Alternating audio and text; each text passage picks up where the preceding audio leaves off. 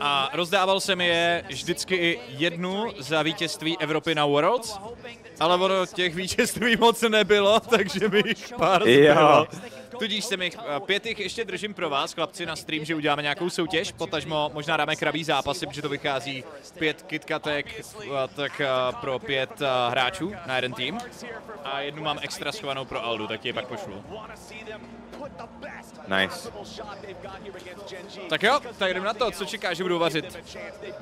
Nevím, vůbec nevím. Ale jako Ivan je panu hnedka. Nunáče nezabanujou. Jako souhlasím s tím, že oni vařili hovna z velké části, který jako nikdo nečekal. A mě na tom nejvíc fascinovalo jako to, jak přistoupili k tomu overhealingu, který hráli, abych se nedělal, kdyby hráli klidně Enchantra, že oni vypekli hrozně moc her na to, že tam vypointil, ale někdo mu dal 2 miliony štítů, 4000 healů z Redemptionu a on to prostě zvládal přežít přes ty štíty. Jo. Vypo to hrozně, ale rovné je tam Skarner. Jak přežije. No, Skarner je hodně silný. To je 20 výher, 9 proher.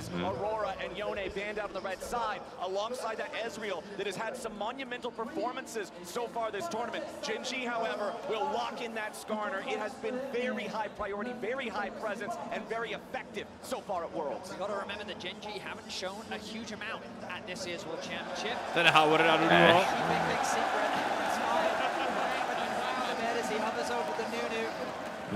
No. Počkej, ty to máš trošku víc, já to dám na YouTube asi. To máš dřív. Serafin Ash, ježišmarja. Ježišmarja. This is actually a guy who was an original mid lane player and did swap over to support. It's really something that he's brought. Já ti říkám, že mě nepřekvapuje, že půjdou hrát Enchantra. Před chvilkou jsem to říkal, vole. Před chvilkou jsem to říkal. Oni to je jediná věc, která fakt fungovala. Rumble Ari. No, fakt že jo. Rumble a hry Skarner, to je... Silas vypadal, že je key pick najednou. 2 série za sebou chodil na first pick a má nesmyslný win rate. A Quad hraje Silasa a hraje ho velmi dobře, by the way. Nebo Galioška, no. A oni prostě takhle piknou Galia. A to je ta Galia top lane, no. A asi si šetří to. Na 90% je to Galio top, no. Galio na midu se hraje jenom do toho Silase, nebo do jiných melee AP jako champů. Ale do Rumble je to absolutní free elo. To je úplně prostě strašně good. No, BB solo killnul s Rumblem, nebo s Galio. To můžeš udělat jenom, když ten Rumble to jako pojebe, ale spíš jde o to, že on jako nedělá nic, jo. Ty jako tauntuješ, tak on otáčí ten flamethrower, to znamená, on nemůže damageovat koho chce ve fightech, protože je závislý na směru, kterým je otočený. A navíc ty pokrýváš ultimátkou polovinu damage přes jeho equalizer, takže ty vlastně counteruješ skoro celý jeho kit, plus seš prostě Galio ve fightu pro svýho marksmana, což je vždycky good. Or if they are going to look towards some of the ADs to ban away there from A's because things like Kaisa, which are super high priority, are still up and available, and Genji is leaning towards what would probably be a dive comp to deal with this Seraphine, with this Ashe. Well, in regards to a dive comp. Tak, Twiki, ne, já jsem to teďka, já mám pocit, že jsem to synknul s Pétěm přes YouTube, že teďka jsem jako live, ale uvidím, in-game to synknem. Jestli mám sebe dát hlasitěji? Ne, já myslím, že jsem v pohodě, ne, já si vidím dobře tady hlasitě. Slyšíte nás oba, ne? Hezky. Jo, myslíš poho, podle mě. Kyberové supportíky, tady nehrajeme Leonu, podle mě. Ježišmarja. Jo, počkej, my máme Serafín už vlastně. Jo, no a už ti pikli Zinzao na screenu? Nebo ještě ne? Mě? Jo, co teď pikli, kde seš? Jo, Zina, o vteřinu později asi. Jsem za tebou. Tak já to pauznu na chvilku. Ale Zin do Skarnera vždycky nevyšel, to jsem vždycky viděl a to jako prostě horší čam než Skarner. No, tam jde o to, že můžeš jako kdyby, je to objektivně určitě horší champ, protože Skarner je prostě broken a je to first pick all the way. A překvapuje mě, že vůbec prošel, zvláště pro korejský tým, který pro něj vždycky půjde. Ty Číňani ho třeba někdy skipnou, ale Korejci pro něj zatím šli vždycky. Nicméně jde o to, že Xin prostě tě zmydlí jako v té jungle, no, že máš jako volný pohyb, že Skarner nikdy nevyhraje nad tebou. Prostě máš silnýho champa, no. Ale se Serafín to funguje dobře, s tím souhlasím. Ale ještě tak o 5 sekund napřed, to nechte, on vidí do budoucnosti. No, ne, to, Engame si to synchronuje, to je v pohodě. I do think makes a lot of sense, and I agree, Veddy. Especially if they're just going to jinx the owner, you're looking for a swap. Very likely you're going to try to avoid this Ashe Seraphine, which would be such a problematic duo to deal with. Já Aldu malinko stáhnu. O 4% třeba. Leona, Skarner, Rumble a hry Jinx, to je Wombo combo, to je hodně pěkný draft. A tady máš Ashe, Alistar, což je takový hodně zvláštní botlane. K tomu máš Seraphine na midu. A klasický FlyQuest! Já bych ale řekl, že nemají damage, jak zabijou Skarnera. A oni neměli damage nikdy, že jo? Zatím z toho, jako co hráli, healing podle mají mě. strašně moc, no. Healing, shielding, to mají dost. Se uvidí se. Podle mě jako zatím hráli vždycky stejně, hráli nějaký no damage team comp a jenom shieldovali a healovali Bripa, který tam ranoval, bejtil spely a buď to intnul, anebo uhealovali ostatní. Chvilku to vypadalo jako, že je to kalkulovaný gameplay a pak jsem pochopil, že Vipo jenom intí a ostatnímu zachraňují prdel. Ale pokud to jako takhle bude fungovat i proti Korejcům, tak proč ne?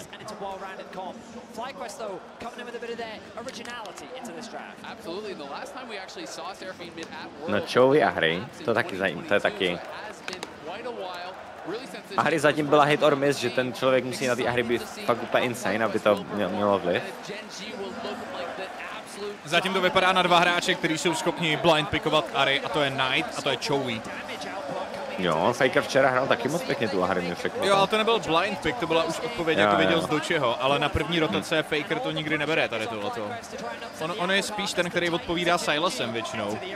Mě překvapilo, že třeba picknul tu Ary minulou hru přímo do toho Silase, když viděl, že je to jako to mě hrozně překvapilo, jo. No, já jsem z toho byl úplně špatný, že to jako prohrajou, ale pak to stejně vyhráli, tak...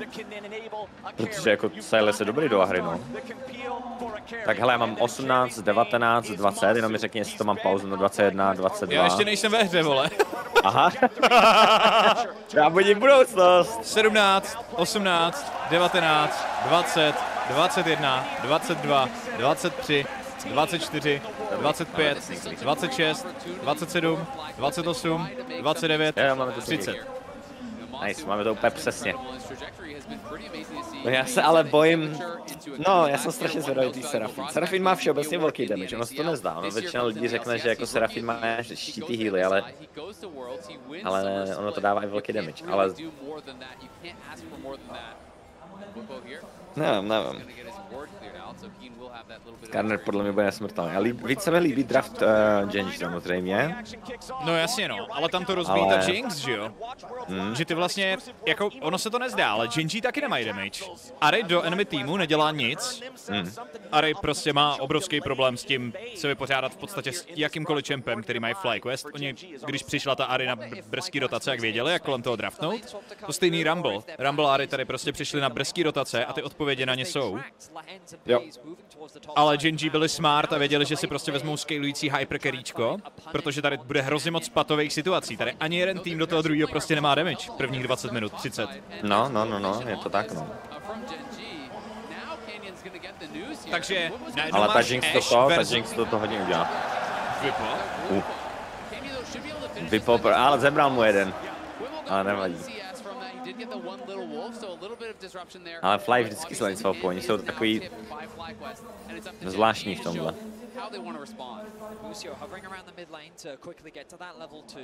No tady mě přijde ale divný, že pikli, víš, že piknou Galia do toho Rambla a pak swapnou.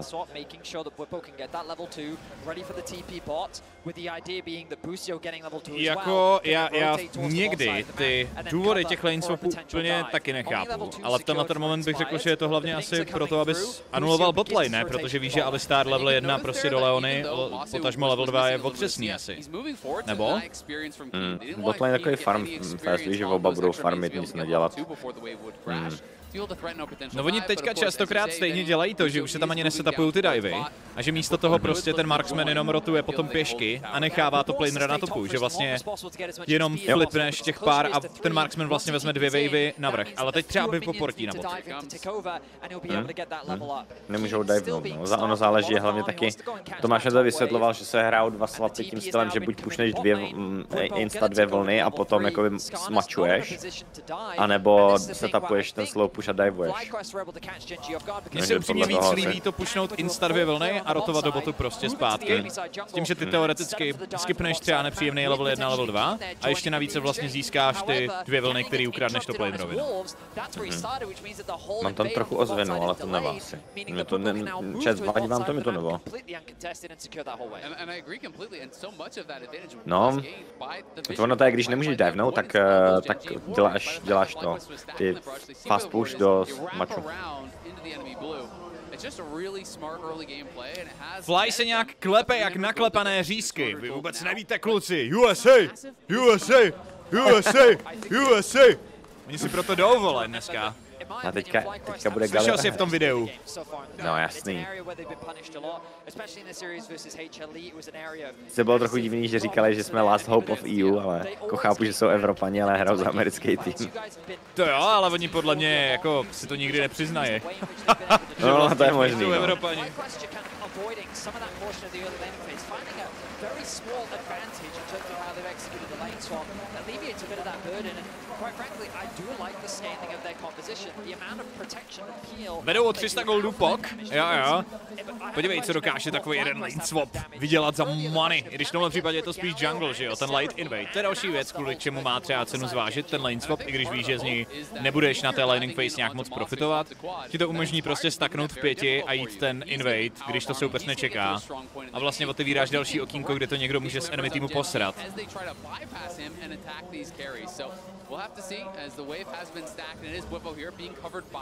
Jo, to si nemyslím, že diveneš, ne? Galia s aftershockem. What? To je další důvod, proč podle mě hrát Galia. Jakože ten champ je undivable. To prostě nejde divenout, jako. A je level 5 a Rumble je level 3. Ale Rumble teďka týpne a skečne celou top wave, že? Jo.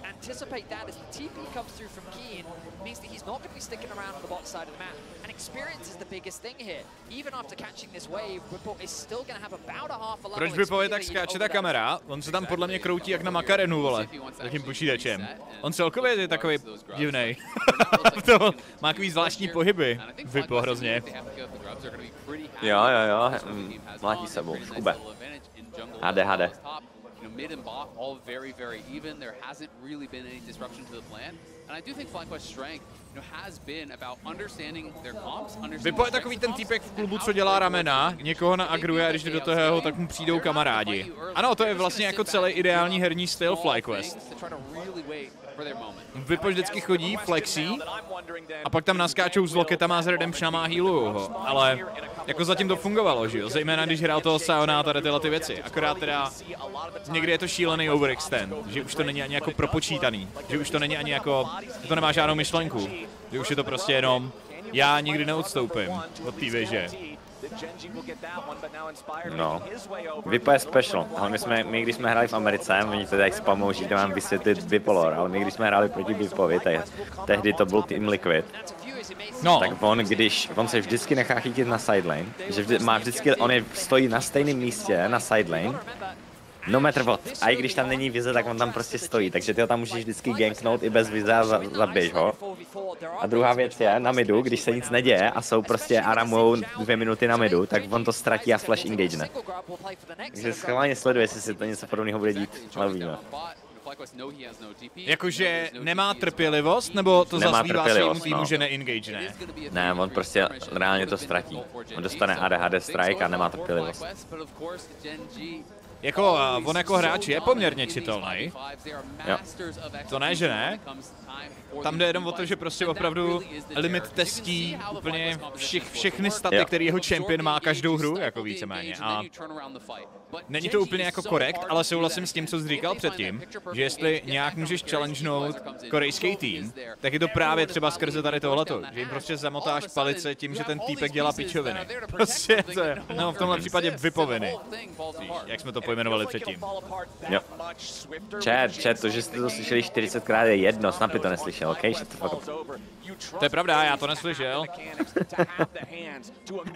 Řekni to raději ještě jednou. Ne. Vypokope do Evropy, no on klepe nohou o ten, že jo. Ta stage je postavená normálně na těch, jak se to jmenuje. No. Prostě když budeš takhle klepat nohou, tak tím rozhejbeš ten... No, tam hodil by turbo, jak Brunsleep prostě. Niftek, ano, děkuji. Gizmo. Stojí na niftecích, to znamená, on jak tím klepe, tak se klepe ten niftek a tím se klepe ten stůl.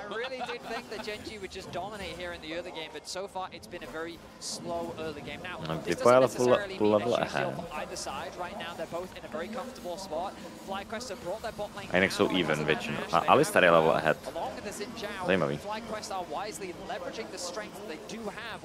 Proč dnes není komentář? Romča je dneska pryč, takže dneska jsme se akorát takhle domluvili s Aldou, že dáme společný kostream. A řešíme, že bychom když tak semíčko, možná klíďo třeba dali jako komentovaný i třeba s Aldou nebo něco takového. To ještě vymyslíme nějak. To by bylo fajn, ne? Jaký tricast. Kdybyste tam komentovali, já bych tam občas řekl nějaký analytický japping. Ideál. On dostává ale hrozně, tyjo, King. Jo, on ten matchup je hodně nepříjemný. A hlavně potom, jakmile koupíš tu hlavovou záři, tu Hollow Radiance, jo, tak on tě není schopný ani přepušovat. Ty máš damage, kdybys byl normální AP carry a jsi zároveň full tonk, takže ti nikdo nic nedělá. Jako jednoitemový Galio je za 3 champy. To je prostě úplně mě včera překvapil jeho damage. Včera se to hrálo, že jo? Jak byla ta... Nebo to bylo to včera? Ta Kindred. Bylo to včera. Ne, předevčera. Jo, včera. Tak prostě to mě překvapilo. Já jsem strašný propagátor Galia už několik měsíců. A nikdo mi to nevěřil. A teď až teprve, když se vrátil Rumble na World, což taky málo kdo čekal, začal se hrát Silas, tak se začíná objevovat Galio jako odpověď.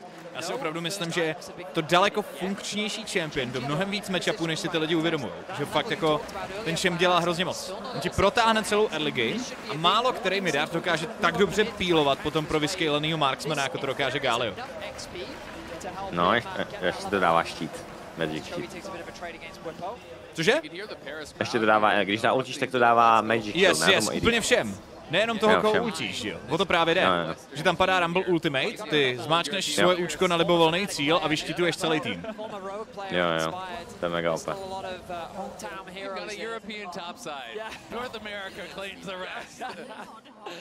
Arénu trochu méně. Bral jsem 2,5 decibelu, ale klidně bych to tam nechal, ta atmosféra je dobrá. Ty máš clean feed a jenom zvuky a těch audience, nebo? Ne, já mám castry, ty mám hodně stlumený a mám vytáhlý ty rucháče z arény. Hustý. Abych slyšel víc diváky.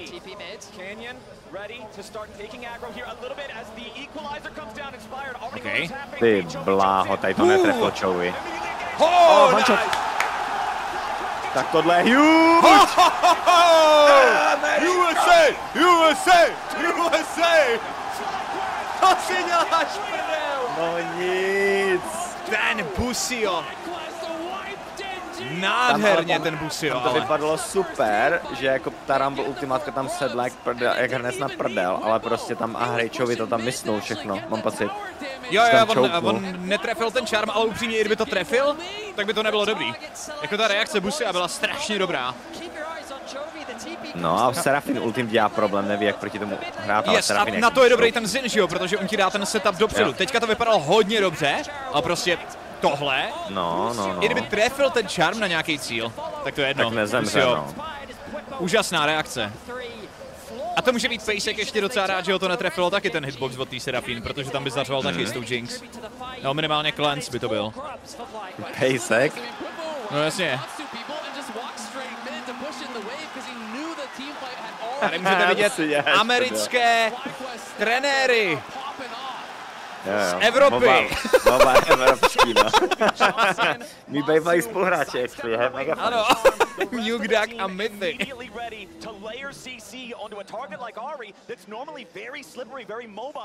Ne, to nebyl premiér Fiala. A nebo možná byl.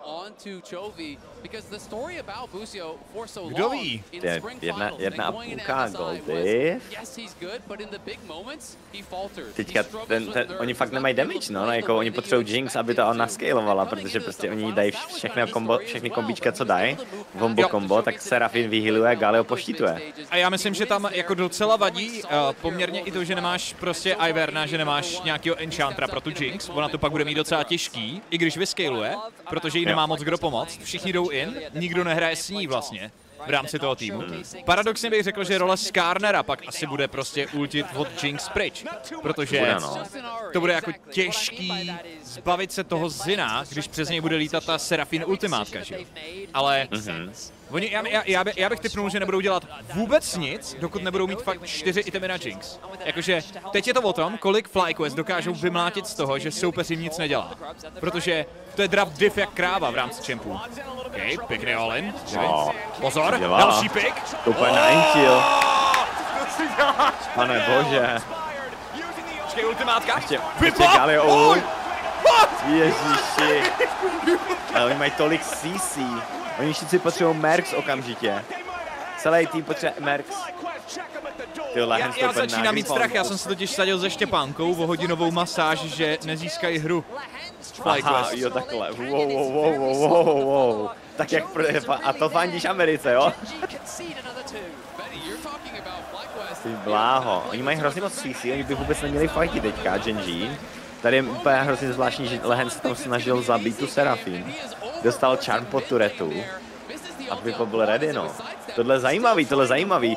Oni teď, Genji jsou v pozici, kdy oni nemůžou vyhrát dalších 10-15 minut žádný fight, jo? Co oni budou dělat? To je prostě... Já nevím, no, prostě... Tady to vidíme znova, že to trošku přehání, ten Lehen. A tady dobrý charm. A dobrý snare, Kvat to hraje dobře. Jo. On to jo, jako tady props i pro Inspira, protože to přečet. Jakože viděl, čekal na ten play, viděl to přicházet a byl tam ready s tím Zinem, protože kdyby tam nebyl, tak ono to pravděpodobně vyjde. Tam byl Skarner za tou zdí, on by ji nabral, tu Serafín, a byl by to minimálně Flash. Já nevím, jestli vůbec Flash měla Serafín, ale jako ten play vlastně nebyl hloupej, jenom ho FlyQuest přečetli. A teď je otázka, jestli jsou FlyQuest takový géniové, anebo si Genji říkají, to je nenapadne. Jestli je jako reálně prostě podceňují a flipují situace, které by si třeba proti T1 jako nelajzli, víš co? Jo, já spravím Xnapyho, nebojte, já to musím dát sem. Teď to tam je. No jako hele, mají 2 draky, mají 4 gruby. Ty gruby jsou irrelevantní pro oba týmy, ale mají 2 draky v 15. minutě, další drak bude v 19. minutě a Soule v 24. minutě. Oni do té 24. minuty nebudou vyhrávat fighty, protože Jinx nebude mít itemy. Jako, tady se buď musí teďka i Jinx feednout a Rumble feednout, protože oni jinak nebude damage. A teď přijde ta největší bomba, Aldo. Je to Mountain Drake, je to doslova nejlepší drak po možná Ocean Drakeovi, který ho tady FlyQuest mohli dostat. Jako tady největší value pro ně 100% má Mountain a Ocean. Ocean, protože fighty jsou dlouhý, mají velký sustain a soupeř by jim nedával v podstatě jako ty nikoho neburstneš, že jo. A Mountain, protože mají spoustu championů, který scalujou s těma rezistencema, zase je to ještě obtížnější zabít. Pro Galea je Mountain Soula třeba absolutně jako šílenost, že jo. On má strašně moc defenzivních statů a přitom dává damage. To je jako...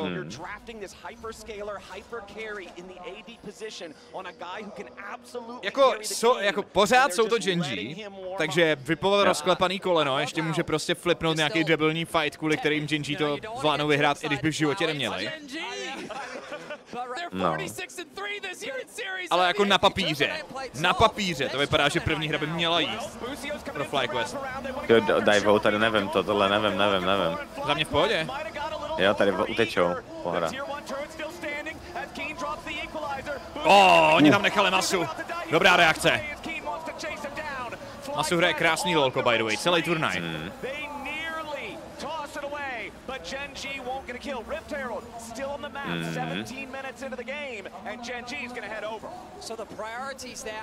No jako Heraldy moc nepomůže, tady to bylo docela trošku přesícení od Flyu. Ty vole, forcnul Xnapy jako tradenul Summonery, bohužel teda Marksman do něho tam nechali bejt. Zase trochu problém s tím, že ty máš Serafín, která ti nic nepotankuje, ale Star tam vyhodil kombo, takže ten nic dělat nemohl.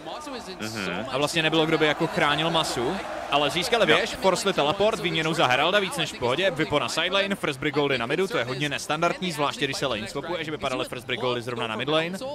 Vipo ještě veme turret na botu, no. Jo, tohle huge actually, tohle je velmi dobrý pro FlyQuest. Je. Teď teda nesmíme zase udělat nějakou pičovinu off tempo v tenhle moment, jako Genji zase budou hledat někde nějaký pick. Nesmíme se nechat odchytit, když tam nebude mít hráče. 300 goldy.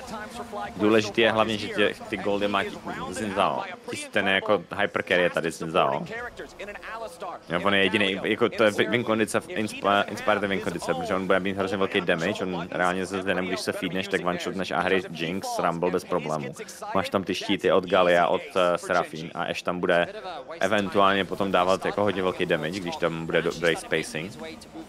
Ale zatím jako teďka do tak 25-26 minut je prostě Xnapy bůh, no. Tady jsem dostal ještě dobrý insight, to jsem ani nevěděl. Mountain je OP pro Serafín, protože Sera dokáže dát heal přes single W, jelikož ten heal procne už ten štít, co máš z Mountaina. Jo.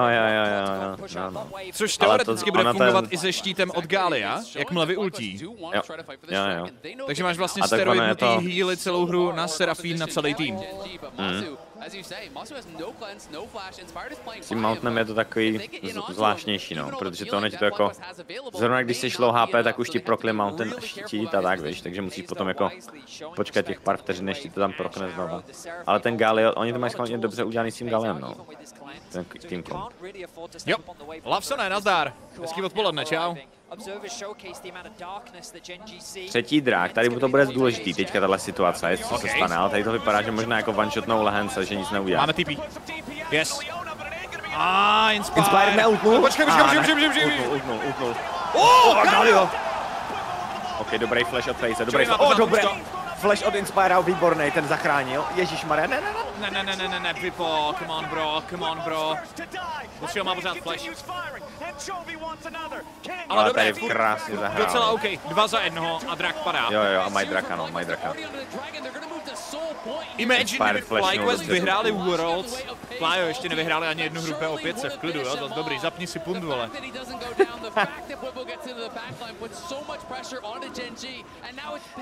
To je Serafín bude možná, víme.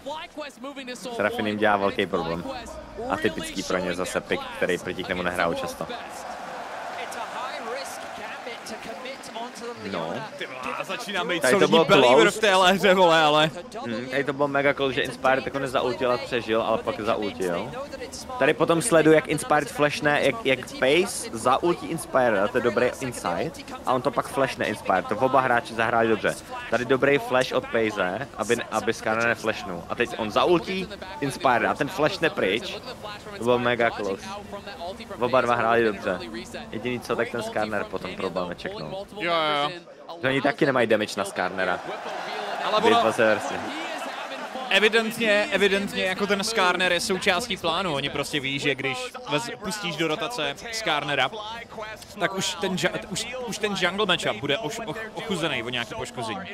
Takže ty bys jako vlastně tady byl třeba nešťastný, kdyby tam byl, já nevím, vole, já teď vystřelím něco, co se jako nehraje na Worlds, kdyby tam byl třeba Azir, jo, tak je to prostě sere, protože ten čem bude dávat hrozný kotel i do tvýho týmu a tak dále. A když víš, že tam prostě bude Ari společně se Skarnerem, tak prostě můžeš jít tady tuhletu kompozici situaci, která vlastně ale velmi podobná tomu, co hráli FlyQuest jako předtím. Oni jsou to jiní čempové, ale vlastně ten princip je furt stejný.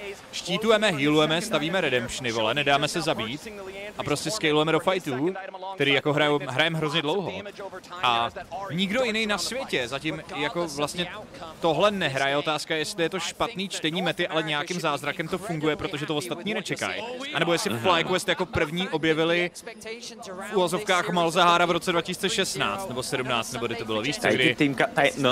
Ale tady ty tým kompy se hráli teďka, já nevím, kdy se to hrálo, ale hrálo se to v jeden moment, kdy to všichni hráli.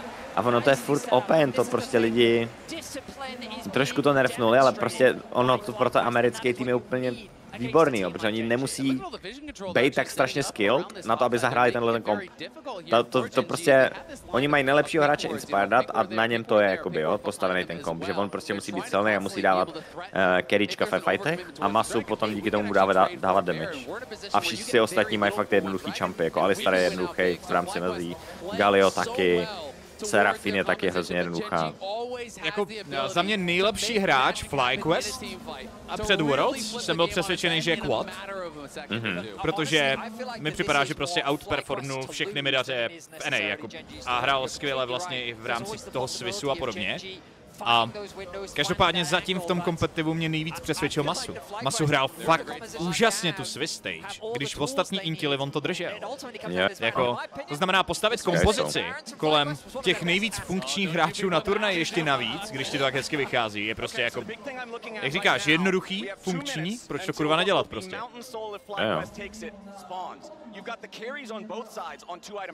Za mě Inspire nejlepší hráč v NA, píše Mrzein, a tak to nás nepřekvapuje, že nejlepší hráč v Americe je Evropan, samozřejmě. On Inspire, já jsem ho koučoval, že on je fakt jako nejvíc talentovaný hráč, s kterým já jsem kdy hrál nebo koučoval, ale prostě je takový autík trošku, no. Neumí se chovat v týmových situacích, což je jako velký negativum, ale jinak jako hráč je strašně, můžeš to rozvést? Strašně dobrý. Je pasivně agresivní na své teammatey a všeobecně jako toxic na teammatey. Aha! To není možný. Teď je to Polák, ne? No. Já jsem nikdy neviděl toxického Poláka, podle mě si vymýšlíš. Okej, oni fightí. Vypadá behind.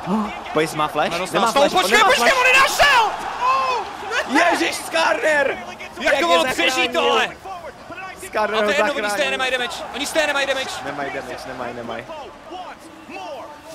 Oni fakt potřebují, oni teďka nevyhrávají prostě tady tu soulu získají podle mě, oni nemají damage. Jo, a oni nechtěli fightit. No. Jako tady Genji utíkali, vole, stopu na botlane, aby se vyhnuli tomu fightu, jenomže prostě ta Serafin tě najde všude, že jo, s tím Arrowem. Jako já nevím, tahle hra musí mít tak 35 minut plus, jo, aby vyhráli Genji. Že Jinx musí mít 4 itemy, tuhle hru. No oni nemají damage, ale oni nemají damage ani do toho Barona, sleduj to. Oni ho prostě nezabijou, a oni nestíhají kvůli tomu tu soulu potom, že jo. Tohle je blbý, tohle je chyba. To je hodně blbý tohle. A není tam Rumble ultimate a hry ult, podle mě vypadá, nemá kdo zastavit, Pace na to nemá itemy ještě. Sleduj. On nemá cleanse, Oni získají Barona podle mě tady. Jo, mají Barona, to je good. Akorát nebudou mít soulu, no, to je... Není good podle mě. Traduješ kill, nebo pouštíš jednoho hráče, pouštíš midlane, věž, a pouštíš teďka toho draka a soupeř jako získává čas a ten kill navíc má Jinx, pokud si nepletu. Ta soula je lepší než Baron tady v téhle hře, no, pro FlyQuest, takže to taky blbý. Za mě ten play tam byl, FlyQuest si říkali OK, free Baron, into reset, into prostě soula, ale pak jim došlo, že hrajou posranou Serafin, takže byl stále po půl hodině u toho Barona a všimli si, že jim dochází dech, že jo? No, tohle bylo hodně blbý, když se na to podívám znova, tak oni získali bounties na mid turretu, bounties na draka a bounties na bot turretu. A hry má ult, oni to nechytnou, neměli by. No, dobře. A mají účko dobrý. Ale teďka ještě získají bounty na top lane, podle mě, že tam veme Rumble top turret. Takže oni získali prostě bounty na mid, bounty na draka, bounty na bot, bounty na top. Takže oni budou reálně třeba 2000 goldů behind oni byli několik, byli 5000 goldů behind a najednou jsou 2000 goldů behind. Ty bounty jsou šílený. Ten Baron play byl hrozně špatný pro ně, no. Oni prostě měli fakt hrát jako do toho toho draka. Vysrat se na barona, hrát jenom draka a bylo by to strašně dobrý. Ale pokud Skarner tam není, pokud teďka se nebudou bát a prostě to rozjedou, Choui nemá ultimátku a nemá flash, teď podle mě už mohl letět arrow. Máš Galea na midlane, tam mohli být v 5. Teď si myslím, že se zbytečně FlyQuest bojí. Tady prostě jít in okamžitě na ten arrow, když víš, že Choui nemá nic. No, měli. Neměli flashe nic, mohli divovat, ale tady už začínáme vidět ty chyby toho NA týmu. Jo, takhle tuhle kompozici, kdyby prostě hráli, já nevím, Azeti nebo nějak, by byli trošku lepší, tak jednak toho draka, jednak ten dive a ta hra by byla over, no.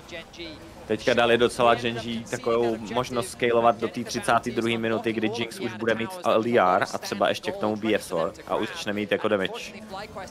Jako potřebují okamžitě forcenout fight. Oni mají power spiky, oni mají Moonstone dokončený na Seraphine, skoro level 16, mají 3 itemovou Ashku, mají Galea s hodinkama, který může jít infinite dive teďka a zamáčknout armguard. Teď pokud FlyQuest nerozjedou dive, pokud to okamžitě neforcnou nějaký fight, tak prostě prohrajou hru podle mě. Tohle je prostě o tom, jestli máš koule nebo nemáš koule. Teď se ukáže, jestli jsi Worlds tým nebo ne. Správně. Velice správně. A nemají. Bojí se, no.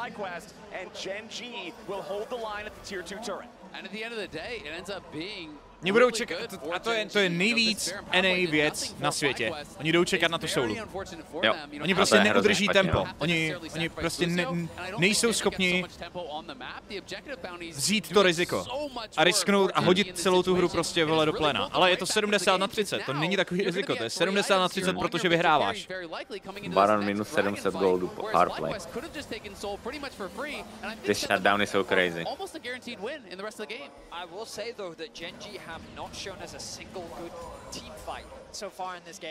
No tohle bylo crazy.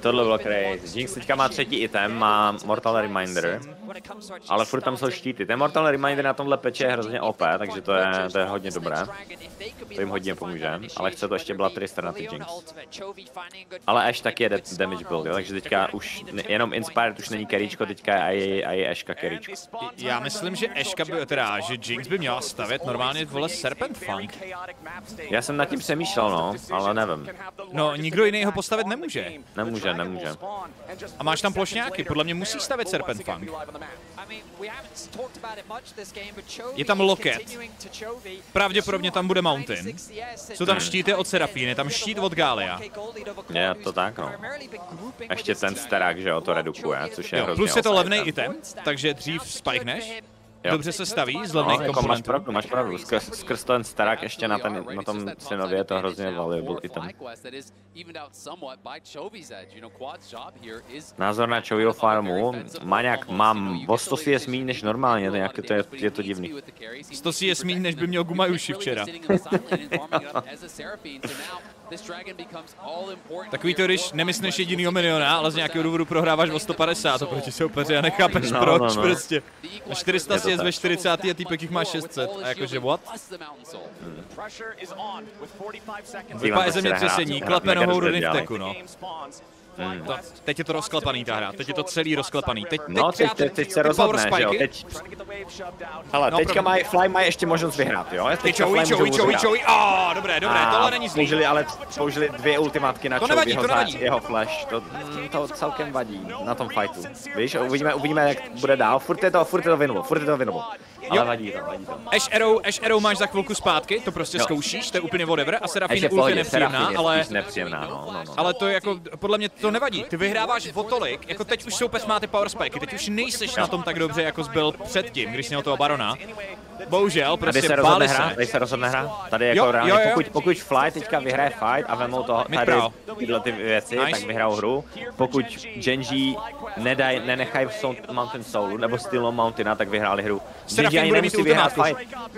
Za chvilku zase zpátky, on to bude mít znova, on to nachází. Možná? Vysnutý ultimátky od Genji. Jo, nice, vypomně hodinky, Soul tam! Tohle je dobré pro Fly, To chaseneš, máš ješku, lehens minus, pozor, Vipo! Dobrý flash od Zina. A Inspire to zahrál výborně. Je to doma. No nic, tak masáž, Péťo, doufám, že jsi ready, máš nějaký kurz připravený. What the fuck? Ty bláho, ale Inspire to zahrál strašně dobře tenhle fight, jako úplně crazy dobře. Ty vole, to ještě zruší. mi musí dávat TP. On musí dávat TP. Ne, to oni to finishou, to je finish to. Já vím, ale on se dává TP zpátky. King zkusí otáhnout tu waveu, podle mě má hodinky. Nemá, on nemá jak... Tady neví, jak to, tady to ty štíty, nemá jak bránit. Hrozný. Holy shit! Tady je Serafin ultimátka. Holy shit! Holy shit! Pane bože. To si děláš! Ty vole. USA! USA! USA!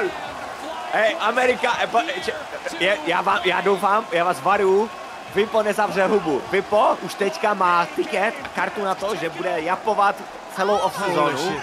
Celou off-sezonu bude mlet hovna, vole. Já to úplně vidím, ten Twitter už.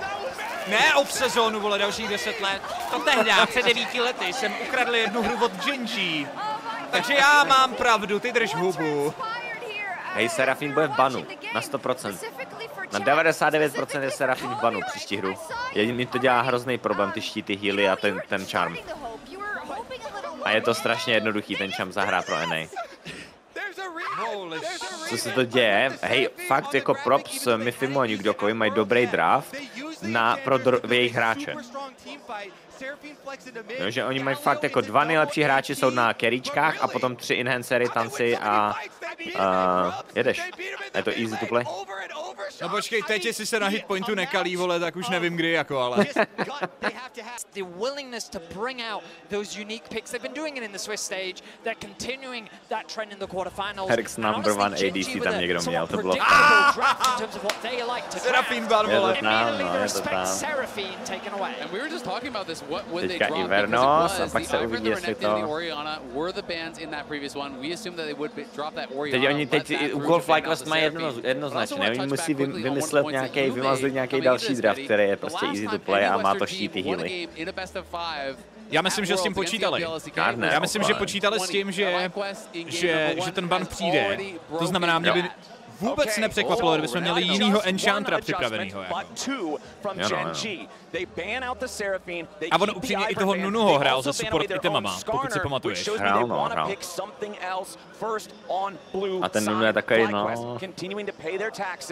Raději by si chtěl mít Inspira na carryčku, víš, než jako... Ale ti Korejci se k tomu ale vyjadřovali, že oni vlastně to nezdají ani ze solo queue, že jo? My tady máme Cash a Impact a Disco Nunuho a oni tam mají kulturně jiné věci. To znamená, oni prostě, my potkáváme Nunuho docela často, na Vestu to je jedna radost, ale oni to prostě neznají vůbec, jako. Jo, neumí proti tomu hrát, to je právě to nejlepší, co můžeš. Jako FlyQuest fakt to mají dobře vymyšlený, že hrajou prostě pěkně, který jako ty Korejci neznají. Ash first pick, nevím, ne, OK, uvidíme.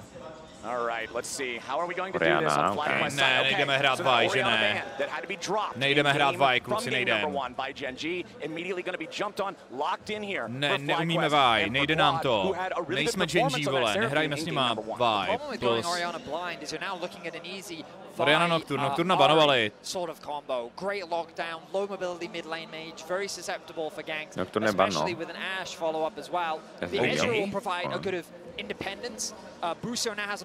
Čekaj s junglerem na později, to je dobré. Ještě mě napadá, že by možná, ale to by bylo heavy AP, nemůžou hrát Smoma už teďka. Tady bys mohli hrát Ahri Vino s trouby Canyon, to by bylo nepříjemný pro, jak Elfie dělala, tak pro Orianu. Nidalee would be really spicy. They could just go Nidalee Renekton. Oh! They'll lock it in. Canyon Nidalee. Renekton's got to be coming. I feel like it is. They dropped that ban, and I think they have to be looking to really dominate. That is that classic combo. Nejlepší Nidalee hráč na světě, dámy a pánové. Himself. And he, I mean, he has a world skin, okay? When passing the Nidalee check, this is the man that defines the check. He is the Nidalee player. Seeing him play it here means that things are getting deadly serious here in Game 2. Yeah, I mean, this is so interesting, right? Because one of the few things that people would actually talk about with Canyon is, well, yeah, he's the GOAT, but maybe the meta doesn't suit him as well. You know, maybe he's not quite as dominant on these tank junglers because he's known for the heavy farming style. That is really what he's famous for. You look at the Nidalee 43 games, 81.4% win rate, just ridiculous. Teď bereme takeaway supporta, banujeme Real. Yes. Banujeme Real a možná banujeme i Leonu, protože máme Orianu. Ta má velmi nerada Leonu, kvůli Solar Flare. You're immediately put in a good spot to do it. Yeah, the Jax with the Nidalee, we'll see how this goes. Azel, you know me, you've cast with me a lot. I'm a resident Nidalee hater. Amu má hrát nemůžeme, protože máme Ezreal Oriana, měli bychom moc AP. Right now though, this is Canyon, and this is his Nidalee. Za mě do jungle můžeme vzít klidně něco spicy, ale potřebujeme nějaký setup. Máme Rakana, nemůžeme hrát Jarvana, kterýho jsme tady podle mě chtěli mít, který je dobrý do Ashky, je OK do Jaxe, ale je špatný do Nidalee, ona ho sežere. They're looking and saying you need an AD mid lane now because you're overstacking on AP. This is a great jako pokud bude mít heavy AD split push, což nevím jakou odpověď. Aha, už vím. Ale to je těžký, já podle mě to Vivo nedá. Podle mě to Vivo nezahraje, ale tohle je Camille, actually. To nezahraje, Jax counter je Camille. Yes, ale tohle jako být to Zeus nebo někdo takovej, tak se tady hraje Camille. Že Ashe nedejchá, máš ball delivery pro Orianu, máš locking target a je dobrá do všeho, co tam je kromě Jaxe. Zřejmě je dobrý ban. Vibe by taky zabanoval. Oni asi nebudou chtít hrát Leonu do Rakana, předpokládám, že? No, Leona do Rakana je v pohodě. Ale Ashe Leona není linka, víš, je to takový jako, je to strašně weird.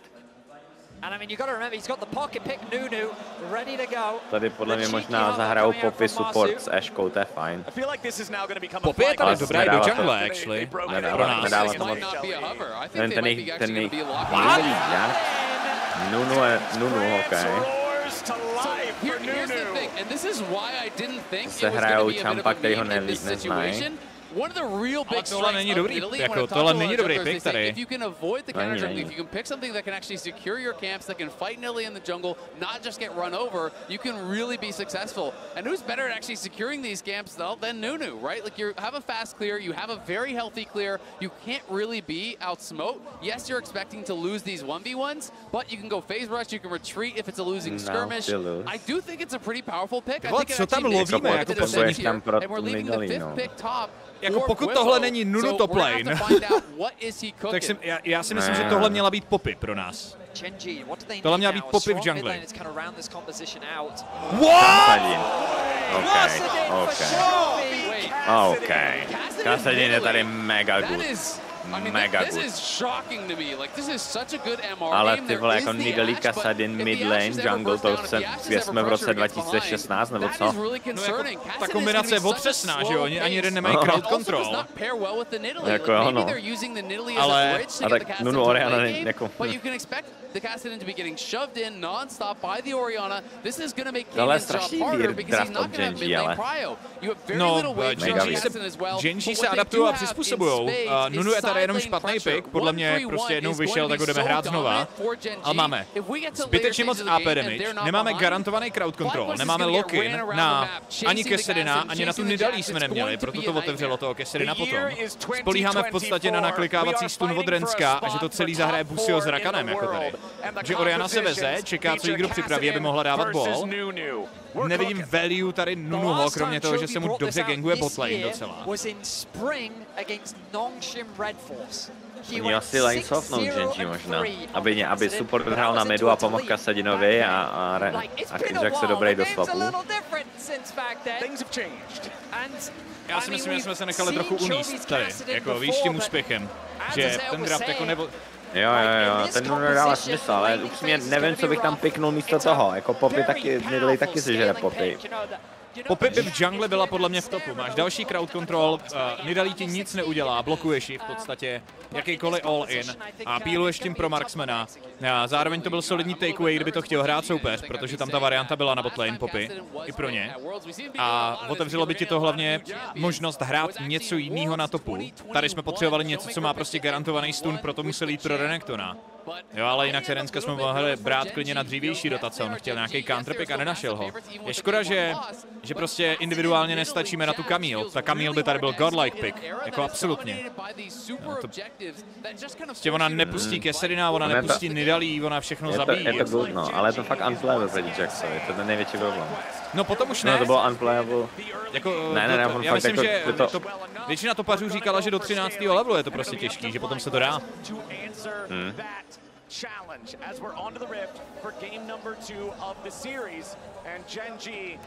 No, oni budou lane swapovat s tímhle, co mají. To dává smysl. Genji's anticipating a lane swap. The Ezreal and the Rakan want to get out of the 2v2 against the Ashe Nautilus. So they're setting up information in FlyQuest topside. They're trying to scout out Nic, já vytáhnu trochu komentátory. to. Vážení přátelé, všichni u Aldy i u nás na streamu. Vím, že máte teďka asi stejnou náladu jako my, že jste asi stejně překvapení, že asi ohryzáváte televizory taky.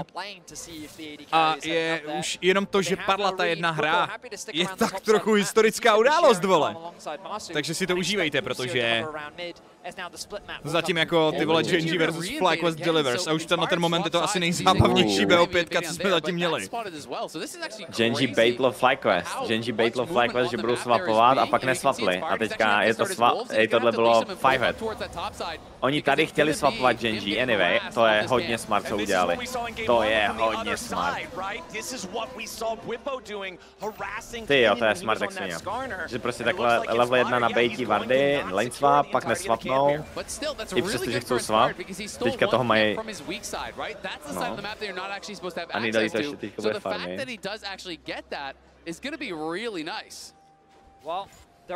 Navíc Kasadin z nějakého důvodu 1v2, což je zajímavý. Busio's sweeper didn't actually spot out any of the vision on the top side jungle, which means that Canyon still has information as to where Inspired is on the map right now. Jsem na tom smart, smart je na tom to, že prostě mind game. To první mind game na Worlds. Většinou ty lidi, co prostě takhle udělají level 1, že chcou swapat, tak swapou a je jim to jedno. And now keep your eyes on Canyon on the minimap. Level 3 secured, sets his sights on the bot side of the map, and here's the potential TV. Face rush do Keserina. A tak ono jako upřímně je docela jedno, jestli ho šikanuješ Salery nebo Kometou, ono je to jedno, on má Magic Shield, ty víc profituješ z toho AD damage, když mu dáváš basica taky na té lince, takže to je docela irrelevantní. A face rush overall je dobrý, když soupeř nemá jak tě udržet na jednom místě. Prostě utíkáš Keserinovi a utíkáš Nidalí, když dostáváš gank, díky tomu.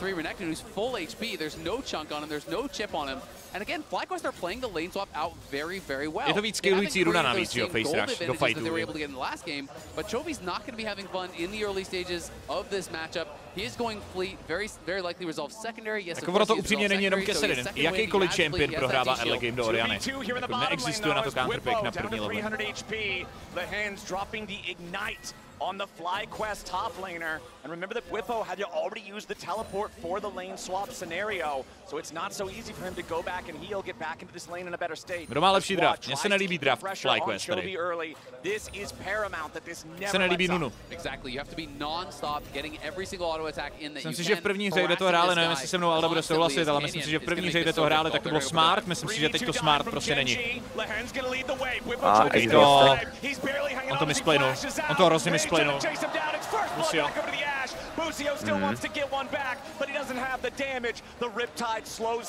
No ale jako...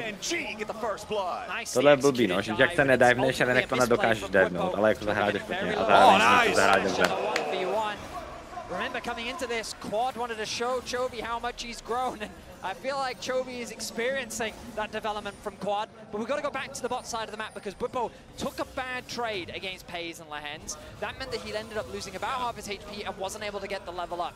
This was the go signal for Canyon, knowing that, hey, stuck underneath your tower, my spears are going to do a ton of damage, and even if he didn't connect them, the pressure was enough to secure first blood. Moc krát díky. Hele, Busio zkouší. Busio's wrapping around behind him. Remember, there's no flash. He could jako kdyby jestli Chovy zruší, jo, on to zrušil. On nemá flash, on umírá. Chouby tady umírá.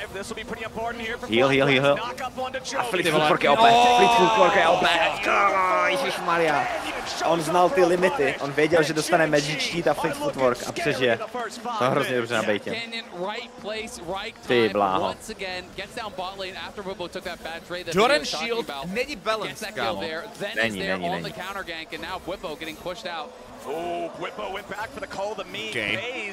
Ještě je hrozně annoying tohle. A ono to stálo Paze docela dost, už tam pálí wave, by the way. No, 2 miliony, ale zase musíš brát potaz to, že teďka nemá TP, ani to freeznou. Ani by to nemuseli pushovat, mohli by to freeznou. Oni to furt pushou, což je takový, že bych to jako... Asi chcou ty gruby. Ale tady teďka forcenou Renekton TP a můžou... Jax by mohl pushnout botlane a movnout na gruby. A fightit ty gruby. Ren se jde zpátky do botu, tam to bude matchovat nějaký solo laner, takže teďka budou všichni u grabu a já si nejsem jistý. Jako máš Ezreala, možná chceš fightit právě kvůli tomu? Jo. Ale Nidali je hrozně silná teďka na 4 na 5. Canyon shows up, cleans up a kill, and is definitely going to be feeling much better about his tohle vypadá výrazně hůř než ta hra předtím. Tady je trošku přečtený, no. Tady hned od toho levelu 1 Genji mám prostě jako... Mají jejich číslo, no. Nabejtili na ten swap, mind game tam dali. Hraje dobře dive, zatímco to Busio pointil. Ale v tomhle případě teda ti Void Grabs bohužel pro Genji mají obrovskou value, pro FlyQuest nikoliv, takže ty Void Grabs tady chceš kontestit hlavně kvůli tomu, aby je neměl soupeř, ale ti draci pro FlyQuest zase můžou být ta cesta. Pokud zvládnou brát na 5. minutu vždycky toho draka, tak zase můžeme vyscalovat. Škoda, že tam nebude Infernal Soula, protože ta by pro nějakého Ezreala nebo něco takového byla úplně crazy shit. Ale ještě Mountain Drake, no, chtělo by to asi Hextech Soulu ideálně pro FlyQuest. Já si nemyslím, že Genji je podcenili, jo, tu první hru, jak vy tady debatujete u mě v chatu, protože to bylo prostě jenom fakt dobrý draft pro FlyQuest. A Genji proti tomu neumí hrát. Já to říkám už dlouhodobě, ale já si myslím, že prostě cesta jak vyhrát proti Azitům je hrát tým kompy, proti kterým oni nehrajou. To je strašně výhoda pro ten tým. Jak mi dal ten palec nahoru, vele.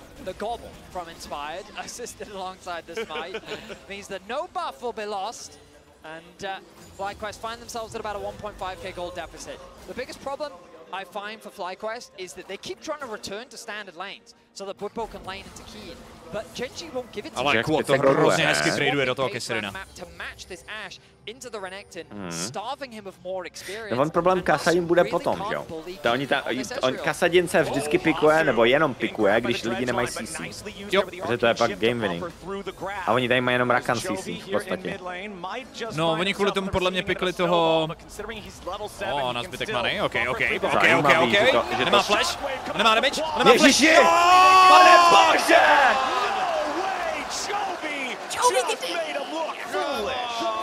Hej, tak teďka upřímně, to nebyl bait, jo? Tohle nebyl bait, tohle bylo jako, to nebyl bait, podle mě. Tohle nebyl. To nebyly zlomený ruce, to byl zase stat check, že jo? Jo, a zase prostě heal a split worku a Magic Sheet, no. No Magic Sheet se silencem, který interrupne ultimátku od Nunuho. Nunu není schopný v podstatě kvůli tomu gangnout, že jo? Toho Kesserina, teďka jsme to viděli. On mu interrupnul okamžitě to ultimátku, dal si ten štít, healnul se přes W. A hlavně Kesser má v pasivce redukci na magic damage, on věděl, proč to pikuje. Ezreal dává spoustu magic damage, Orianna dává magic damage, Nunu dává magic damage. Prostě přeAPčkováno v tomhle tým kompu, Nunu tady nebyl good. Vy hodně bejtí teda, hodně bejtí. Jo, limitky. Ale tak Nidli. OK. Canyon má flash? Má flash. Ale neudělají nic.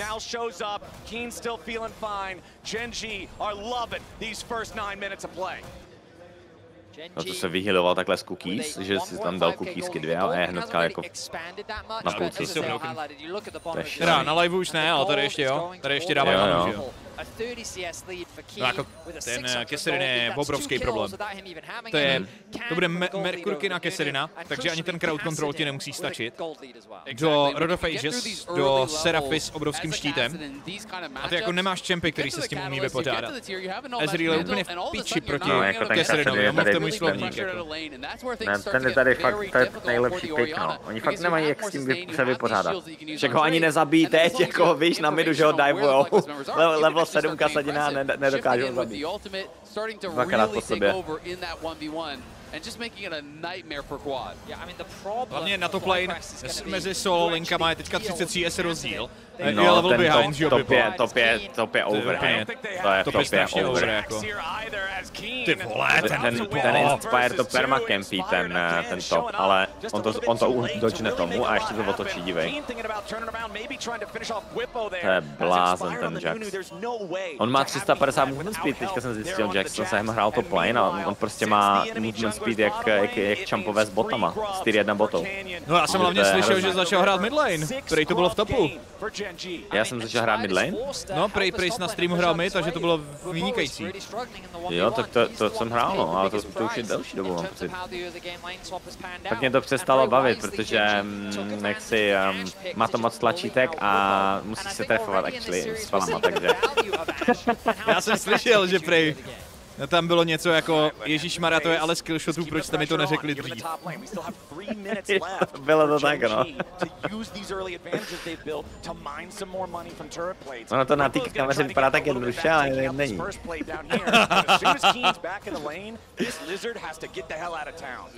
Ale s top lane jsem teďka spokojený, tam nemusím nic trefovat. To hraju Jaxe, skočím někomu na hlavu. Já hraju only Trundle top lane to Challenger teďka. Bac emot. Ano, bac.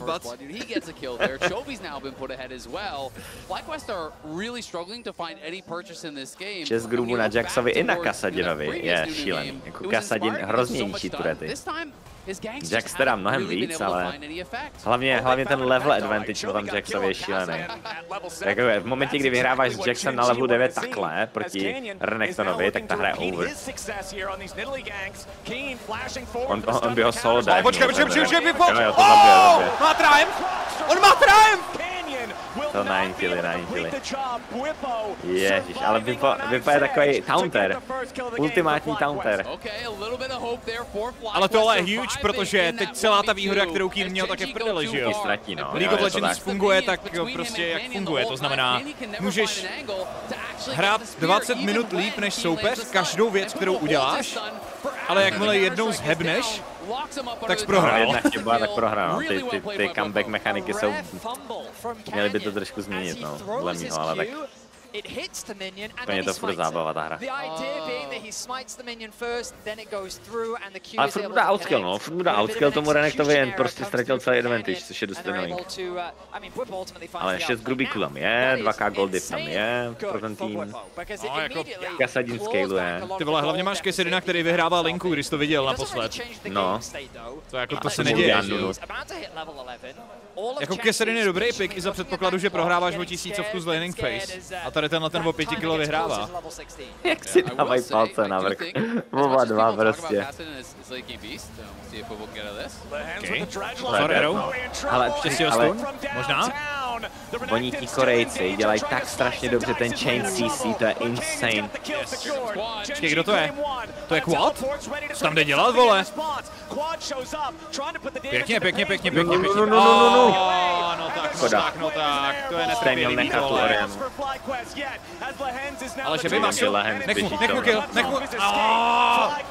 Make it an even trade 1-for-1, and Inspired wants to grab the Drake after. You're right, Flowers, it's a 1-for-1, but look at the minimap. Mid is being pushed in, top is being pushed in, the Dragon will be conceded as Canyon. Ten face rush. The overstaying as well, Kun. Yeah, Quad's still chasing after him here, but there is pace to provide a little bit of extra peel. FlyQuest don't have the lockdown or the damage to complete the kill. Mid vzali, kolik vzali plátů? 9 plátů ku 2. A Jax je zase ahead 700 goldů z toho, že vzal 3 pláty na midlane, protože 6 grubů. To je šílený. Víš, že Renekton byl even s Jaxem a tady prostě ježíš first turret a pro... No tak to je over. To je bouračka. Kesserin vede o 2 levely nad Renektonem, ty vole. 1,125 gold in plates. Hraje NA tak dobře, nebo hrají Genji špatně? Já si nemyslím, že prohrávat o 4000 goldů, 6 void grabs proti early game Kesserinovi je jako dobrý výsledek, takže...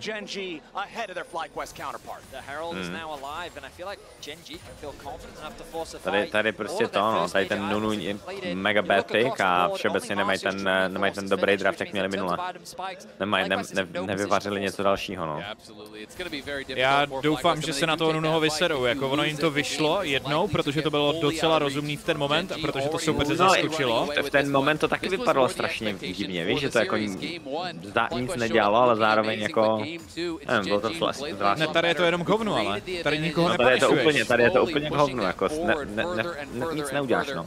Jako kdyby to přišlo na P5 a vzali na tu P4 toho Renska, tak to pochopím. Ale oni otevřeli ten Kesserin pick tím, že přiznali, že budou mít junglera, který je úplně k hovnu proti tomu Kesserinovi. Ten Kesserin by jinak nemohl přijít, že jo?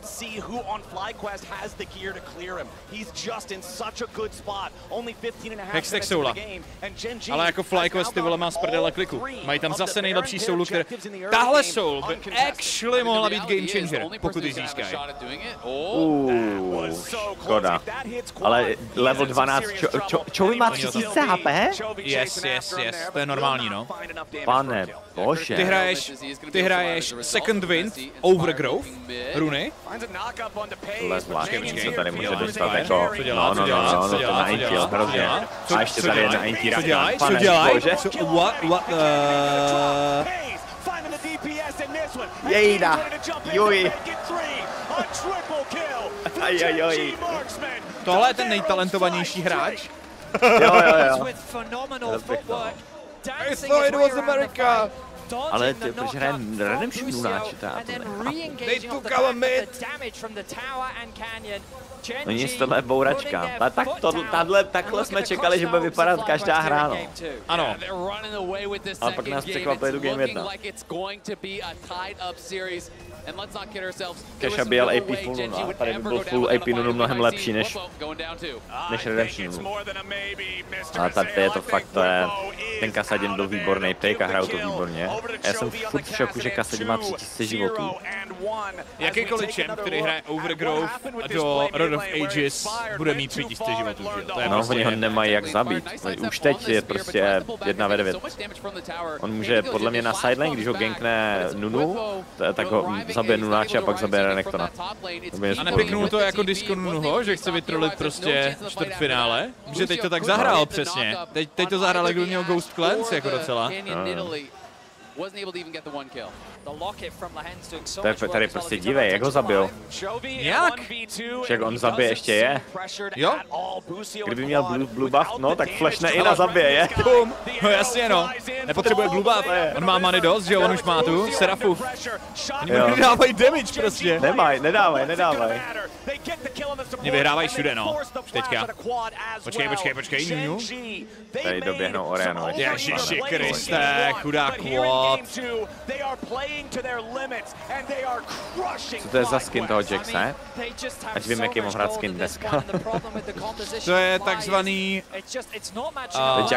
Open top lane. Open top lane skin? Jo. Ale co dělá americkou chromou. Co dělá Nunu? On to fakt běhá. On fakt hraje disco Nunuho, vole. Jo. Unstoppable 5-0-2 here for the Ash as Canyon throws the spear back over the wall. Whippo's coming in on the flank. Má cleanse, má flash, ale je dead. Dobrý shutdown, aspoň jeden. No, nic to bohužel asi nezmění. Ne, jako určitě to nic nezmění, no. Mě ani neví o Tady Kinovi. Kasadin 2K gol. Ježíš, on ještě zabije Ezreal. No, sandwich! Double penetration Ezreal. Hey, bláho. Seraph's fully stacked. Farm at Chovy levels. It's feeling good. The terrifying thing is Chovy doesn't even have the malignance yet, and that's only going to make things even worse for FlyQuest. 3K HPček a ještě má Seraph. To bude zajímavý. No, dobře, takže chtělo by se to zamyslet v backstage, co nám vlastně slavilo úspěch v prvním zápase. A překvapivě to není, že jsme pikli random champa a ono to nějak vyšlo. Je to to, že prostě soupeř neměl damage do té kompozice, takže možná prostě se vysrat na Nunuho a hrát třeba piky, který k něčemu budou v té hře. No, Serafin, Event budou v banu a oni musí vymyslet nějaký další takový pick. Teď problém je, mě nenapadá další takový pick. Jax to tady skoro 1v3 zabije, když flashne Oriana U. Ani nemusí flashnout Oriana U. Ne, straight up. Jako... podle mě můžeš prostě v klidu hrát Enchantra, jedno jestli na midu nebo na botu. Já si nemyslím, že chceme hrát Oriana kompozice. Oriana kompozice vyžadují seta, ten je potom těžký jako udělat. Jo, to je prostě složitější než Zin Serafín. Podle mě úplně v klidu, když se hrajou lane swapy, můžeme hrát prostě karmu, můžeme hrát blubu. To je přece jedno, že je to slabý na lince. Se stejně lane swapuje. No je, no. Jediný co je, takže nebudeš divovat, ale to můžeš ty ten lane swap můžeš zahrát tak, abys nedivoval anyway, takže... Nebo Lux Caitlyn klidně, ty vole. To se bojím, že nezahrajou.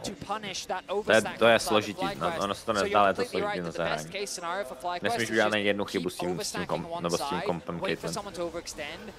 Já prostě opravdu věřím tomu, že když už chtějí takovej komp s Rakanem, tak potřebujeme Enchantra do jungle ideálně. Ale prostě klidnější bych byl, kdyby se hrálo, pojď normálně úplně off meta Jinx, Lulu s Amumem, nebo něco takového. A prostě úplně full debil, vole, 5v5 jenom. Jako leží nějaká Soraka mid nebo něco, já nevím.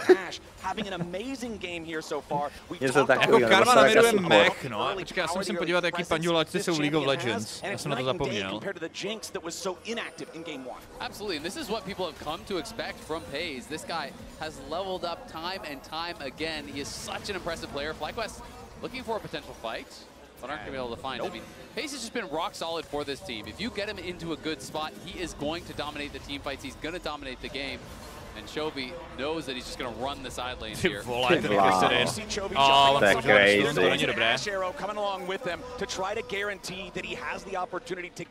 Ani nepotřebuje blupa. Bro, já si myslím, že by tam měl být Galio.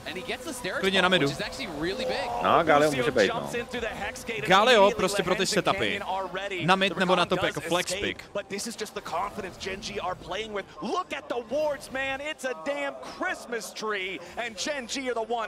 Gifts. I mean, Genji are making a statement after game one.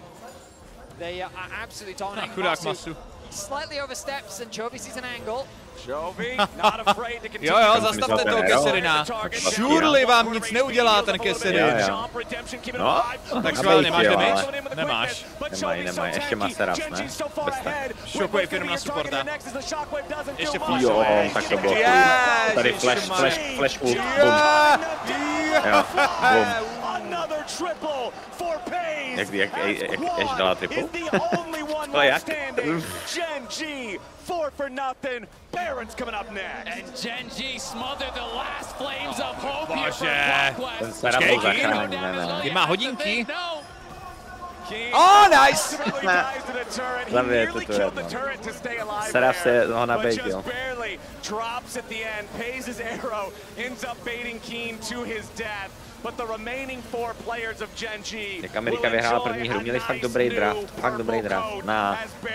Jednak super easy to play, a jednak ty champové, co byly carryčka, tak na jejich nejlepších dvou hráčích a Genji se nechali nabejtit tím flex pickem a pikli low damage composition. Oni si reálně mysleli, že to je prostě Serafin botlane asi a nechali se nabejtit.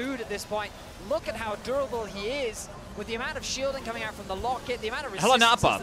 Co kdyby se forcnul Ahriban do Silese a short range comp a potom prostě můžeš hrát tady ty pílující věci. Já totiž nevím, jestli oni banovali Ahry a ona dokud je otevřená, tak Trouby má hrozně moc cest, kam jít s tím draftem. Jakmile jako... Byla open. Byla open, že jo? Jako na midlane, pokud chtějí hrát tenhle team comp a nebudou mít jako Serafín, tak Orianna je docela logická, jako logický champion, který může přijít.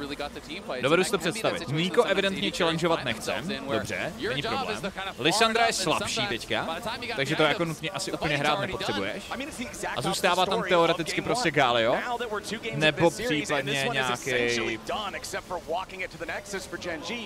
nějaká jako Gianna na midlane, no, ještě, ale... No, já bych tam, nevím, no. Já jsem přemýšlel, co pikovat, ale podle mě tam nemají nic jako připravenýho. Max takový heavy bych dal na midu, to je takový pick, který jako možná proti tomu moc jako lidi nejsou zvyklí hrát, ale... To je docela dobrý play, ale já mám pocit, že my prostě z nějakého důvodu chceme hrozně AP junglera a chceme třeba Amuma a tady tyhle ty piky a prostě nám to blokuje potom tu cestu, jo. To otevírá ty keseriny a tady ty pičoviny a on to člověk všechno hraje prostě. Ono by bylo super, kdyby oni hráli Diana Yasuo mid jungle, tak by to bylo super. Že by hráli Galio, Diana Yasuo třeba, jo. Quad je OTP Yasuo, panebože. Go for it. Tak no, Inspire hraje Dianu, takže to by mohli. To by bylo podle mě jako, to je strašně easy to play comp a zase to může zaskočit ty Genji, no. Ale nemyslím si, že to napadne, to ne každý takhle přemýšlí prostě, víš, že ty koučové by měli celou hru přemýšlet, co vymyslí, ale jako Yasuo, Diana, Galio, to mě, ne, uvidíme. Mně by se to hodně líbilo. Sucháči, díky moc za resub. Nemusí to být podle mě ani Diana, nemusí to být jako závislý nutně jenom na tom jednom kombu. Fiddlestick, hej, můžeme hraje Fiddlesticka. To je pick, to je champion, který dokáže strašně překvapovat. Jo. Tak ale tam se musíš zbavit Galia v ten moment. Jo. Tam jako Galio Fiddlesticks můžeme hrát my úplně v klidu. Jo. A nebo Evelyn ještě hraje Inspire. Jako tady tyhle piky Evelyn, Fiddlestick, ty jsou fakt jako, to jsou dobré piky. To dokáže hodně překvapit. No a všechno, odpověděl si sám, všechno je to AP, že jo? No. Všechno je to AP, my prostě potřebujeme se zbavit heavy AP kompozice. Nemůžeme v tom případě hrát Ezreala. Potřebujeme hrát prostě nějaký heavy AD champion botlane, pokud chceme hrát double AP, jungle mid. Ale... No s takovýma, můžeš hrát i Jina s takovýma junglerama zrovna, jako Jin není nejlepší, ale je to good tady s těma damage junglerama. No jasně, a hlavně když někdo stakne MR, tak na 4 vypínáš frontline, že jo? Jo. Ne, to je ten League Official, co nalosoval špatně, běž pryč. Neseš smůlu. No samozřejmě, ne, pro Američany to vylosoval krásně, samozřejmě, že je za Amerikou, víš jak. Nick jeden, já se jmenuje Nick Best, tak já si to pamatuju, to je CIA Nick, on prostě tam ve sluchátku mu říkali, který má vzít a který nemá vzít. Kde byla Malu, když jsme ji potřebovali? Kde byla Malu, když padly západní úvaly? No bylo to cinklý, prostě. Ty máš za sebou TV nebo green screen? Letku.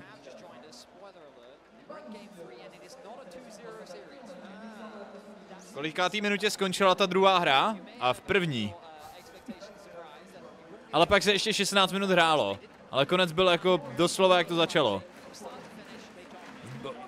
Ta hra skončila už v draftu. Na 4. piku na red side ta hra skončila. Aleš má za sebou co? Aleš má za sebou green screen, kde si promítá pokoj. Přesně tak. A mám i Chriseta. Starý dobrý kamarád Chriset. To je Karzi? No myš. Tak. Likeovat banuje Auroru. Jackson. No, takže? Wyvern Ash. Teď přijde Serafín ban na 3. Divím se, že banli Ash, ale jako jo. Projde Skarner, ale.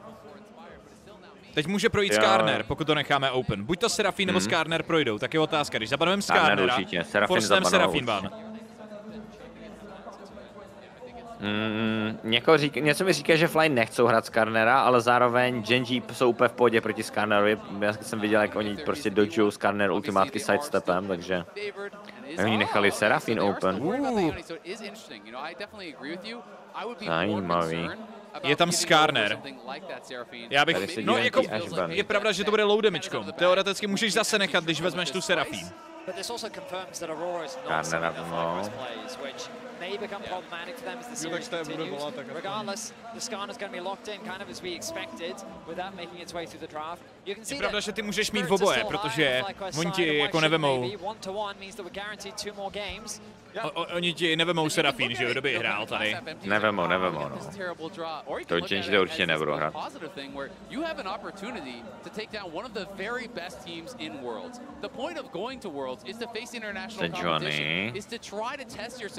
The very best players in the world, and there's no better opportunity than against Genji.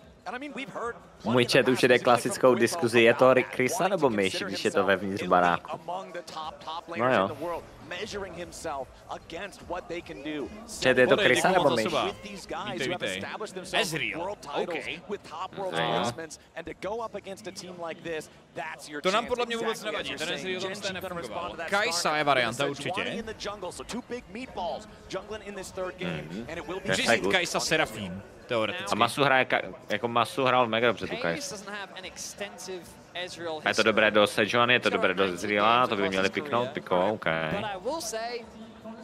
We've seen LPL Ezreals, and I'll tell you now that LCK Ezreals really aren't that much different. Jako pokud teď neveme tu Serafu, pokud to stojí na tom, že umíme tu Serafín a chceme ji hrát a soupeři nehraje, taky musíme vzít teď, protože ji pošlou do bany. Ale evidentně ne. By to zabanovali, no. Ale už teď ten draft vypadá výrazně líp než minulou hru teda. Pro FlyQuest. FlyQuest likely looking for a lane swap once more because they don't want to have to play into the 2 versus 2. But you could argue that because of Ezreal's early game strength, maybe they're quite happy to play that. Pegasi, děkuji moc za suba taky. Vítej. Ahoj. Having a blind pick is top lane. I wonder if we'll see a return to something like the Cassante for him. Yes. Yes, pěkně to. Nice. A teď vaříme, jo? No, teď vaříme, teď nechceme Serafín. Teď koukáme Gallia, ten půjde nejspíš do banu. Gallia je odpověď na midlane, případně na tu play na Rumble. Uvidíme, co budeme banovat. A hlavně je tam Cassiopeia pro Quada.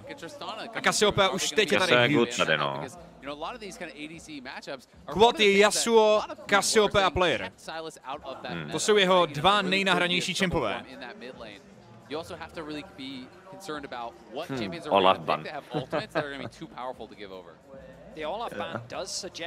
Protože tady Cassio huge. Ona je dobrá do Sejuani, jelikož dává procentuální damage, potom přes Leandry a zároveň má DPS na tanky. A counteruje Silas, jelikož Silas nemůže používat V ani E v Miasmě. A je to short range champion, který dostává lane bully.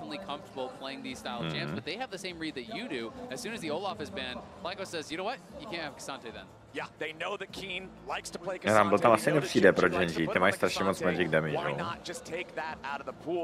I'm really curious too, because you're not only talking pro nějaký about AD top lane. Renekton je open, Co dalšího je AD top? Jako Jax víceméně dává tak 60% AD, ale furt má hodně magic. Gnar je open, no.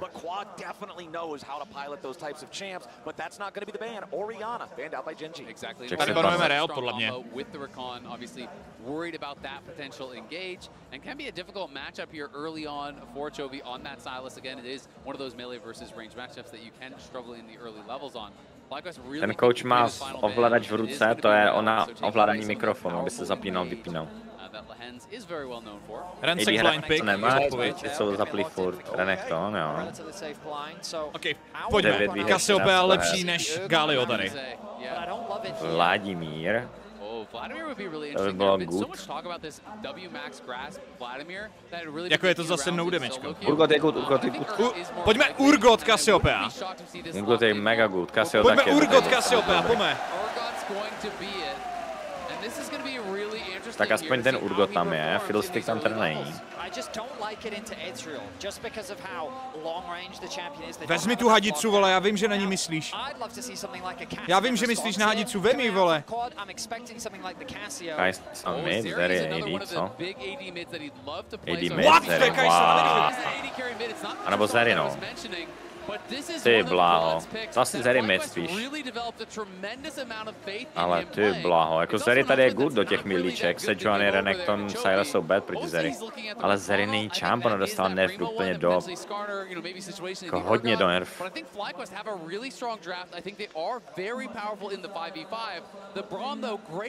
Brom je tady hodně dobrý. Brom je tady super, no.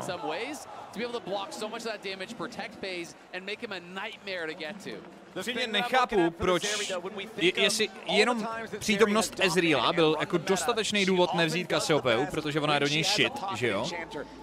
Ale...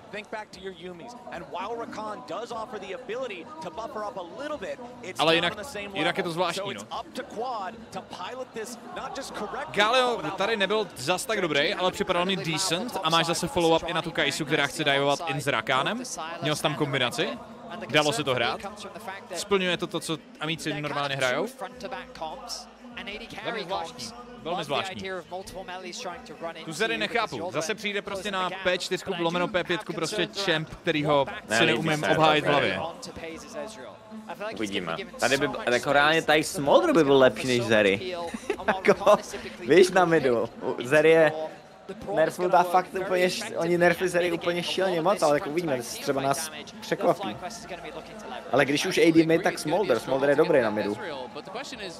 A ještě je to dobrý do toho, jako do Renektona, Silase, je úplně Askarnera, nebo co mají, tak je strašně dobrý Smoldr. Nebo Sejuani. Vteřinku. Čauko Veny, no Kajsička je AP, to je rozhodně. Korky je nerfnutý moc. Jediný AD carry, co nebylo nerfnutý z těch midlane AD carry, tak je Smoldr. Jinak všechno dostalo šílený nerf.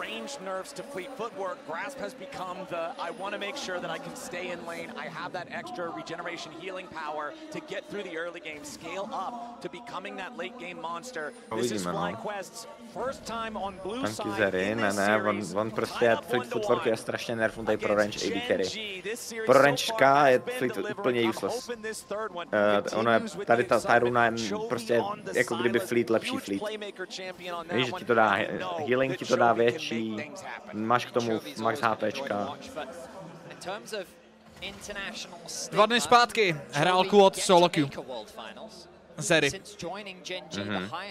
2 dny zpátky trénovali jsme hodně Cassiopeu, LeBlanc, Akali tam nějaká je, Syndra, je tam hodně Hueye, Oriana, je tam hodně, před resetem hrával Yasuo. Quad byl by the way hráč, který měl největší winrate na vestovském serveru, píknul nějakých 700-800 LP s 93% winratem. To je crazy. Většinu jenom s Yasuem, jako měl nějakých prostě 30 vole 2 výher a 1 prohru s Yasuem, něco takovýho. A mně přijde, že jako Chovy nehraje piky, které jsou dobrý do Yasua. On hraje všechny piky, jsou taky, co hraje Chovy, tak nejsou good. Teďka 2 dny zpátky hrál Zeri s Graspem a hrál to do Vladimíra na midlane a hrál to znova do Sejuani, specificky. A staví velmi zvláštní build, by the way, jestli to bude ten stejný případ, protože to vypadá na Stridebreaker Hurricane Zeri. Jo, to dává smysl. S Trinity Force, nebo s něčím takovým. No. On se dřív ještě hrál on se hrál Titanic, že jo? Dřív. Jo, to znamená... Ty máš na Zeri dost damage a... Chceš být tanky. Máme info od Míši z Route Slacku, že je problém s periferiem a týmu FlyQuest, by the way, ale problém by měl být odstraněný rychle asi. Busio má nějaký problém, je tam u něj ten, no, sápeček. Na co Stridebreaker? Stridebreaker je jeden z nejvíc cost efficient itemů, co teďka můžeš stavět. Stejně tak jako Grasp je dobrý. Ty vlastně máš strašně moc životů s tím buildem, který budeš mít, a Stridebreaker kromě toho, že dává další HP, další damage, a dává ti ten jako slow na championy, který kajtíš, protože má poměrně velký range i, tak ti dává navíc attack speed. Jakmile do Stridebreakeru přidali attack speed, tak to otevřeli teoreticky jako build pro nějaký semi-marksmany, anebo třeba i pro Yoneho. Kdyby tam nebyl ten posraný attack speed, tak těhle champové to stavět nemůžou. To je chyba, že tam je to speed, no. Ten item, Sterak a tady ten item na tomhle patchu jsou nejvíc 2 OP itemy. Jo, a samozřejmě připomenu, že to dává movement speed. Velmi mnoho movement speedu.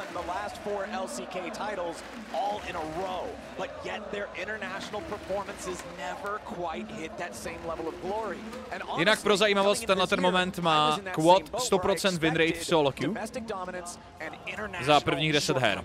Diamond 2, 42 LP, 10 výher, 0 proher. Ten kluk je jako solo queue mašina jak svině. I think there's still just sky-high expectations. Absolutely. Quick update here. So Busio again having issues with the peripheral. Unfortunately, that replacement mouse has come through, but having issues as soon as he got in the game. So that is why we are again paused. They're going to be trying to figure that out. But I fully agree with you, Clayton, and I do think it's interesting sometimes how the goalposts have shifted for success for Trouby. Because for a long time, like, oh, you're really good, but you haven't won LCK. And then he wins LCK a bunch, and like, well, you're really good. Kolik jsi měl nejvíc lidí na streamu ever? Ty vole, dobrá otázka, Mirajsi. Víš, že už si to nepamatuju? Nejsou na to nějaký ty trackery, ale problém s těma trackerama je, že jsou třeba jenom 5 let, 6 let. No právě. Že tam nemají ty dřívější, no. Já myslím, že 15 000 jsem měl nejvíc. No, zaplníš outučko, no, když se ti chce.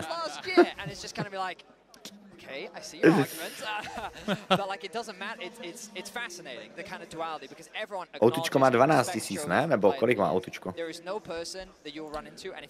16 asi nějakých, ale většinou když stavíš stage, jak ubíráš, takže většina koncertů a podobně je na 8 000 třeba. A jako takhle, muzikanti, když prodají 6 000 stupenek, tak říkají, že vyprodali outučko, no. Aha. To je taková meta teďka, ono se to používá víc na... Je to flex, no, že jsi vyprodal autu. Jo. Cože? Jo, opravdu. A oni uzavřou část lístků, část tribun, pak tam stavíš tu stage, to ti ubere okamžitě třeba klidně prostě 6-7 tisíc míst a pak to rozprostřeš. Nějaký segmenty máš prostě zavřený, takže prodáš fakt třeba, ne dobře, na 6 ne, ale na, hele, takhle, na 8, když prodají 8 000 míst v O2 aréně, tak to ani zdaleka není plný a oni všichni jako říkají, že je to vlastně vyprodaný. Je to známka prestiže, no, ale tady level 1 dostávají hrozný stomp FlyQuest.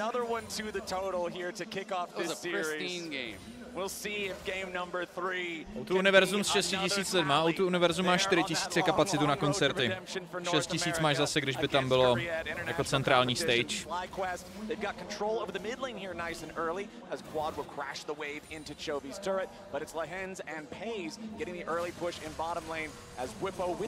Komu se fandí? No, já jsem neměl v plánu nikomu fandit, já jsem měl v plánu se smát Americe, ale po té první hře jsem zavřel hubu. Se uvidí. Pík podle trackeru je 11 000 lidí. Jo, to bylo na BLGG tu teďka, ale to určitě jsme překonali na Worlds s Romanem v minulosti. Akorát to zřejmě ten tracker nebere. Tak co? GG dive? Na botlane celou, by the way. Blázní. Dobrý knock-up, to vyjde možná? Ale lehen stankoval, pojď, Vypo, dobrý slow. Tohle je, no, tohle je bad pro ně. Oni nešli s ním. Počkej, Pace! Onintí! Zabij ho! Ježišmarja, oni tam oba. Pane bože. Tohle bylo, abyste to pochopili, jo? Tohle bylo game winning pro Genji, protože vypotýknul na botlane a tam nemohl nikoho zabít. On tam nikoho nemohl zabít. Ten moment on prohrál linku, protože Renekton má prostě advantage a bude mít slow push. Ale tím, že oni tam pak Pace to naintil, tak získali 2 killy a ta hra je najednou prostě úplně shiftnutá. Tady Lehens výborně tankuje. Díky tomuhle se si myslel, OK, tak teďka backnou a prostě GG. Vypa nemá TP a je 0 HP, musí zpátky do báze a nemůže nic. A nic z toho nezískali, ale Pacek tady skočí in dovnitř. A ještě ta bariéra, jak to potankovala, aby ten kill neměl Rakan. Takže to vyšlo úplně fantasticky. Perfektně, že zbyli na jednom HP. 700 goldů masu. Sorry, já neslyším, co říkáte přes tu americkou hymnu, co mi hraje tady na hlas teďka, vole. No prdele, tak tohle byl nesmysl. Tohle byl úplně klasický vypomen. My se prostě směje. Alda má naprostou pravdu. Vypo něco posere, ví, že už to nejde spravit, takže prostě cesta už je jenom hlavou proti zdi, protože co jiného můžeš dělat. Pomrdá to, ale nějakým zázrakem to někoho nabejtí k chybě a vyjde to. Jo. Oni tady mají zase slow push. No tyhle, ale jako... Zary zatím nevypadá moc dobře. Sila se ani nevzal Doran shield, má Doran ring prostě nepotřebuje.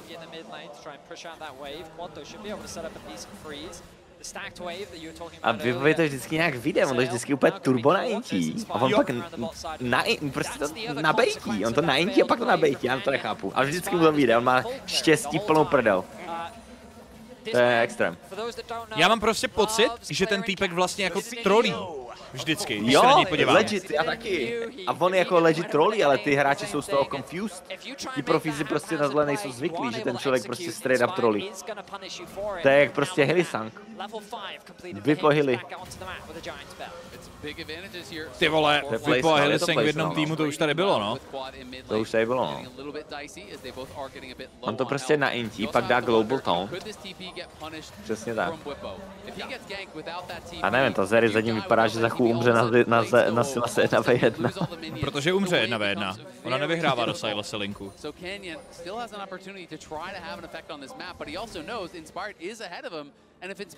Na druhou stranu, zase jako kdyby je to kazišutský draft jak prase. Quad vlastně nechallengeuje Chouiho, nejsou to flashy play, není to prostě Ahri versus Silas, není to prostě o tom, kdo je lepší midař. Je to o tom, že jeden midař se snaží vyfarmit a pak ti přescaluje. Chápeš, jakože ty vlastně eliminuješ tady tímhletím, abys dostával jako outplay. Protože nedáváš prostor soupeři. Pace na botu teď. Na Masu se vrátí, se vrátí kvéčko auta, tak je dead. Nice. To je šílený. To je šílený. A Zeri, jestli bude Zeri stavět ten tank byl, tak jí Silas dá všechny spely a nezabijí. Že to Zeri to bude vyhrávat tím stylem. Že prostě potankuje Silas všechny spely a pak ho umlátí DPSkem. No. Já si myslím, že od té doby, co není ve hře Everfrost, tak stejně jako není šance vlastně moc. Jo, jako... OK, tady by podostává dive jenom čistý. Víš, že od té doby, co není Everfrost, tak on ji netrefí podle mě nikdy. Zeri. On by Quad musel trollit, aby se nechal jako vlastně vyhodit spelama od Silase.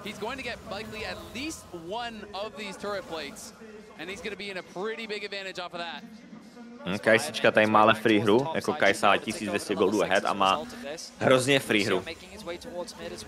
Kajsa to je mega dobrý pick. A je to právě souhlas. Je to podle mě nejdůležitější champion celé téhle kompozice. Dostal absolutně gigantický dobrý start. A na druhé straně je v prdele Vipo, u kterého je to úplně jedno. Je to úplně jedno. Ten týpek tam je od toho, aby dal jeden knock-up a ultimátku na nějaký cíl a dělal prostor. To je úplně uprdele, že ten Urgot bude slabý, protože sidelane bude hrát Zeri. No, a hlavně jako největší problém se Skysou je, když se feedne, takže ona jede ten AP build, že jo, takže poukuje. To má prostě přes celou mapu dvojitý Včka damage, který se permaresetujou a ty musíš engageovat do toho champa. No to je jako šílenost.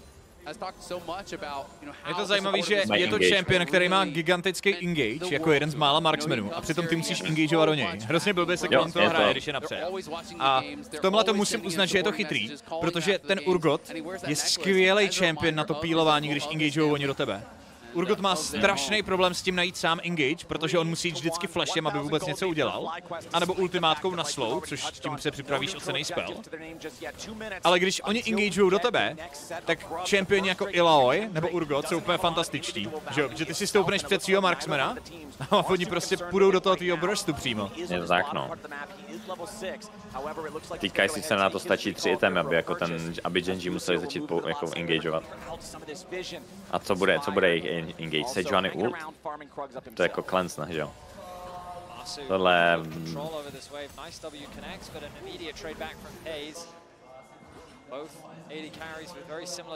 Tisícovka napřed v 9. minutě, to je hodně hezký. To je hodně hezký.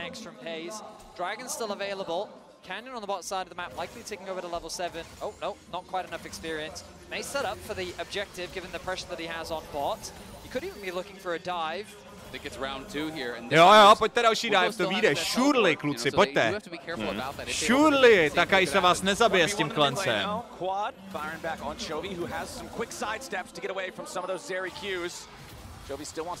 Víš, to je nejhorší, že jediný důvod, proč Quad hraje vyrovnaně proti Chouimu, je, že má nejvíc OP runu ve hře prostě. Jo, no. Ten grasp mu vyhrává mid tenhle ten moment.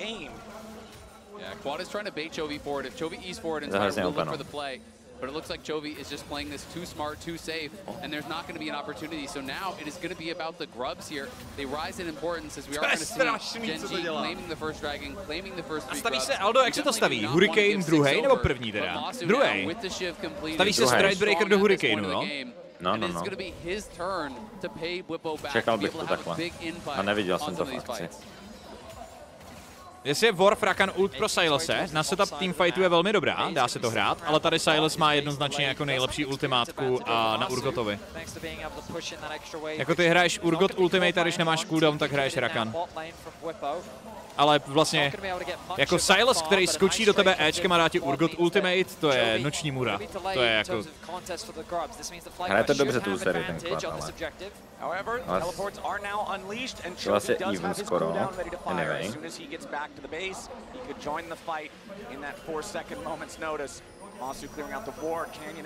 Oni tady funnelou všechno do grubíků. Siles bude muset týžnout na botlane, Vipo nemá TP. Okay, tohle hodně pomáhá Urgotovi, by the way. Tady by tohle je hodně blbý, jestli to nepěstí, kdy to give upnou, těch 6 plátů. Což vypadá, že give upnou. Myslíš grabíky? No, grabíky. No, jako je tam TP do topu od Zery. Jako oni to nevyužijou Genji tak moc. S jejich čampama, ale... Jak vzal by po plátu? 3 pláty vzal a oni dokud neviděli Chouiho na mapě, tak měli strach, že jsou tam v 5 FlyQuest, takže to nechtěli fightit, no. A možná je to správně, protože by 5v5 podle mě nevyhráli v tuhle minutu ještě. S double marksman kompozicí, když jeden z nich nemá ani jeden item, to je prostě bída. On utratil nesmysl teďka za ty merkurky, že jo. Už na tomhle peči jsou ty merkurky docela drahý. No, we're good, we're fine. But conceding so many objectives in the early game is a dangerous thing to do against Genji. It really is, right? And if they get access to those towers, they are going to punish you. Chovy's going to be playing heavily through sides on the Silas, so that is a concern. As Whippo will get jumped on, but should be able to walk it out. No ještě Chase ne? Jo, Chase ne. Ale to o čem mluvíme, no. A má flash? Má flash. Vipo nebude chtít flashovat asi, dokud nebude mít 1 HP klasicky. Teďka to ještě není tak hrozný, ale věřte tomu, že jakmile Silas bude mít 2 itemy, tak kdokoliv, kdo chytne od něj tu pučenou Urgot ultimátku, tak prostě umře na to kombo s tím chainem. Takže Silas, když je napřed, tak je právě nebezpečný kvůli tomu, že má tolik damage, že ti dokáže zabít na svoje jedno kombo. Ten champion je nadizajnovaný tak, aby v těch fightech přežíval dlouho, i proto mu měnili ty přepočty, aby jako se blbě zabíjel, ale neměl by tě být schopnej na jednu rotaci zabít. To se mu povede jenom, když má nějakou hodně dobrou ultimátku. A nebo když je feedlej, že?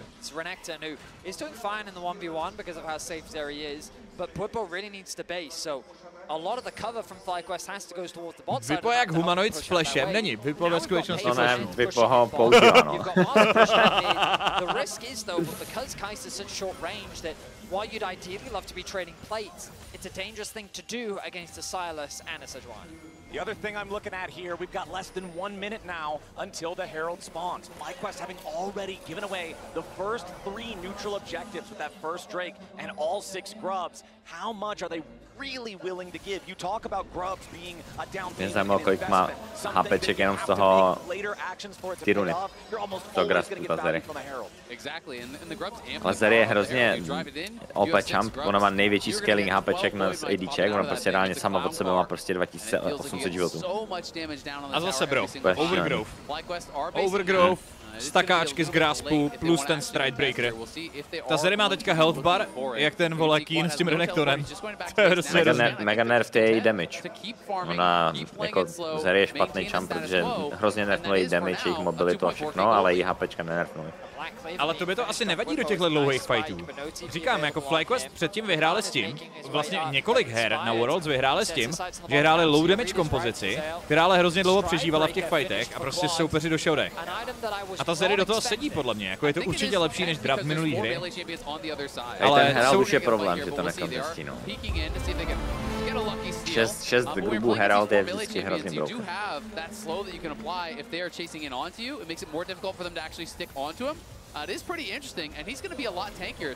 Strašně důležitý, kdo veme first turretu. Těch 700 goldů na first turretě je šíleně důležitý.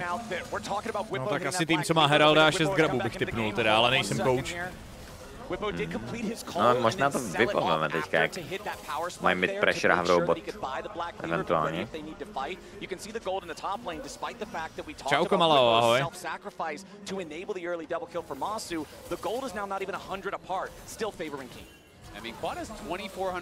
Proč se Vipo tak třepe? Protože už 3 minuty neflashnul in, tak je z toho nervózní. Pravda, pravda. A tady oni vemou ty rejdičko se nebo že? Pro Vipa. To by bylo huge. Nevemou? Nevemou?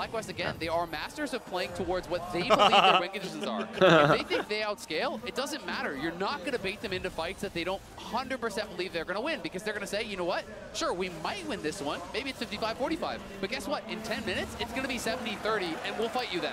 Vipo si zalil vole kafe energiťákem a teď vidí zvuky. Jo, přesně tak. Ale on veme tu ty rejdičku, tyjo. 700 goldů pro Urgota, to je huge.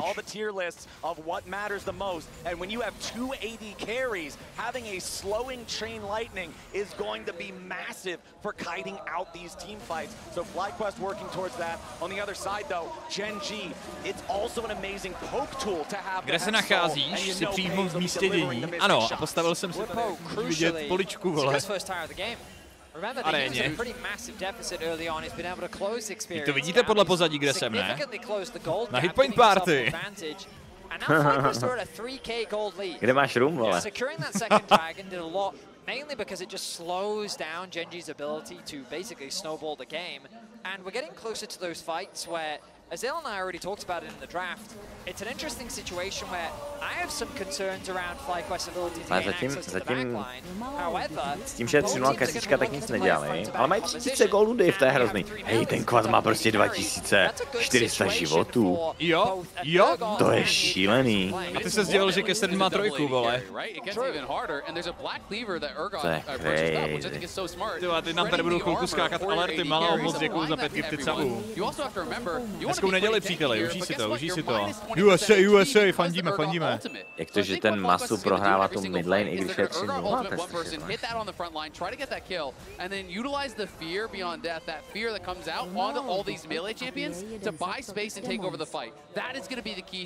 And the question is, can FlyQuest get that first Kam my fight? scalujeme? Co je ten moment, kdy začneme konečně něco kontestit? Protože zatím to vypadá, že budeme pouštět úplně všechno na té mapě.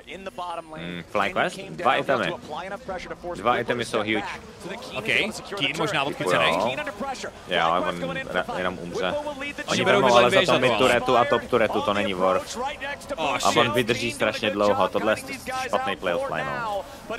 Ale máme nějaký TP na odpověď? Vipo má teleport, no. Vipo může do topu, kdyby chtěl. Jejda. To není moc dobrý. Driftne to na mid? Driftne to na mid. Počkej, jo, tak to pikujem, to pikujem. To trošku to hodně pikujem. Máme furt ultimátku na... Proč to nešel Inspire hrát? Flash ult.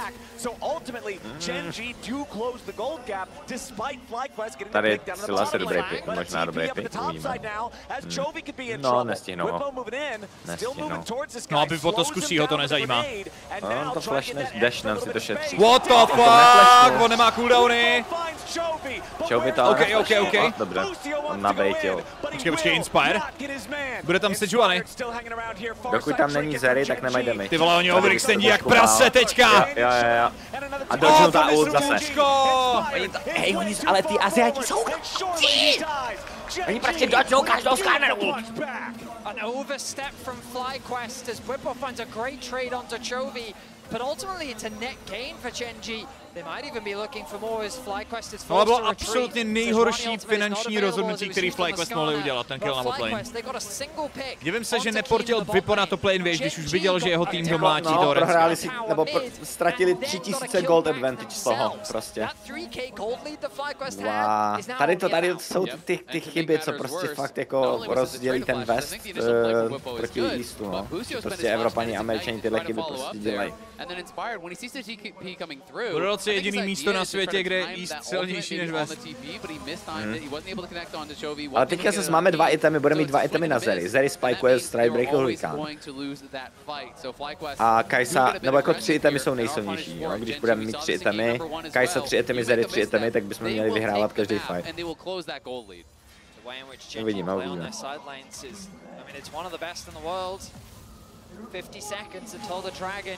They're gonna have the push in mid, thanks to the fact that FlyQuest don't have that tower anymore. Na 2 itemech už bychom měli fighty teďka. Měli by fightit FlyQuest. Maybe FlyQuest just say we'll concede it, maybe look to cross map that tier 1 tower in the top lane. Ale Vipo potřebuje starak ještě. Jako když bude mít starak Vipo, Skarner starak a potom Hurricane, Strikebreaker a... tak to je fightable. Dobrý flash, pomalu. Ta Zeri nedává damage, proč? Má ult, 5. Nedává damage. Dávej damage. Dělej něco! Kajsa je jediný, kdo má damage zatím. Dělej něco! Kajsa tady posmurfí, podle mě. Má ult ještě, ne? Proč nic nedělá? Dělej něco! Je, Kajsa posmurfí. Kajsa je jediný, co má damage teďka, ten champ. To Zeri je tak strašně k hovnu. Potřebuje ten Hurricane, Zeri potřebuje 3 itemy reálně. Ale Kajsička s 2 už štípe, s 3 bude štípat ještě víc. Ne? Ale tady si myslím, že to je vinovo pro Fly. Ale fakt musí počkat na starak, na topu, na jungli. A pak je to vinovo. No akorát Inky Vipo mezi tím 1v1, že jo? Vipo challengeoval 2itemový Orenska, vole. On umřel 1v1? Jo. To se nevšim ani. Ježmaré, proč, ale on fightí bez staraku, Vipo. On fightil s jedním itemem proti 2. Nevím, neptej se. To je blbost, no. On dlouho se v té hře nic nedělo, dostal ADHD strike. Já to znám.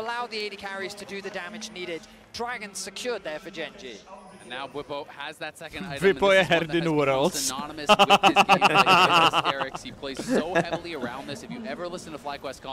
He talks all about the Sterak's cooldown, about creating space with that, about buying time with that. Lehen's in danger as Busio jumps over the wall to knock him up a little bit, but Lehens can easily... Dobře, Zeri má 2 itemy dokončený. Přijde teď ten moment, kdy má nějaký damage, nebo má jenom kontrolu? Ne, ona potřebuje 3 itemy na damage, ale teďka aspoň už jako, už je nepříjemná v těch fightech a teďka se hodně pomůže. Tady furt Kajsa je furt win kondice. Jo, Vipo se nechal wall capnout takhle, když pushoval waveu, okej. Ended up getting outplayed, able to get the knock back, but it's kind of just 2 beefcakes slapping up against each other, and I believe that he'd already had the Staraks completed going into that fight. Oh no! No, I think he got caught. I think he got caught before he tak Starak na Vipovi, Starak na Skarnerovi ještě potřeba a potom na Shorts je na Kajsičce. Keen also doing a great job playing ten around moment those shotgun knees, avoiding the extra angles. Whippo is critically at the ergot breakpoint. Remember that the cooldowns for each individual knee are at their lowest value once you hit level 13. It's 2.5 seconds per leg, so very easy to get. Co staví jako třetí item? A v solo queue stavil Phage, takže z toho byla nějaká Triforce nebo něco takového? Jinak Lorde Peter si děkuju moc za Prime. Tady klidně vzal Blade, abych se nebal bez Bladeu. Do těch míliček. Duven Blade? And they're not going to overcommit to chasing him in. You can see critical items. Blade of the Ruin King. As the Mikhails, and the Mikhails is going to be a big deal when you look over and you think, okay, what is the main engage? It's really Canyon looking for an ulti here. Jako tady by to zrovna bylo dost dobrý. Protože Choui stakuje 2 HP itemy a možná bude mít další. Jako Blade tady je super. Bylo by to hodně smart a měla by hodně velký damage ta Zeri. A zatím by byla, ještě by byla tanky hodně s tím lifestylem. Pace to tankuje jak na benzínce zase, ty Wčka. It's a scary spot for this Ezreal. Once he completes the Shojin, his Q basically doesn't have a cooldown anymore. No, Kajsečka za chvíli bude mít ten na shores. Karner už by měl víc terák za chvíli. Yeah, enemy team, it becomes very, very threatening. You guys talked a little bit about, we've seen the LPL AD carry performances here so far at Worlds, and just the damage charts at the end of the fights. Once Ezreal hits these power spikes, it's incredible. He's always the largest bar on that graph. Exactly. I mean, when these Ezreals are positioned really well, using the Ezreal prohrává o 1100 gólů, má 0-2-0 a bounty nad hlavou, vole. Vypo je dead zase. Tentokrát to možná zvládne přežít. Má stéru. Má ještě stéra štít, je tam creepy, kupuje docela dost času, no. Jako nevím, jak to Quad teda hrát, dobře. Dobrý slow docela. Může, nemají nic, Jo, on čeká na účku, on čeká na ostatní, ale on prostě nemá damage, no. Tam si někdo odbránit to play. Nebezpečí, no. Chat, co jsem říkal od Vipovi? Já tady potřebujeme třetí item, no, doufám, že postavit Blade of the Rolling King. Komar Zeri, jo. Zeri v teamfightu be like... No, teďka je tam Sterak na Skarnerovi, teď tam bude na Shores na Kajse, tak by měli force no fight, teď jsou nejsilnější, co budou. Nebo jako jsou mega silní. Jediný, co chybí, je ten třetí, ten Zeri, no. Pickaxe. Pickaxe Longsword, je to Blade? Je to Blade, ne? Nebo?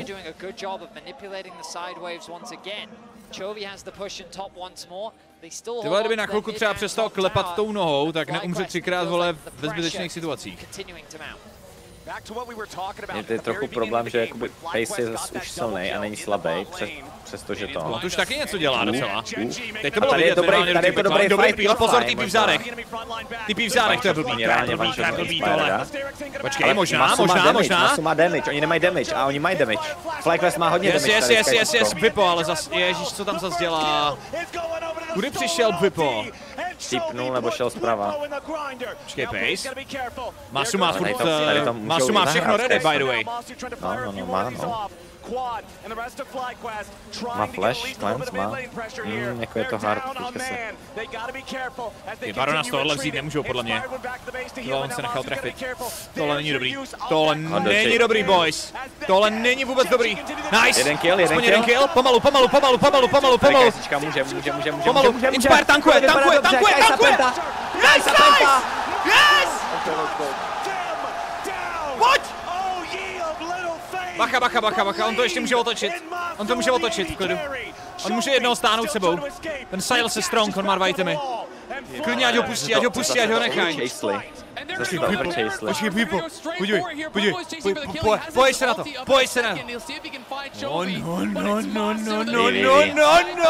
No trefo, je ústí, trefo. On to může dashnout tady. Tak, on to trefil to kvéčko. Yes! Já si jdu pro jídlo.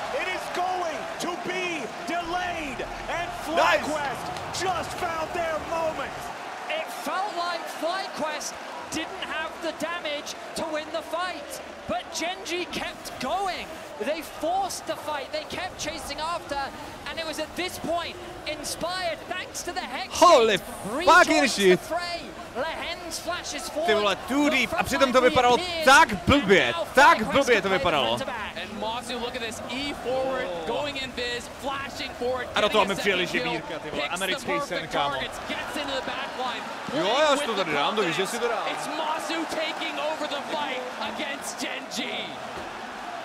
Bwipo just loving it. You can even see some surprise there on his face, not even believing what's going on for this team now. As the Drake is alive, FlyQuest is going to take this one without a contest to tie these up at 2-2. Ten tam udělal strašný bordel. For another 2 minutes. I mean, you see now why they have so much faith in Masu, why they put the resources into him. Ale Xnapy mě reálně vyhypoval do fandění na NA. Kámo, to je prostě, užívej si to, jsou to Worlds, jako, já bych fandil klidně Mexičanům, kdyby se tam dostali, to je úplně jedno. Chápeš, jako, tyhle Genji prohrávají proti Americe. O to jde o ty momenty, jde o ty zážitky, jako. Kdybych fandil Genji, oni dali prostě jednoduchý 3-0, no tak whatever, ty vole, všichni jsme to čekali, všichni jsme to viděli, nic se nezměnilo. Svět jako vždycky. A teď se kurva děje něco jiného, vole. Jsou noví čempové, jiná meta, vole, jiný... Chápeš?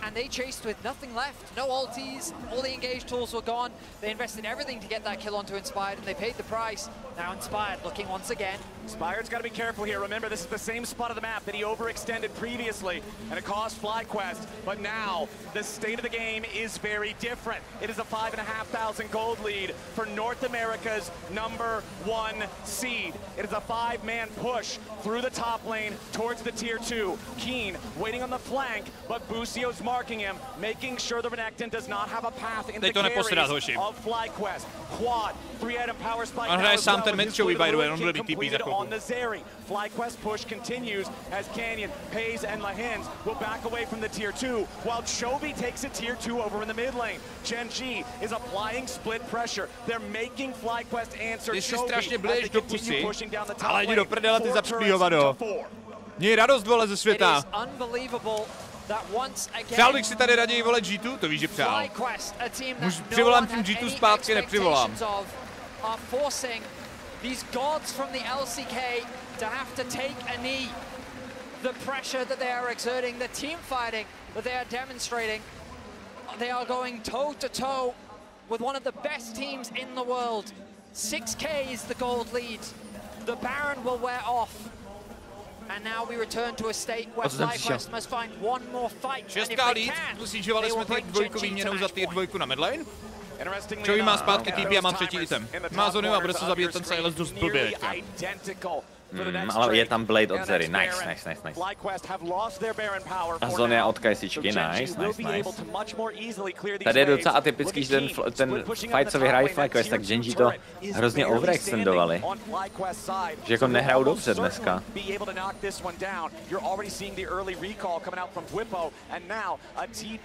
Ty vole, Vipo fakt jde by turbo jak brusí. Já nemám pocit, že by FlyQuest hráli nějak extra dobře. Já mám pocit, že Masu hraje fantasticky celý Worlds a nějak to prostě vychází. No. Tohle by mohl být dobrý pick. To je free pick, no. Masu hraje OK za mě. On hraje hrozně safe a někteří ty azijský ADčka by tu hru jako hrozně potahali s takovýmhle lidem, ale Masu potřebuje chybu od enemy Genji, víš? Že to se mi nelíbí na tom hráčovi. Že on jako nedělá chyby, ale on tu hru nepotahá, pokud enemy tým neudělá chybu. A to je známka toho, že ten hráč není dobrý. Jako upřímně Noah třeba performoval mnohem líp tyhle Worlds, ale hrál vlastně velmi podobně, jako taky moc toho prostoru nedělal sám, hrál hodně reaktivně. No, ale pak se podíváš na Vipera, podíváš se na... Kdo tam byl? Viper hrál strašně dobře, kdo dal? No ty azijský AD carry a ty jsou úplně insane, že prostě s tímhle lidem ta hra by byla over, víš? Elk třeba, Guma taky. Prostě ty se na to podíváš a ta hra by, ty víš, že ta hra by byla over. Hansama právě ne, Hansama hraje taky, ty western AD carry nejsou tak velký gap, mi přijde. Yes, that is great if it's going to be poke, but in an extended fight, in a committed fight against double AD carries with his you are not going to be able to stand up. Jo, ale já neříkám, že hraju špatně, ale já říkám, tady je rozdíl těch hráčů, že tohle je ten rozdíl mezi Masum a těm, že to je, kdyby Masu hrál o malinko líp, tak je prostě Vortas nejlepší AD carry. Že nejlepší AD carry na světě z Ameriky, což je insane. Ale pořád jako to tam není, no, ale uvidíme, třeba mě překvapí. Já jsem Masu fanklub, kámo. Mně se líbí celý Worlds, jak hraje týpek. Teďka mám Voidu, je to korekt. Tady. Jo. Oni mají hrozně moc magic resistu. A on chce fakt jenom poukázat dvojitýma Včkama, oni nechcou ani fightit. Oni chcou celou dobu, oni prostě reálně teďka by měli hrát tím stylem, že Masu bude jen dvojitý Včko a nechají se engagenout eventuálně. Až jako Masu napoukuje. A Genji právě chcou fightit dřív než... Tohle je zvláštní, to není good. To není Nevypadá to zase tak špatně, ne? Máš štíty, máš tanky, heal. jsou hodně tanky. Pozor, Musio, pozor Masu, pozor Masu. Ty vole, Renekton, ty. Nice, dobrý trade. Ty blázna, ale Renekton to zahrál mega dobře. Yeah, and Masu has no resources here. Are they even going to try to stay around? He's got no summoners. On je tam držel hrozně dlouho ten Dencek. Genji win the fight off the back of that Chovy ultimate. Inspired tried to get one of his own, but it was only on the hands. Renekton tady zahrál úplně výborně. Strašně výborně zahrál 1-4. Ale nikdo nezabil, koupil hrozně moc času a překvapilo mě, že to Masu odvojití večko ho one-shotlo za Renektona. On měl furt čterák za play a 30% HP. Viděl někdo Silas ult? Co použil za Silas? Silas za účko. On zaultil Vipa a Skarnera.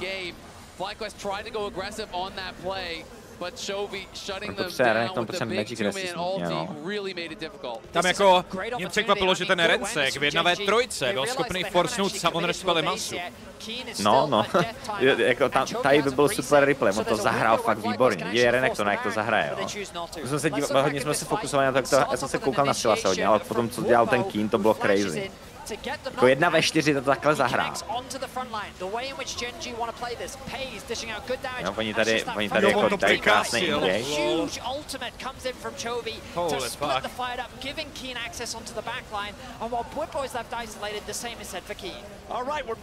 Kayla Hands? Zeri už začíná štípat, Ty vole, my zase netrefujem Skarner ult. Jako... Já bych raději Inspire na tom Amumovi, vole. Ty ulty má trefoval, teda jako. No, jsme říkali v čem selektu, že jako nechceme, aby Flyko zhrál z Skarnera, nebo že to takový... Brám je, tohle TP Pozor, je, TP v zádech. Já nevím, jestli o něm víme. Tohle není moc dobrý, to neví. Oni neví. Tohle je bad pro Fly. Tohle možná? Teď vidí Renská. Dobrá Zonia, výborně Masu, výborně, to zahrál super. Nice, má Tohle bylo účko. huge. Front to back, dva marksmeni. Pojď, chase. Pěkně quad. Pozor, Silas. Tohle je free. Ne, pozor quad. Fuck! Ale Masu, pojď. Masu, musíš jít in, pojď. OK, Vipo zahrál dobře. Okay, nádhera. To byl nějaký bug, no. Ale tyjo, ale Masu fakt výborná Zonia, ale pak se strašně bojí in, ještě že Bipo fakt jako šel in jak Xenia. Hlavně quad, že jo? Hlavně quad tam vyběl s tou Zeri a prostě si řekl, já to beru, kámo, já to beru. Co dělal, bylo super, ale museli tam všichni jít, no. Oni ho tam potom nechali solo. Že nikdo neměl takový... Tady byla fakt dobrá zóna jak blázen, to bylo úplně super. Jo, to bylo sick. Musio, taky by the way docela slušná práce, ještě tam koupil trochu času. A front to back v tenhle moment vyhrajou, že Kai'Sa Zeri je prostě lepší. A tady... Tohle je moc, ale teďka by měli Masu utíká pryč, když by měl fightit.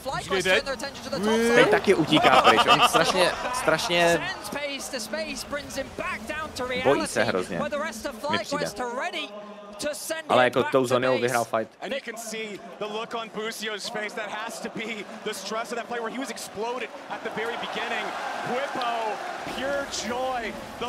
Oni outscale, oni Fly a Quest a outscaleli, jakoby. Ta Zeri, pojďte kucí, 10k lead, vole, double marksman kompozice. To nemůžeš pustit tohle už, to je jejich, vole. Pozor. Ezreal nemá tak velký damage, že ty double AD, no. Zeri má účko. Dobré. Akorát je škoda, že předtím Genji vzali toho draka, protože teď FlyQuest už mohli mít soulu, a je to Hextech soul pro Zeri. Tady je strašná výhoda, že jako nemají damage zase Genji. Jejich komp nemá damage. Pokud se bude dařit FlyQuest draftit vždycky tak, aby soupeř do nich neměl damage, tak to fakt můžou vyhrát. Můžou.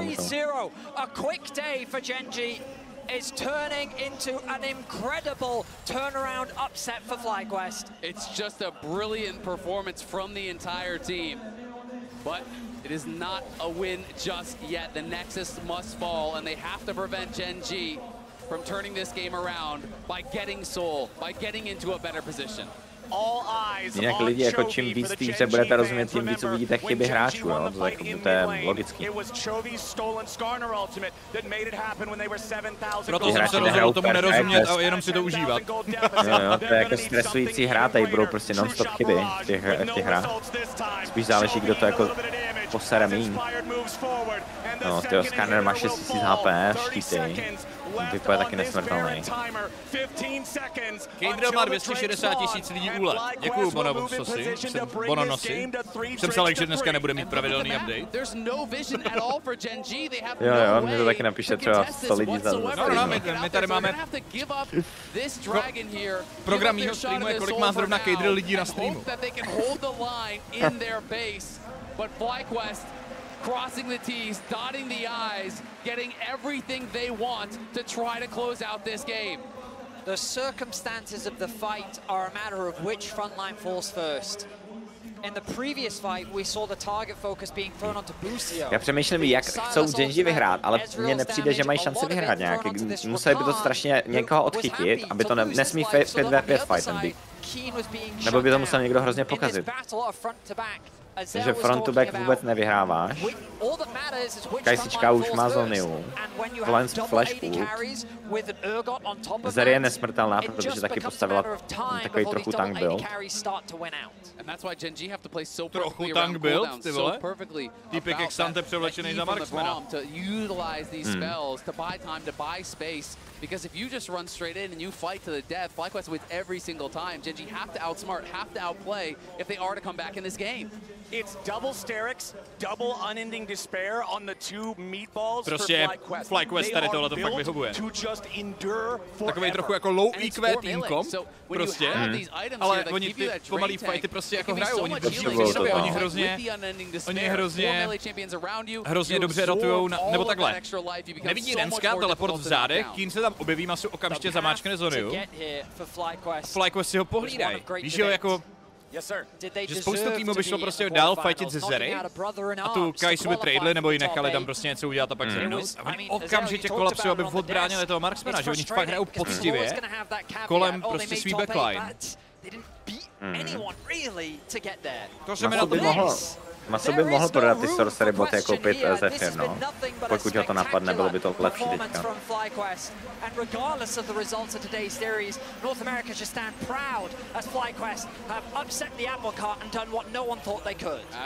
Ta tady nekoupil ten botrk, co? Má Blade, no. Jo, postavila třetí a teď má už jako 6 itemů teďka. No, teď bude štípat jak blázen. Je podle mě silnější než ta Kai'Sa možná.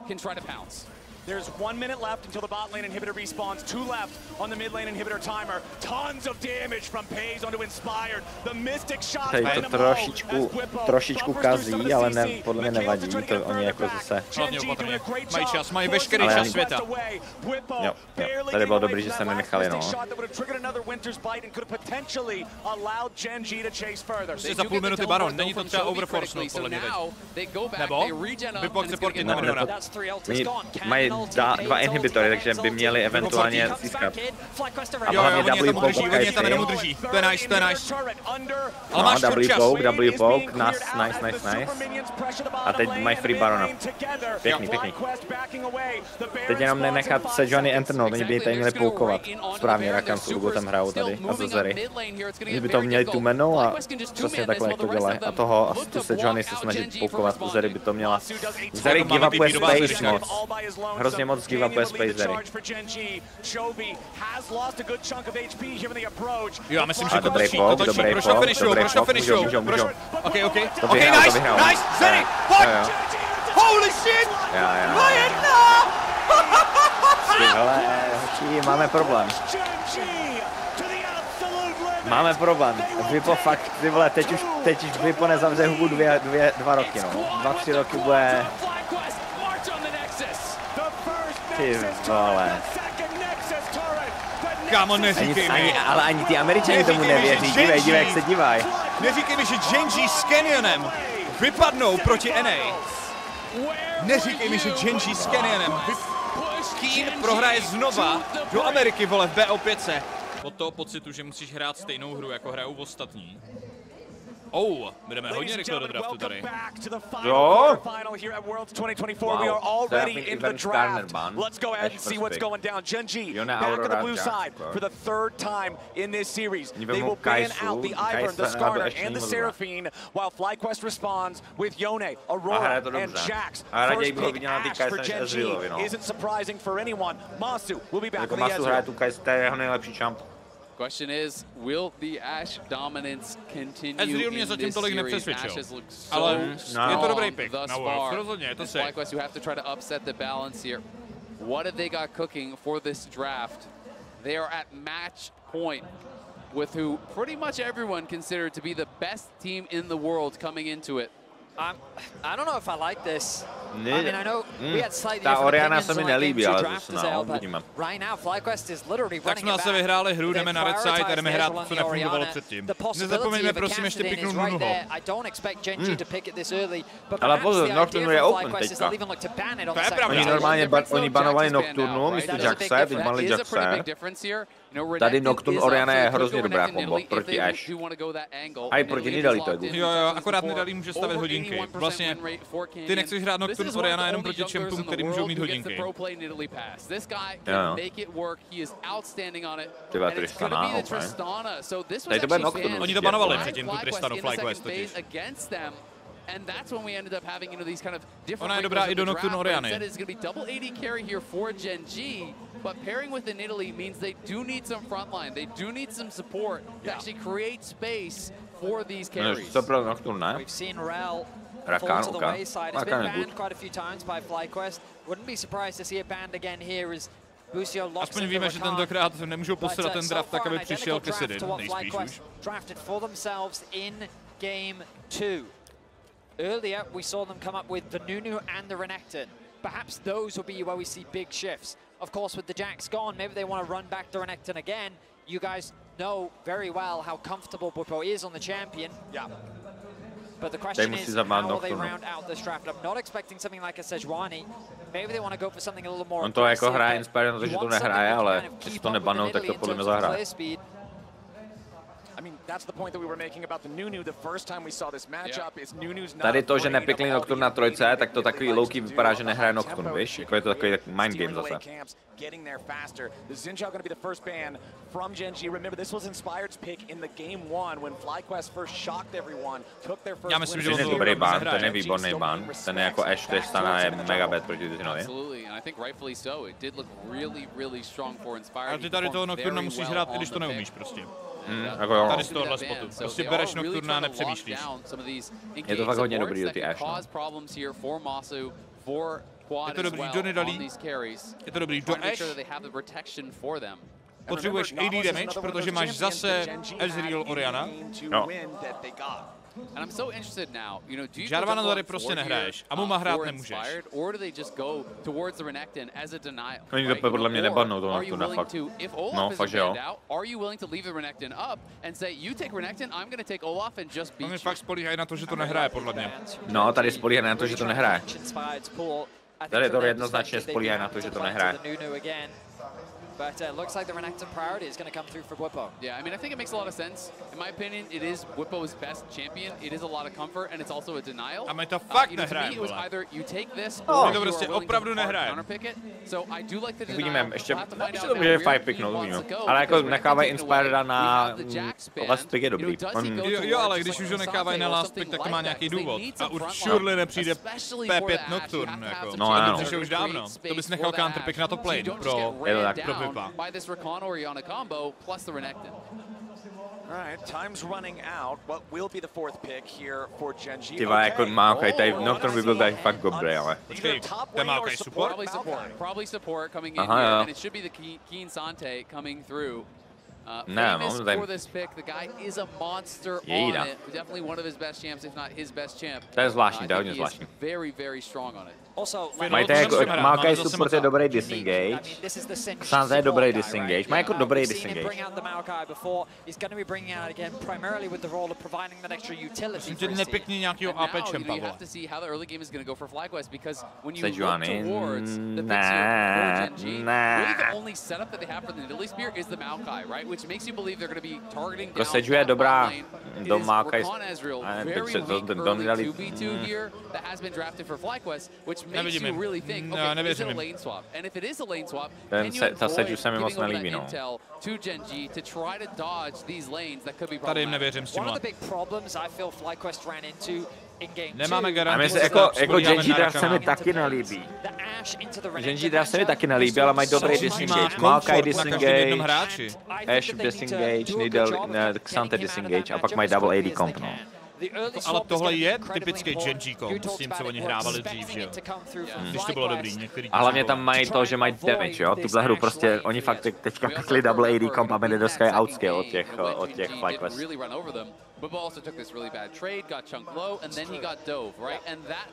Souhlasím, podle mě nemáme damage do Xnapyho, nevyhráváme front to back a nemáme dobrý setup na bombo combo. Myslím si, že draft je zase prostě prázdnej, vole. To je jak pomáčka, která, vole, není nasolená. Genji asi lane swapnou. Asi určitě, s tím Xantem určitě lane swapnou. Ale oni by měli matchnout, FlyQuest by správně měli matchnout lane swap a feednout Renekton se Sejuani. Jenže oni FlyQuest nikdy nematchou lane swap, to je ten problém.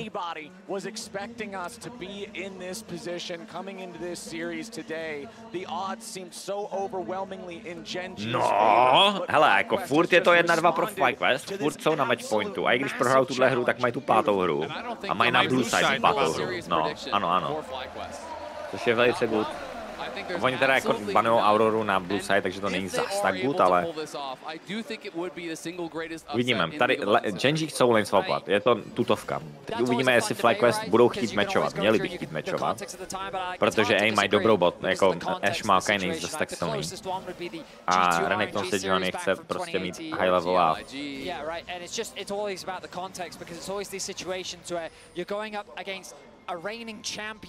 Protože je důležitá blue side, protože dostaneš jeden prior pick. Ty musíš na red side banovat Yone, Aurora a Skarnet. A můžeš si pak picknout, co chceš.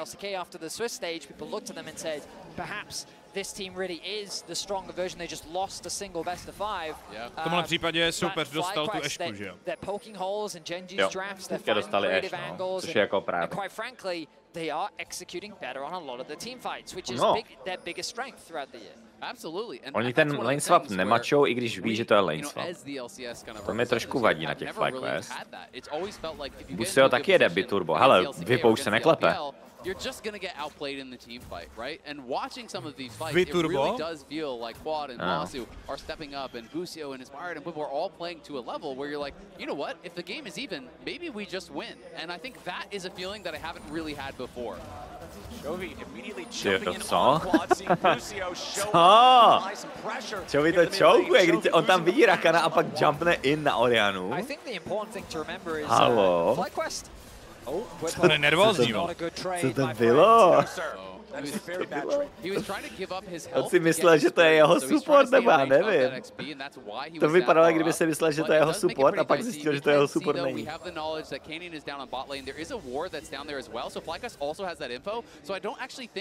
Ale oni ho nemají jak zabít bez flashe, je to irrelevant. Jo, tedy Stana neumře na vidu, když nemá flash proti Sejuani Oriana. Správná odpověď je, že Tristana neumře na midlane nikdy, úplně jedno, jestli má flash nebo nemá. No. To nejde zabít ten čem.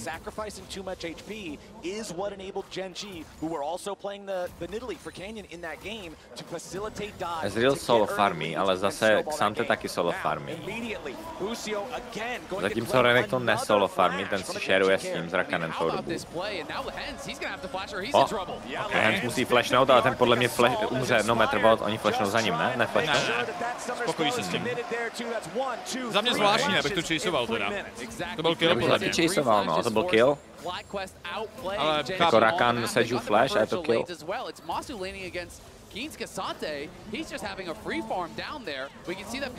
Nechtějí to posrat, nechtějí to overchase. No tam jediný co, tak Seju chce farmit, nechce být behind na Nidali. Oni by tam chaseovali Maokaje a pak by byl třeba 2 campy behind na tou. Stému vybral celou jungle, jak je to jedno. Jo, to stejně mu veme, že jo, to prostě. A ještě mu tady vzal Skatla, jako Nidali je hrozně ahead. Ten pathing nebyl good, no, od Inspira. Právě naopak teďka, kdyby chaseoval ten kill, tak bere enemy jungle. No, tak veme, jo, je to tak, no. A Xante je trošičku ahead z toho, jak Renekton farmil support time. Ezreal je full level ahead. To je hodně, ten Ezreal je hodně ahead, protože byl solo XP celou hru.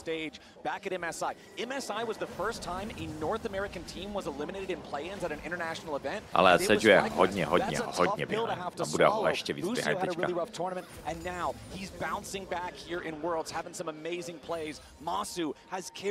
Tady ten Lidl, to je first blood v podstatě Lidl ahead. Teďka má Wolfy, Blue, Wraithy a double CS. Ale zase výhoda pro Fly je ta, že Nidley, když je double CS, tak to není zas tak. Jako Nidley může být hodně ahead a stejně ten champ není zas tak silný. Masuzu tady celkem jako snipuje. A s tím level advantagem. Nidalí, když je ahead, tak není silná. No, jakoby je, ale když je Nidalí 2k gold ahead, tak když je Nocturne 2k gold ahead, tak je to velký rozdíl, víš, jak myslím. Jo, okay. Že proti jednomu se to nedá hrát, proti tomu druhému se to dá jako svým způsobem zahrát.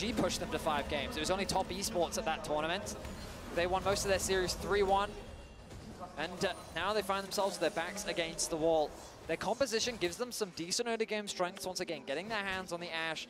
Italy is a jungler for Canyon, is someone that, I mean, just look at the farm already in the jungle. Canyon has been running around the map, stealing camps away from Inspired. He's about to tick over. Se mi nelíbí, že Chov je 51 CS proti ORMC. Perma skáče in. Jakmile Tristana může perma skákat in bez punishe. No, tak je to prostě free, no.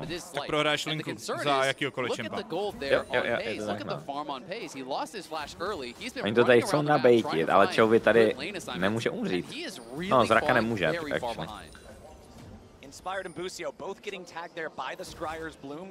Ash CS, no Ash je hodně behind, no, protože Ezreal farmil 1v1 proti Xantemu a Ash nefarmila 1v1, ale 1v2. Moc čísel. Moc čísel. Ale zase Ash je takový champ, který nepotřebuje goldy. Ona je víc utility než jako carry. Mosu hraje fakt pěkně, jo. Proto když to hrajou evropský týmy, tak je to hrozný bait. Jo, ty musíš, jako z Ash musíš prostě dát goldy někomu jinému, jako je třeba Tristana, no, tady tu léru. Jako Ash Tristana je výborný, protože ty máš keríčko na midu a Ashka je support, jakoby. It's a really good trade from Inspired. Right place, right time. You don't want to concede all objectives. We've seen that from FlyQuest in Game 2, and that's one of the big annotations we are seeing here in this game. Again, though, you see Pays matching into this Renekton. He's having a bit of a rough time, but ultimately he's still in a fine position, has the level advantage, hasn't died early. Oh, ty vogo, okay. A on prostě jde in. Ty vole. OK, tak Xante, no. To si děláš, predál! Top lane balance. He's able to just find a massive play. Masu doesn't even commit the flash, Chain realizing West that there's probably no way that he can get out of this situation. And Keen's Cassante is recognized for a reason, and he secures first blood for Gen G. I mean, that is just absolutely massive there for Gen G. Dívej na to, dívej na to, dívej na to. To není možný. Co to je za čampa? Masu realizes, you know what, I'm actually just dead. Flash is there on Keen, he has too many dashes when he is in the all-out. The flash would not do anything for him, so he elects to hold on to it. But that over-aggressive shift is punished expertly by Keen. Ten další knockup. Tam jako neměl umřít vůbec, kdyby flashnul ten knockup. Disrespect Cassante with his third in Topho strike primed, with all-outs cooldown available, close to his turret. It is one of the strongest combos. Ezreal Rakan hitou věž a Xante 1v2 zabil. Prostě 100 to 0 one-shotnul Ezreala. 1v2. It's important to always add that caveat of the overall gold state, and the reality is, even with that kill, Pays finds himself about 550 gold behind. As El was talking about it earlier, the experience and gold deficit Jak to, že je Pace tak behind, ty vole, přesto. On dostával hodně velký zone, on byl level behind z toho lane swapu a dostával hodně velký zone. Že to Masu to hrál dobře, že zonili dobře. Ash Maka je strašně dopšit linka, jako fakt hrozně špatná linka a oni abusovali ten fakt toho, že měli level advantage a že ta linka je slabá a zonovali je od expu. Proč tady byl dobrý teda Maokai? Jako peel, no, jako scalující peel. Ok, tohle vypadá slušně. Nice! Škoda, že to nemá Oriana teda, ale nevadí, nevadí. Máme flash ještě navíc. To zahrál dobře s No nic, jdu koupit Xnapyho, zatím. Odpověď z chatu. Nejsi keen, kámo.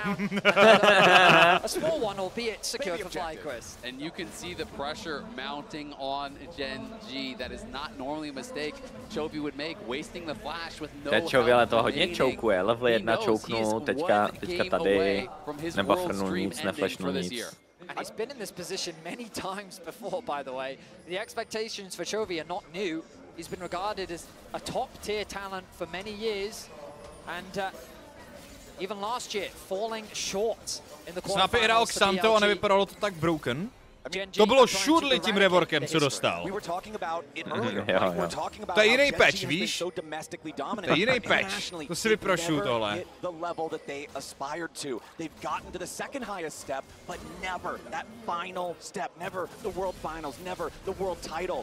Můžou ho dive, jestli nemyslím. Můžou? Já myslím, že očividně. Tankujou Infinite, hele, tenhle hands.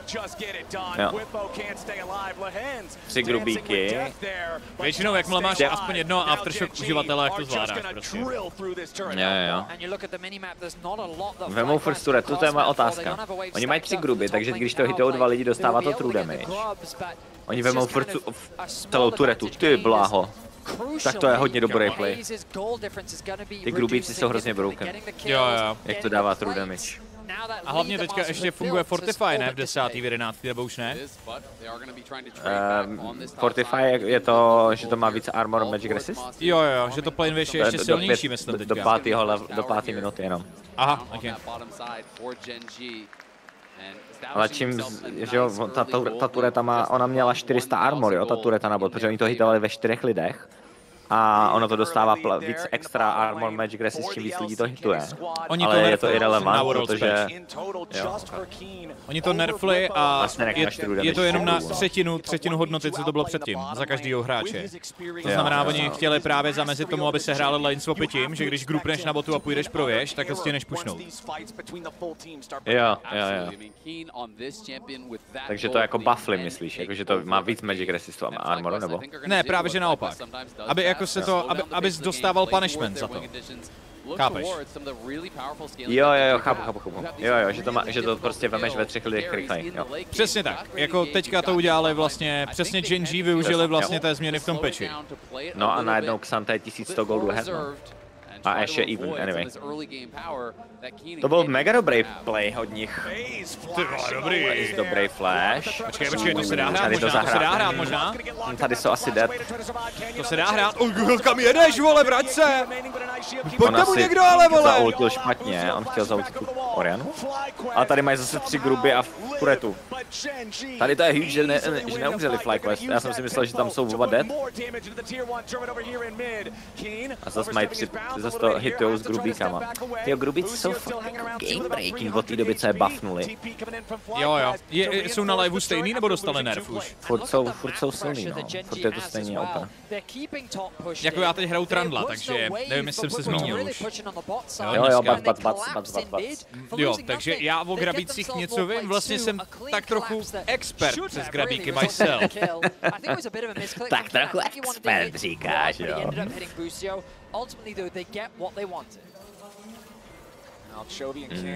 Tristana 1v1 proti Ezrealovi to není dobré. Jako Ezreal tady dostává hrozně moc solo expu, jo? Má fakt level advantage furt před tu Ashe, což je good. Ale Tristana ho zabije 1v1. Když tady to pro Tristanku je lepší, Ashe na midu lepší, je víc safe.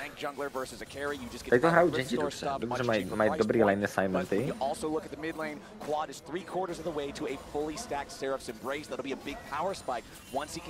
A nesmíme zapomínat tuhle hru, že FlyQuest jsou 2-1. Okay. 2-1. Oni i když tuhle hru prohrajou, pokud ji prohrajou, tak mají furt 5. hru.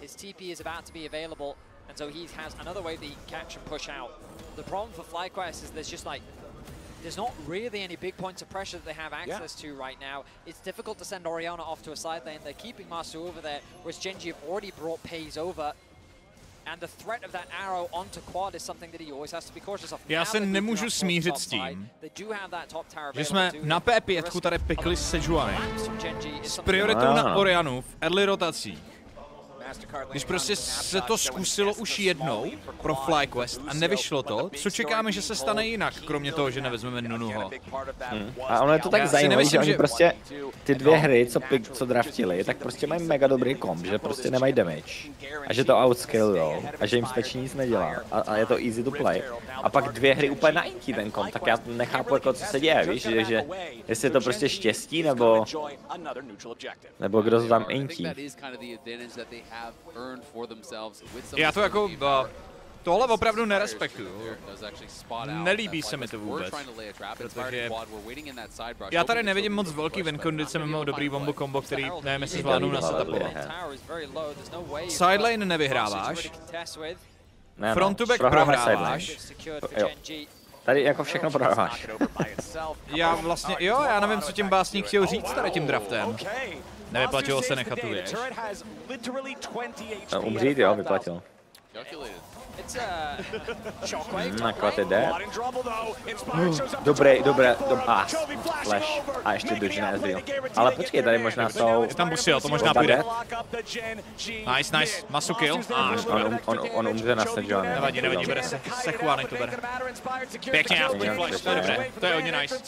My turetu vzali, teď uvidíme, jestli budou hitovat bot turetu nebo ne. And at the end of the day, they got more self-defense actually, because they forced the flash off Chovy and Canyon. Quad didn't have it, so it's just that flash there traded by Inspired. Nice punch back here by FlyQuest, but again, it's the map play from Genji. They are the masters of macro. They play the map so incredibly well. So meanwhile, they're pushing in bot, they're pushing in mid, they're shoving these waves, and they're constantly pár killů pro Sejuani, ale bohužel není úplně jako to, co hledá. No právě, tohle je tady prostě... Bit of indecision as the collapse comes through from Genji. A nice shockwave to buy himself some time. The flash. Tohle vypadalo docela hratelně ještě, když na tom čekal. A je to double flash teda, jak Keren, tak Chovy flashovali. Škoda, že ten kill nevzal ten Masu, to bylo strašně hezký, kdyby tyhle kille prostě dostával ten Ezreal. Blbý je, že 2 killy už má Sejuani z těch dobrých gamů. Tak on to zahraje korekt, ale pak to musí dorazit, bohužel.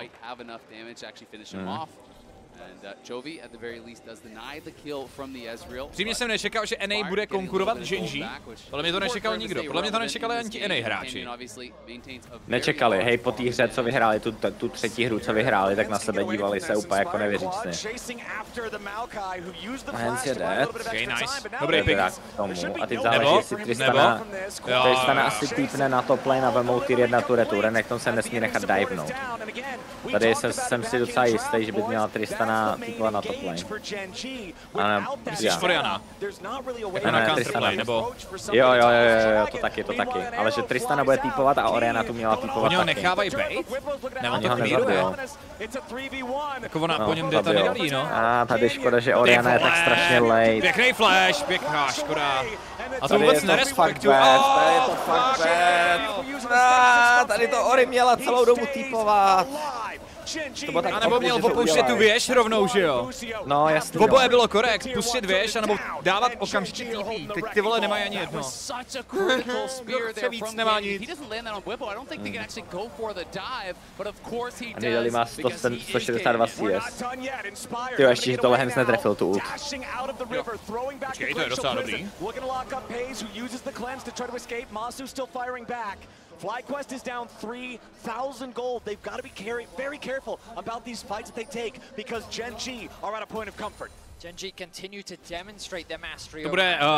Bude to strašně nepříjemný. Teďka ta Nidalee je neuvěřitelně strong. Je úplně ona bude bestiální. Ona má dost životů z té masky, i dost damage v základu, ještě bude mít hodinky znova.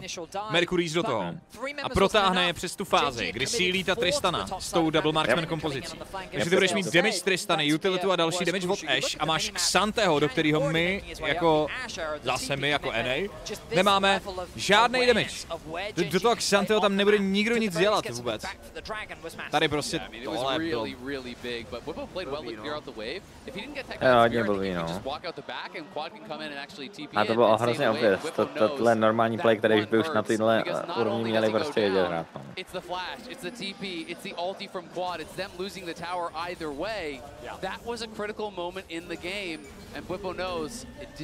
Fly jsou stejně NA jak EU, no spíš jsou víc EU a Korea teda.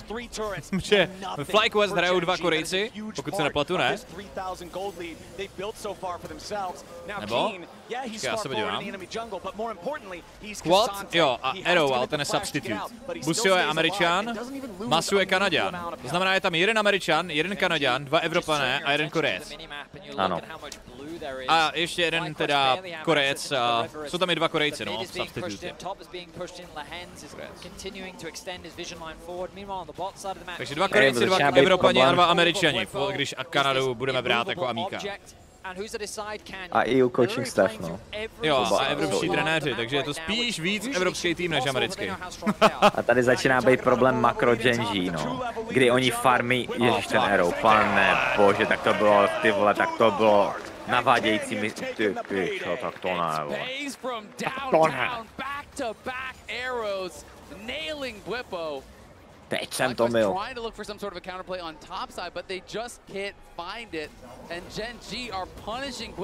Oni farmí golemy a grompy na cooldown, takže prostě Inspired bude strašně behind. A sidelinky budou hrozně ahead. Nidalee má masku, která je hrozně nepříjemná. A nemají vůbec jako jak damage.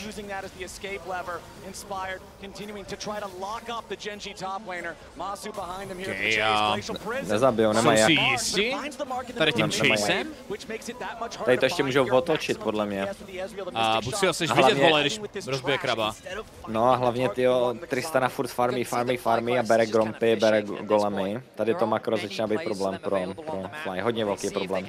Že teďka už jsou 4000 goldů ahead. Čistě z makra prostě, že berou jungle campy na cooldown, který se spavnou Inspiredovi. Oni berou všechny svoje jungle campy a pak ještě invadou enemy. To mají velkou obchod. Celý jim to prohrává. Is just a brick wall that can constantly push in waves, constantly create avenues of attack for Canyon. And when we looked at game 2, where Gen G won, it looked like they were doing a lot to FlyQuest of what FlyQuest did to them in the previous game in game number 1, with the 80 carry domination, with snowballing through that early game. And now when we look at game number 4 and compare it to game number 3, it was FlyQuest's top and no, oni budou teď by koučové měli vymýšlet draft jako na tu pátou. A co tam zase pikno, aby to zase dávalo nějaký smysl prostě. Abych tam něco prostě zase jak tam byl jak Nunu, hlavně ne Nunu. A hlavně ne Orianu už, prosím. Jo, já nevidím ten benefit v té Orianě, celou dobu ten prostě nevidím tam. Ten stun dá, to je hezký, dáme teleport, ale... Oni ho nezabijou, oni nemají damage. Oni to tady trhnou, tady je to ještě over, on to ještě trhne. Jo, oni to ještě otáčí, ještě arrow, dobrý side, počkej, Chouinti. Ale to je asi jedno, hej. Já, tam není Ezreal, tam není nikdo, oni kolapsili daleko dřív, já teď vůbec nerozumím tomu, co se děje. Já doufám v toho Fiddlesticka nebo něco takového. Proč teď Nidalee skáče každý 2 vteřiny? Proč ne? Protože může, proč ty neskáčeš každý 2 vteřiny, ha? Kdo neskáče, není Čech, hop, ale predikce to byla krásná. Jsme se na to podívali a řekli jsme, tak, a oni teďka za 16 minut srovnají, vole, zase, a pak půjdeme zase na blue side. To je jako zase shitstorm, tahle hra. Budeme se modlit za nějakého Fiddlesticka nebo prostě něco takového, no. To by podle mě bylo fakt good. I feel like we're going to Silver Scrapes. I think so too. Gen G are just playing this game out so incredibly well. FlyQuest are going to keep looking for opportunities, but the opportunities are going to get fewer and further between. It feels like Gen G are doing just a perfect job of not allowing FlyQuest any meaningful way to fire back. Anytime FlyQuest looks for something, Gen G's ready to respond. An Ash Arrow from across the map, a teleport to show up and protect somebody, a fourth dude when 3 dudes can't get the dive done. Gen G is prepared here in this fourth game. I mean, they just can't kill Keen, right? You know, he's Stejně nevšiml, že má Vipo zase 0-4-0. Whippo's not going to do it. They're relying on Quad, but at this point in the game, Nedanek tom taky není ono, chce to urgota, nebo prostě něco takového. Maybe at 4, 5, 6 items can he threaten Keen, but ne, zatím dvakrát pikli pičoviny a crazy věci a vyhráli. Dvakrát šli na red side, piknuli Renekton Oriana, že jdou hrát normální lolko a prohráli a dostali strašný stom. Mordekaiser Vipo by byl taky good. Morde je taky takový champ, který je prostě atypický, no. Na Herdina to zahrát. Bunga bunga. To get to this point in the game where Quad has Magic Pen, where he has a Death Cap, where he has all these items in the AP behind that Magic Pen, and where Masu and him can actually threaten the front line, because that is feeling like that is a good 20 minutes off, and I don't think Gen G is going to give you that time. This is the clinical precision that we're used to seeing from Gen G. Little room for FlyQuest to come back, and crucially we think back to FlyQuest's team fights. That has been their avenue to victory, and Gen G have denied them any sort of option to get those in this game. It's not been about the 5v5, it's the skirmishes, the 3v3s, the 2v2s, the fights that happen before the objectives even spawn. No, dneska Goldy, tady ale mají dobrou pozici zase celkem. Vipo možná? Dobrá ult od Ash. Jako přežije nejspíš, ale teď, a co s tím Xantem? A co s tím Xantem? No nic. Máš tu Trouby? Tohle není fér. No. Jo, oni tam ještě nechají toho Masu, ty vole. Twitch, Tarek, Soraka, Fiddle. Seču ult trošku vedle. No to je jedno, 0-5-0, Renekton ti tady jako moc prostoru neudělá pro tvůj front-to-back fight. Teď spolíháš jenom na to, že Masu to vypoukuje, ale on má jenom v úvozovkách 2 itemy a nemá ani flash, že jo? Pro něj to bude hrozně těžký hrát. I když jako na ten peel back je ten Ezreal fakt jako asi nejlepší champ, který ho mohl vzít to každopádně, ale teď už to má jenom. Mohl dosáhnout na red buff na basic a tak hotovo. To 16 mi dali. Ježiš, to je shitstorm. Nic, jdem vařit. No, musíme něco uvařit, nějaký draftos. Gen G running away with this one, playing the map so incredibly well, knowing their limits in these fights, knowing how to extend the advantage to impossible lengths. TP behind. Santovic coming. Tento tam solo kill, ne? Měli by keepovat Baron damage. Jo, keepou. A Mumu se stává je taky jako fajn. Ale furt to není tak jako super, si myslím. Se líbí, jak ten Xante prostě vidí toho Rakana a cancel nebo ten engage. Tím dvojitým Bčkem. To je crazy.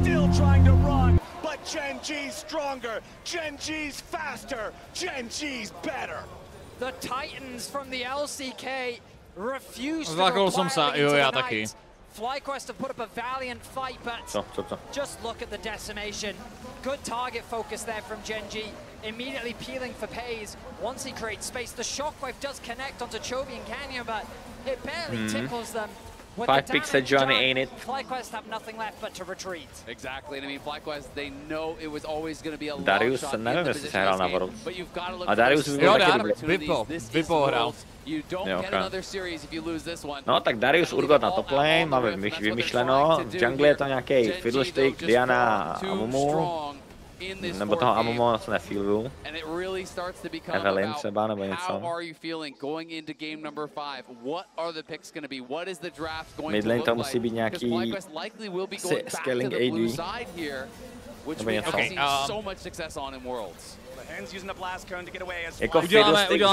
Uděláme po hře přípravu na draft. Jak bychom to viděli my, v ideálním světě, jo? Po pauze to tady dám dohromady, už tady mám otevřený. As they continue pushing up here in the top lane, Chovy between his own rapid fire and the buff from Canyon's Nidalee is an absolute machine gun on this Tristana. The DPS is out of control. He's got možná, když nad tím tak přemýšlím, začínám být trochu fanoušek toho Nunuho, který tam byl pěkně na hovno. Protože aspoň nad tím tolik nepřemýšleli. Cape po backline. A to prostě dobrá shockwave, ale ty nemáš damage na ničem, to je úplně jedno. Tady se dělá ten Xante do prdele. No, není to balance. Ale za mě, abych to kuknul, já bych kuknul něco jako Urgot, Fiddlestick. To jsem nechtěl na sakra. AD Mage nějaký. Malně Yasuo, nebo Yone. Nebo Diana Yasuo, no. Ale Yone bude v banu pravděpodobně. Ona projde Serafín, ale díky tomu. To je prostě... No, neprojde podle mě, protože oni banují Auroru na blue side. To je hrozně blbý, že oni nehrajou Auroru. A tím pádem Genji nemusí banovat Aurora a Yone red side. Víš, takže oni mají jeden ban navíc. Bohužel. Což je prostě... No, minule banovali... Kousne do zadku. Minule banovali Iverna. Myslím, že Ešku. A Yone a zůstala Serafa. A Skarner. Tak jo, kluci, máte zahájený sázky, jdeme na draft, vole. Barák na FlyQuest, Aurora. All in, výplata. Okay. No ty ano, díky moc za Prime. Uvidíme, jestli bude Serafin, to vlastně asi nebude. Needali ban, okay. Or it could be a G2 situation where you can ride that glory home. It's fascinating to see is the Nidalee taken away from Canyon, respecting that jungle pick. Yeah, we have the Nidalee targeted towards Canyon. We have the Ivern targeted towards Inspired. We have the zůstává Skarner. Serafin, Yone nebo Skarner projdou. Although it is unusual because again, it's FlyQuest banning it on blue. Now the question is, what do you ban here? Are you going to leave Yone up? Are you going to continue banning Jax as they have been quite a bit in this series? Nebo Jax Are you willing to take the Yone? You know that becomes Yone nebo Skarner, anebo možná oni jedno z toho pustí a druhý berou, teoreticky. A Mumu ban. Oni nechali Yone. Oni nechají Yone, Skarner a chtějí Skarnýho. Já oni věří tomu, že nebudou hrát Yoneho. Berem Yone. No Fly by měli brát Yone, ale oni si myslí, že vemou Skarnera raději než Yoneho. Ne, Quad hraje Yoneho. Quad hraje hodně Yoneho. A velmi dobře ho hraje, nice. Skarner, okay. To bude Skarner s... Můžeme hrát Serafin Marksmana, actually? Smolder do toho. Wow. To není dobrý. Ne, Smolder je good do Yoneho, jakože free scaling prostě. Víš, že to jako nevyhraje to proti Jonášovi, ale tak reálně kdo to vyhraje proti Jonášovi. Tady spíš záleží na tom, co budou mít za bombo combo. Oni teďka musí vykombit, musí mít hodně CC s Jonášem. Měli by piknout Terel 1, 2, 3 a měli by piknout... Nebo Rakana. Fiddlestick, let's go! Let's go! Fiddlestick! Oni čekali na to AD mid lane, vole, čekali na něj. Let's go. Kalista je open. Yes, můžeme dát Kalistu, proč ne? Nice. Ty vole, tohle je nice. Tohle je nice. Tohle je super.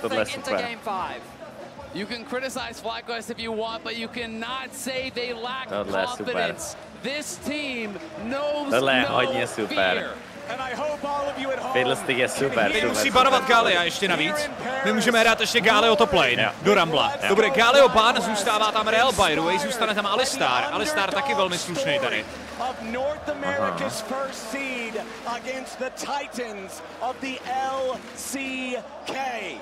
Ty the last Fiddlesticks was in 2022 Worlds, and the last 3 Fiddlesticks played at Worlds. Galeo ban, yes, zůstane Real nebo zůstane Alistar? has played it 6 times in his career. This would be the 7th, sporting a 3-3 musí taky bannout, nebo takhle, nemusí, protože to můžou piknout, oni to můžou piknout, oni to piknou na 400 Genji.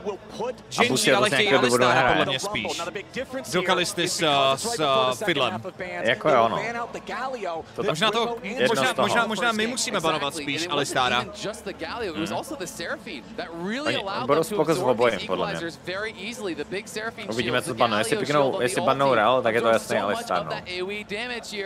And now they're not going to have those easy answers. Now FlyQuest needs some form of engage. Things like a ještě co pikne Vipo do toho Rumbleho, to bude zajímavý. Ale tady je to Kalista, Fiddlestick je strašně dobrý pick. Jo, ale... tady je ta Rel, oni budou chtít jít pro to Alistar, abych zabanoval Alíka. Já doufám, že to vidí. Já doufám, že vidí, jak Alistar je dobrý pro Genji tady. No je, no. Měli by to zabanovat. Bandit shit! Budeme hrát Leonu klidně, Leona dobrá pro nás. Jo, to je irrelevant pro oboje. Ban Alistar. Já se bojím, že to nedá, že nezabanují. No. Ani to možná ani nepiknou, ale měli by to piknout tady. Je tam popin nebo Alistar pro Genji all the way.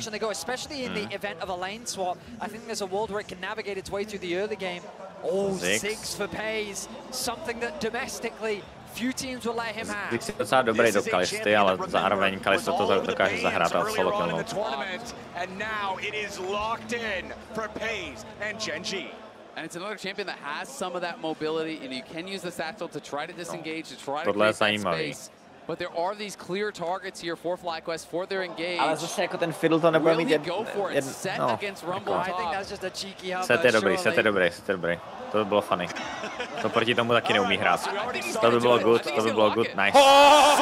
A tam může být support ještě, ale to může být support. Ale to je jedno, to je strašně dobrý, hlavně proti Skarnerovi, že jo? Nice, Alistar, no získáme.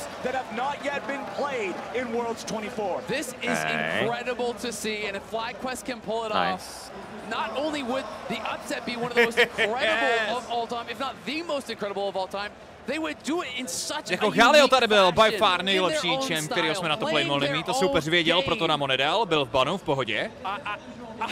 Ale se ty brutální do Skarnera. Skarner rushuje jenom high HP čem, jako itemy, který vlastně volkuje dopředu většinou na tu půl té ultimátky. Nemluvím o tom, že on když někoho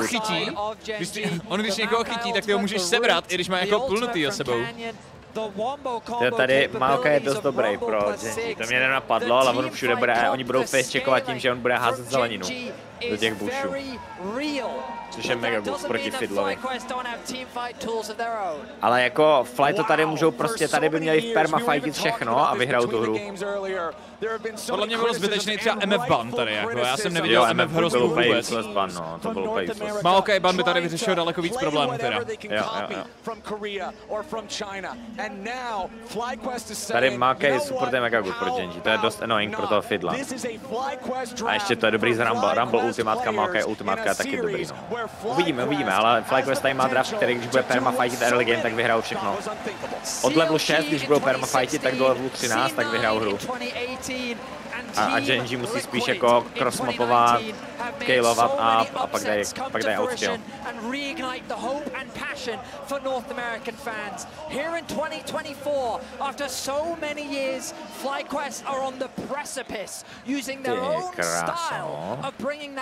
Mám zimom reávky. The first set top at Worlds since 2021 has not been played in years alongside that Fiddlesticks. Tyba, největší fanoušek Ameriky, vole, Roman tady zrovna dneska není. Ten by se posral z tohohle. By se úplně normálně zesral na místě, prostě úplně celý. The question is, does that give FlyQuest enough of an edge, knowing the matchup's better than your opponent's will? It's so fascinating because this is the style of comp that you'd be seeing in the domestic. Xante pro FlyQuest, protože by hrozně trpěl do... Ne, tady je výborný. Set je tady výborný, oni zase neumí hrát proti Setovi. Sice to není tak dobrá linka proti tomu Rumblovi, ale to je zase atypický pick. Lane swap asi nebude nikde. Inspired also with a summoner's spellbook, though. That's something we don't see a lot of it these days. We'll have to keep an eye on when he changes those spells and what they become. It isn't something you see a lot of, and something that I have actually seen in the past, watching some Fiddlesticks one tricks, is for key fights. Mají takový outscale, no jako Genji scalujou do teamfightů jednoznačně o dost lépe než my. Nebo než my, já pořád říkám my, vy někteří tu identitu necítíte, ale jak říkám, FlyQuest jsou víc evropský tým než americký vzhledem k obsazení jejich hráčů, ale prostě je to západní tým v tenhle moment. Je jasný, že faním FlyQuest all the way, už jenom kvůli tomu, že se dostali takhle daleko. Nicméně FlyQuest chtějí víc roztáhnout tu hru s tím Jonem a využívat Joneho na sidelane, protože Jone je na tomhle peči neporazitelný 1v1 champion. Se odrazuje Lance, to je hodně rychlý exhaust. To je dobře zahraný. Jako Smolder je dobrý do toho, do Jonáše, na midu. Free scaling, free stacky. I mean, set is just really difficult for a lot of melee matchups because you can walk forward, the E and the passive autos do so much damage. It is very difficult to deal with him, in these early levels. I do think Rumble will struggle if you get in these committed trades. For Rumble, it's going to be about keeping distance, using the Electro Harpoon to slow him down when he pops the Q to walk forward, and just looking to scale, looking to not get caught. Já osobně si myslím, že je to prostě bait, že je to hrozný fake.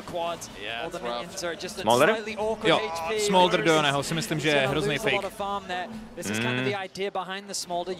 To jsem nesouhlasím, no. Tam spíš jde o to, že ty týmy neví, kdy jich fightí, kdy nefightí. Všechny ty Smoldry failnuly na to, že oni fightili prostě strašně early. Uvidíme, no. Já spíš, jako, zaprvé, mě docela se líbilo, jak hrál Maple, teda Electrocute do něj. To bylo actually docela smart na Joneho. Že ty jinak nemáš dobrou runu do Smoldra stejně, takže máš Fleet, abys přežíval, anebo máš Electrocute a traduješ Edgem dopředu i v early game. Ne, to grasp na Smoldrovi je hrozně broken. Úplně šíleně. Electrocute na Jone. Jo, takhle, jo. To hrál Maple do Smoldra, vypadalo to dost dobře, actually. Jo. Protože ty dáš jenom QWE a procne to Electrocute. Takže ty krátký trady, než on ti odletí, tak zvládá. On to hraje mega dobře, ten Chovy, tady tohle, to je šílený. On bude nastakovaný jak hajzl. Wow. Já si myslím, že nemá nikdo odpověď na Joneho. Já si nemyslím, že v téhle hře je odpověď na Joneho na sidelane. Vypo nesmí být greedy pro pár expů teďka. Se jim stalo s grafikou. LEC Hut cípnul loni, než ho nahodí znova, tak to potrvá chvilku.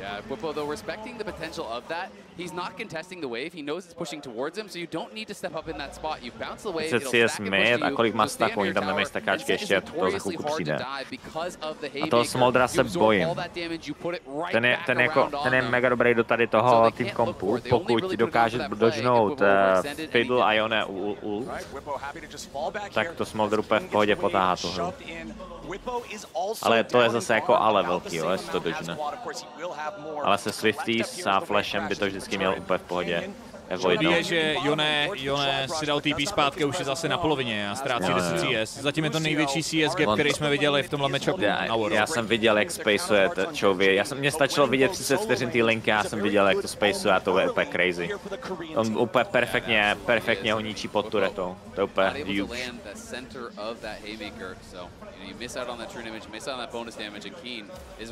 Tady je blbý to, ten set je hodně blbý do Rumble. Jenom za začátku myslím, potom by to mělo být v pohodě. No, Hexstringer je nerfnutý nebo není, no? Jestli není nerfnutý, tak v momentě, kde si postaví Hexstringer, tak má kill pressure. Hexstringer je hrozně drahý. Ale já si myslím, že tady hlavně můžeš stavět klidně Force of Nature v téhle hře. Třeba jako druhý item. Stridebreaker do Force of Nature si myslím, že je ten build tady pro Vipa. Jo, to bude dobrý do Paze, to bude dobrý do Keena a to bude poměrně dobrý do Chovyho. A dává ti to movement speed, což má se trát. No, Karze, já jsem říkal v tom draftu, že Maoka je tady actually insane, že mi to vůbec nenapadlo, ale on prostě bude všude házet zeleninu. Ten Fiddle bude mít hrozně těžký ultimátky. A právě toho se strašně bojím. Já se strašně bojím toho, že Smolder bude úplně monster feednutý z téhle linky, protože to je free linka pro Smoldera. Bude mít strašně moc staků a potom všude bude mákají saplingy, aby viděli Fiddla. Takže on jediný, co bude muset avoidovat, je Yone ult a Smolder ti dodge Yone ult. Protože má Swifties a Ečko, že jo? Až uvidíme staky, tak se poserem, kolik bude mít Chovy staku. A Grubíky, level 6, Diffy. A Zix tam týpnul, zajímavý. Co nedá nic dělat. A Bippo možná musí flashnout. Podle mě nemusí. A on to zahrál dobře. Lehens, nemusí, no, nemusí. Tak, 3 grubíci a budou dismatchovat botlane. Tak to nemohl nechat grab, to nechceš, no, ale pro Genji nemají ti grabíci tady skoro žádnou value. 20 jest div na midu.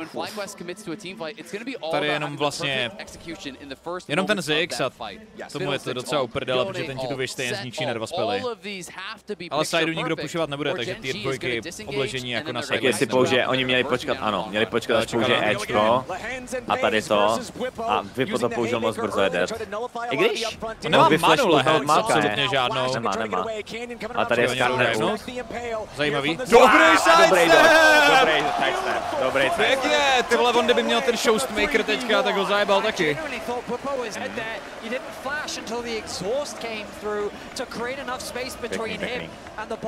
Bippo už je skoro jak Azisi Lanetis, prostě swap dodžuje Skarner ult movementem.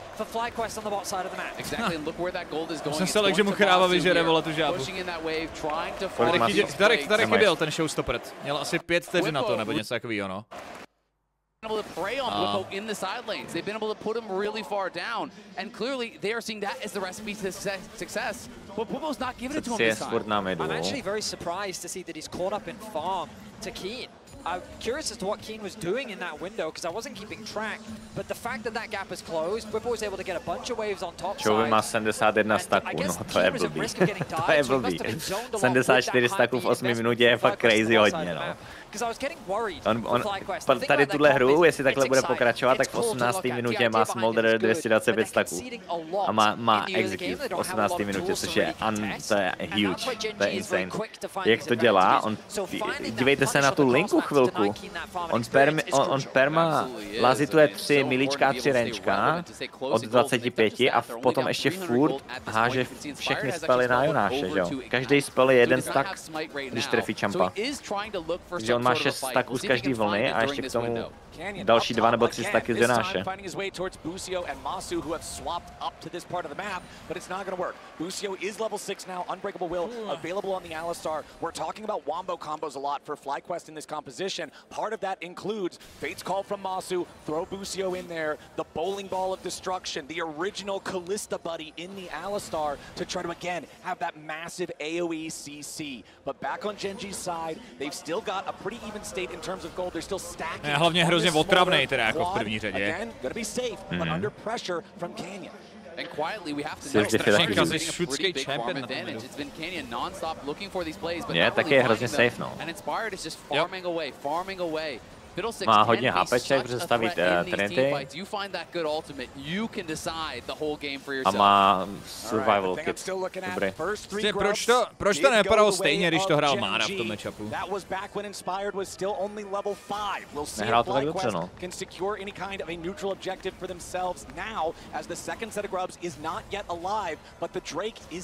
Jo no, Fiddle hraje bez smiteu pro jistotu.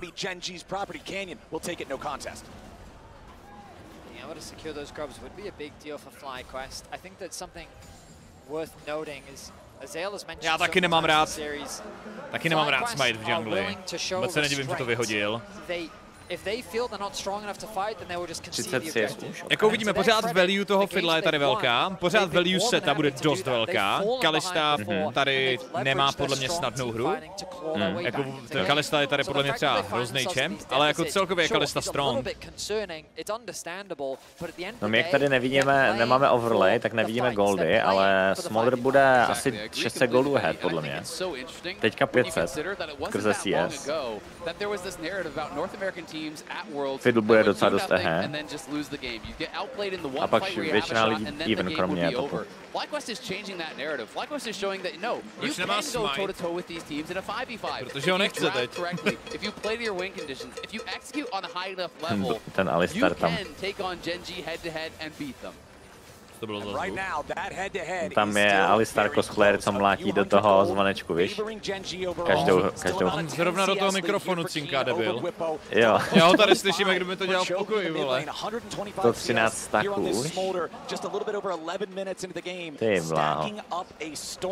Tohle vypadá, no uvidíme.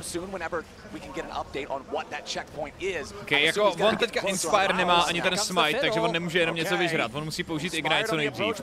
Jo, tady už jsou ty saplingy, no. To je prostě... Mě sere ten Malkaj, hrozně mě sere tuhle hru. Jo, to hru. měli zabánovat místo posraný MF. No. MF bylo úplně jedno, pace. Ani mě... No, nad tím ani nepřemýšlel, no. A oni taky ne. No a teď to zabíjí, vole, bez smiteu prostě, víš co, ty objektivy.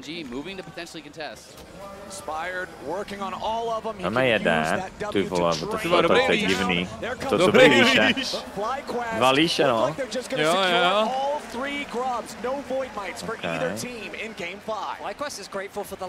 Korejci už taky se těší dom, evidentně, vole, že pomáhají amíkům. Ještě ninja by na Smoldrovi, smart choice. 3 ADčka, krom Fiddla. Oni se to pokusili vyžrat, protože věděli, že on nemá smite. Jenom mu pomohli, vole. Ale jo, jako... Kolik má Smolder stacků? 140, je to crazy. Jako officially crazy. V 12. minutě 140 stacků. Jak říkám, no, v 18. minutě bude mít prostě full stacky, no. Což většinou lidi mají tak v 22. minutě. 25 CS down. Cole's not bad. Yeah. Works out. Ještě 30 CS ahead. Gold itself for the entire game is now also back to dead even between the sides. We've talked a Smolder je absolutně nepovedený design champa. S tím nesouhlasím. Myslím si, že je velmi povedený. Sice ho nesnáším, přeju si, aby ho oddělali nebo reworkli, ale myslím si, že se vlastně povedl. Minutes into the game, gentlemen. 45 seconds left on the clock till plates fall. No kills. And this is the game 5 we wanted. No early snowball from either side. It's going to come down to the 5v5s that we wanted to see. And we talked about it in draft. Ale jako on si navolí Ignite, paser, ty vole. A pak prostě 5 minut junglí, vole, bez smiteu, já to nechápu, když ho to zpomaluje. No zpomaluje, on byl 20 CS ahead skoro, nebo 15 CS ahead a teď je even, proti tomu Skarnerovi. Víš, že fakt měl tam 15 CS div na tom jungle. Tak proč si navolil ten Ignite, když nechce jít fightit? No proč to nezhodí zpátky, když si může, to nemusí použít poprvé, to si může prostě přehodit. Musíš to použít, ne? Nebo? Nemusíš, můžeš ten spell přehodit, ale nevím, jestli si ho můžeš dát na ten smite původní. Můžeš určitě vzít jiný spell. Můžeš určitě vzít heal, můžeš vzít teleport, můžeš vzít něco takového a použít to. A tím vlastně zhodit jako kdyby tu aktivku a dostat zpátky smite. Ale oni by FlyQuest by měli fightit. Oni by měli full on, teď by měli prostě fakt fightit, mají Blade na Kalistě, na Jonášovi. Teď by měli forsovat každý fight, co vidí, tak by měli forsovat předtím, než Smolder bude mít staky. I mean, as many have already said, one of the most historic, if not the most historic upsets in world's history. We brought it up in game 1, but to remind everybody, or to let you know if you weren't there for it, it was all the way back in 2020, the last time that a North American or European, a Western team at all. Oni se bojí bojí? Jo, bojí se, no. Nechtějí to posrat. Tak jako, Smolder má nad hlavou bounty v 15. minutě a nepadl jediný kill, že jo? A to ještě navíc Genji prohrávají na goldy, by the way. Genji prohrávají na goldy a Smolder je na tom tak dobře, že má na celou bounty. No, on reálně nemyslel CS podle mě, v 15. minutě on nefarmil žádný jungle camp a má 180 CS. Jo, on asi nic nevynechal, no, jedinýho miniona. To crazy. Ale teď chcem farsovat fighty, no. FlyQuest musí forsovat nějaký fighty. Ten drag by byl dobrý fight. Nějaký divíček by byl taky cool, když máme prostě Alistar, Kalista, to jsou dive champové. Můžeme freedivovat. Takže my jdeme draka a zase nemáme smite, jo? Dobrý, no. Ještě, že máme ten rent, ulti, jo? Počkej, polet nějaký... A tohle... Mě to vadí. Mě vadí, že nefajtí Fly, jo, mě taky, no, ale oni se bojí prostě. Genji to prostě, oni se bojí Fly a Genji to nekontestí. Oni to prostě dávají na schvál jim. Což je super, to jako oni to hrajou smart, to Genji. Tak jim stačí počkat na 3 itemy a automaticky vyhrajou hru, že jo? Jo. Já nevím, tak dáme nějaký dive s tím fiddlem, vole, přes zeď, nebo co budeme dělat? No máme Kalistar, Alistar by měli dive, od level 6 by měli divovat. My navolíme Ignite a pak nefajtíme 10 minut. Prostě nic nezískáváme na té mapě, vůbec nic a soupeř přeskaluje. To je hrozně frustrující tohle sledovat. A ještě navíc, když teďka máš masku, vole, a soupeř má Hardsteel Strikeforce.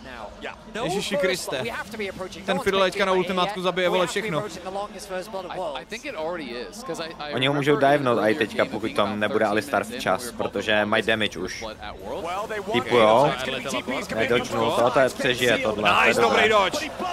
A teď bychom to měli fightit. Pozor, Kým to najít. Quad to posral. Ne.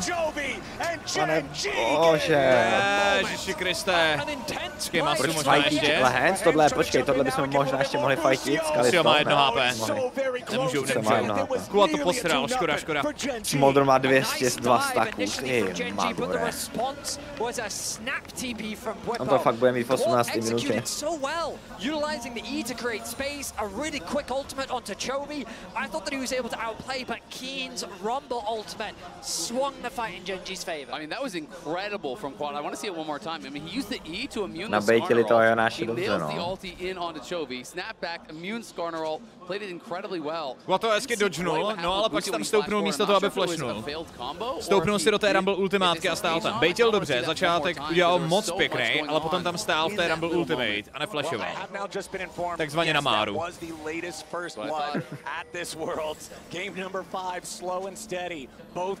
Proč by si power farmil s Fiddlem? Protože Fiddle je power farming champion, ale stejně jako Nocturne, který se snaží power farmit, tak když máš ultimátku, tak děláš někde play. A pak když zase power farmit.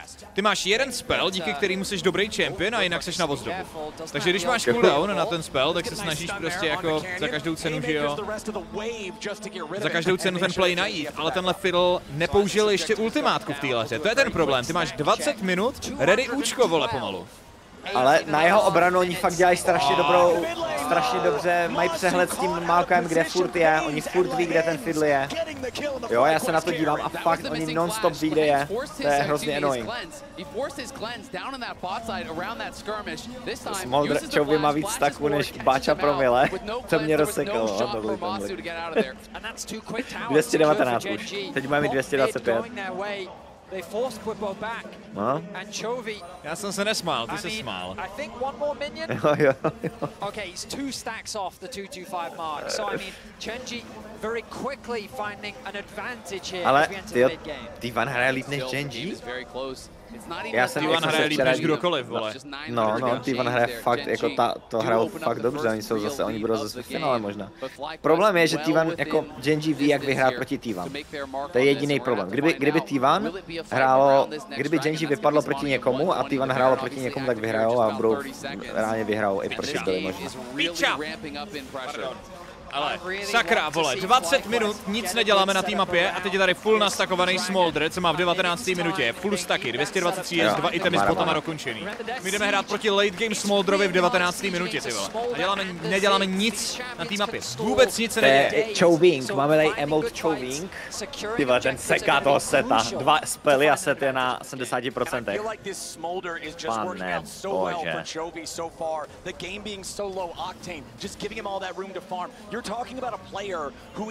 Pořád nemají odpověď na sideline. Pokud ten Jo nebude pressurovat tu sideu, tak on poráží Keena, poráží i Chouvyho, i kdyby měl item navíc, protože je to Yone. Počkej, Fiddle se už zkouší teďka tady. Zkouší, Fiddle. Nice, pojďme. Slow, dobrý, nemáme damage možná? Nice, nevadí, hrajeme dál. Oni zabijou asi jenom jednoho targeta. To je takový, použili strašně moc. Alistar vzal shutdown. To je škoda. Oni mají TP, Chovy týpne back a budou v pohodě, vemou mid top turretu. Ten Alistar neměl na výběr, ten Alistar neměl na výběr. Chovy byl u zdi a měl flash, on věděl, že pokud nechcípne během toho stunu, takže prostě on flashne přes zeď a přežije. Takže ten play od Alistara byl korekt. On ten kill nechtěl, ale musel něco udělat. No, Vipo neměl ultit, tam jsem se divil, že ho Vipo zaultil, toho Smoldera, tomu pomohl. Skoro přežil. But ultimately it just ends up being an exchange of towers and a big kill onto Chovy. Worth pointing out here too, interesting itemization. We'll talk about it after we do the replay. No, teď když se podíváme, tak já jsem byl překvapený, že Vipo zaultil.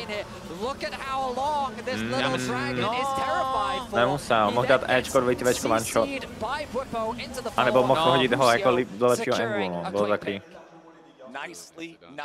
Ale aspoň něco dělej, Jo, to je důležité. Tam měl ten pán ceduli Marek.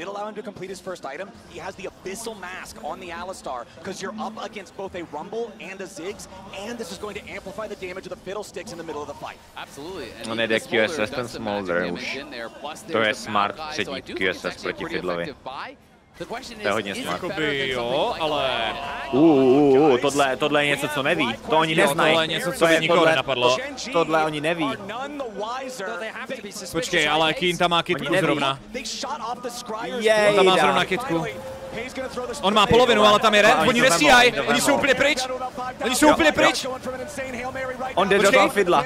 Keen to smurfí. Oh, fuck! Kine, ty hovado. Ne! Proč se ho odpálil? A teď ti jim líšnuli Barona.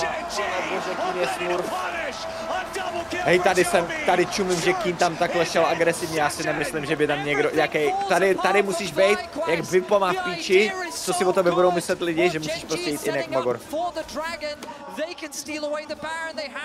Vole, ale oni to Fly to naintili, že tam někdo použil oni to začali podezřívat kvůli té Vision Plante, že tam někdo dal Vision Plant na Barona. Fly Questa. A potom tam běžel ten Canyon. Nebo ten Keen. Ale tohle bylo sick, tohle byl dobrý pokus, hodně dobrý pokus. Gen.G started moving up towards the top side, and I think that might be the deciding factor of this fifth game. They get put so low by the stakes overtaking the Baron. Keen gets the equalizer, and he just goes straight in on the Kámo, ten Keen, ty Magore. To zahrál fakt dobře. Sleduj tu Kalistu, vole. Jo, no. Knocking Masu back in, allowing Chovy to get a double. That blast cone was massive. I don't think they were expecting Masu to flash over the wall and be in that spot. So I think it was Quad that hit it, trying to blast himself into a better spot to make a play. And instead, Masu goes back into the river, and now Gen.G a už má QSS, ten Smolder. To je mega smart to QSS.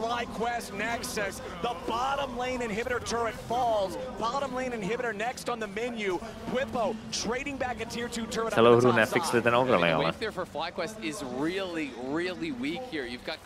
Teď jsi v pohodě?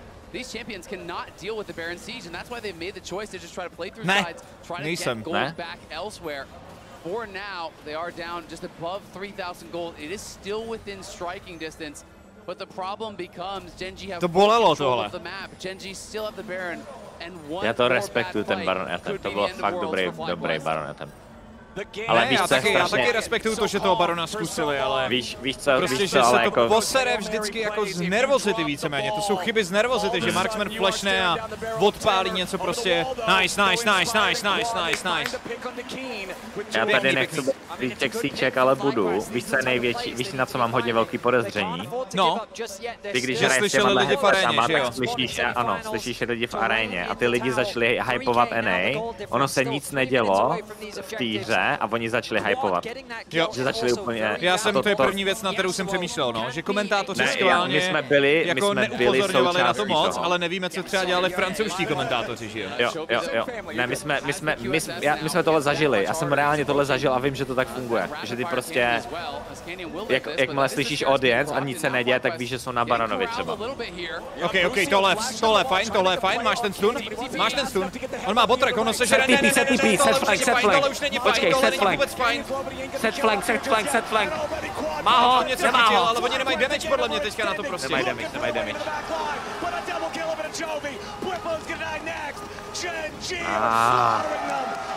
Ten Smolder byl mega dobrý pick tady. A Maokai je tak strašně dobrý pick. FlyQuest try to go for another pick. They think that they've caught Canyon out of position, but he uses his ultimate to pull FlyQuest right into the waiting arms Tady reálně of byli Chovy. fanoušci. The flank from Bwipo looked good, but the play just didn't come to fruition, and Genji back in the driver's seat. They just didn't have the damage to make it happen. There's no ult inspired, and Masu wasn't even there, so Sidelane win kondice pořád žije. Trust. Sidelane win kondice přes Joneo furt žije. No, about that. A crushing situation for FlyQuest to find themselves. Ty tam máš někde koupium schovaný pod tím, že? Já věřím. Nice, dobrý flash. Dobrý pokus. Hraje over během 2 minut. Nejde o to, že jim nevyšel ten Baron, jde o to, že si zlámali ruce na tom fightu, to je všechno. Zlámali si ruce během toho Baron fightu a teď dostávají snowball. Ale furt se to dá hrát, podle mě. To je jenom 5000 v uvozovkách, to není tak hrozný, jak se zdá. To je prostě, když zabiješ Smoldera, tak máš prostě even fight, jako. Jenom musíš odchytit Smoldera, ten teďka flashnul. Exactly, just getting harder and harder here for FlyQuest. They lost that bot lane inhibitor, has been a thorn in their side ever since. You're down more than 6,000 gold here. Trouby did lose his flash, but still has the QSS, has those 3 items, has an immense amount of stacks now. 315 on the Smolder. A teď nemá flash, teď nemá flash, problém je to QSS. When you lose full control of the map, it's so tough for Fiddlesticks to really find any angles, to really find any surprising ways to start a fight. Problém je, že těch 5000 má Smoldera, ano, to sedí. Jako Smolder a Ziggs jsou hrozně huge, ostatní jsou irrelevantní.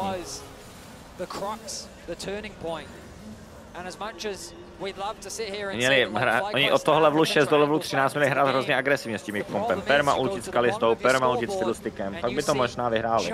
Měli to udělat chaotický, ale posrali se a hrají hrozně safe.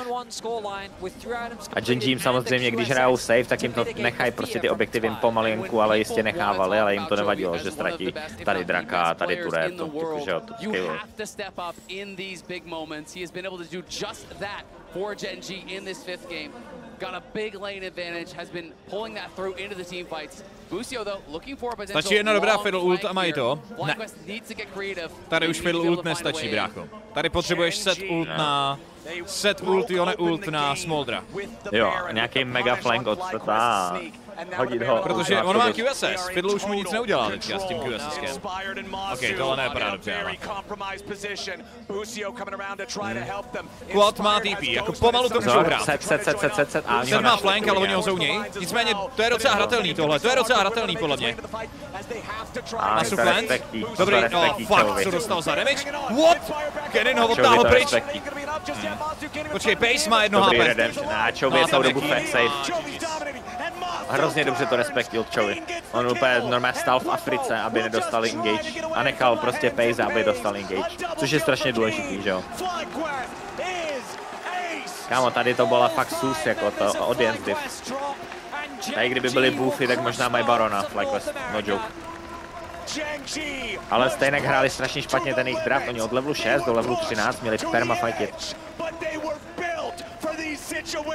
Kámo, ale jak crazy realita, prostě žijeme v realitě, kde prostě 5 her, FlyQuest dali 5 her, potom co EU není ani top 8 a málem vyhráli proti Genji. Úplně crazy, tohle jako NA si může poplázat po zádech a tohle je úplně insane, jak zahráli. Je tam hrát ty jejich piky, hrát to o něco víc agresivněji a šlo by to.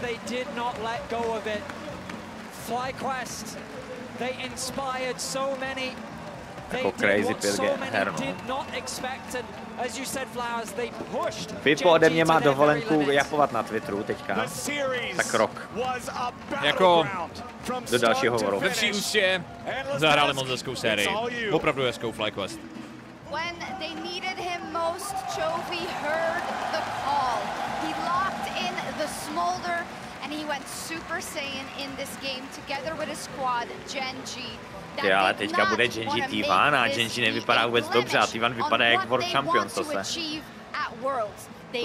To bude šílená série, to Genji T1. Mají týden teďka na trénink a pak budou hrát v neděli, že jo? V sobotu hraje Billy Weibel. Už je rozlosování? No, ono je Spider, nebo jak se tomu říká, bracket. No, ale jsou na vrchu a dole. No, nevím, jestli hraje. Řekl bych, že horní bude hrát dřív, ale nevím, ten bracket. Zeptej se Aleši, jestli s náma dá Clash. Dáš s náma Clash? Dám s náma Clash. Tak dá s náma Clash, Fílo.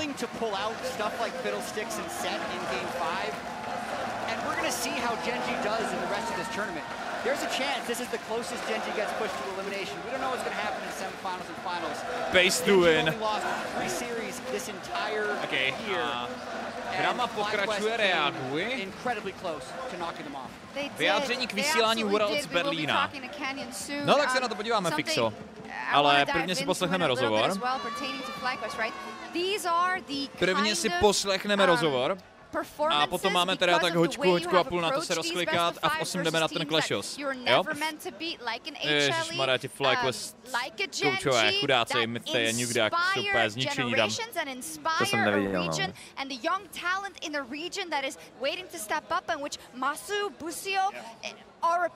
Ta freeze mixture, no. That's beautiful, but like, oh my God, I wish they could have just finished the game 5. But you know what I mean, right? I know the feeling because it got down to the game 5, but I'm still so proud and so happy for them. Like you say, Masu here, he won Rookie of the Year. He is still a rookie, and he is shining so bright. I love what FlyQuest have done with this roster. The growth that we have seen from them over the course of this year does inspire a lot. And Genji, they're not done yet. Like, their sights this entire time have been set on finals, have been set on winning, and that is the direction they're going. Yeah, I mean, for FlyQuest as well, it was them playing their game.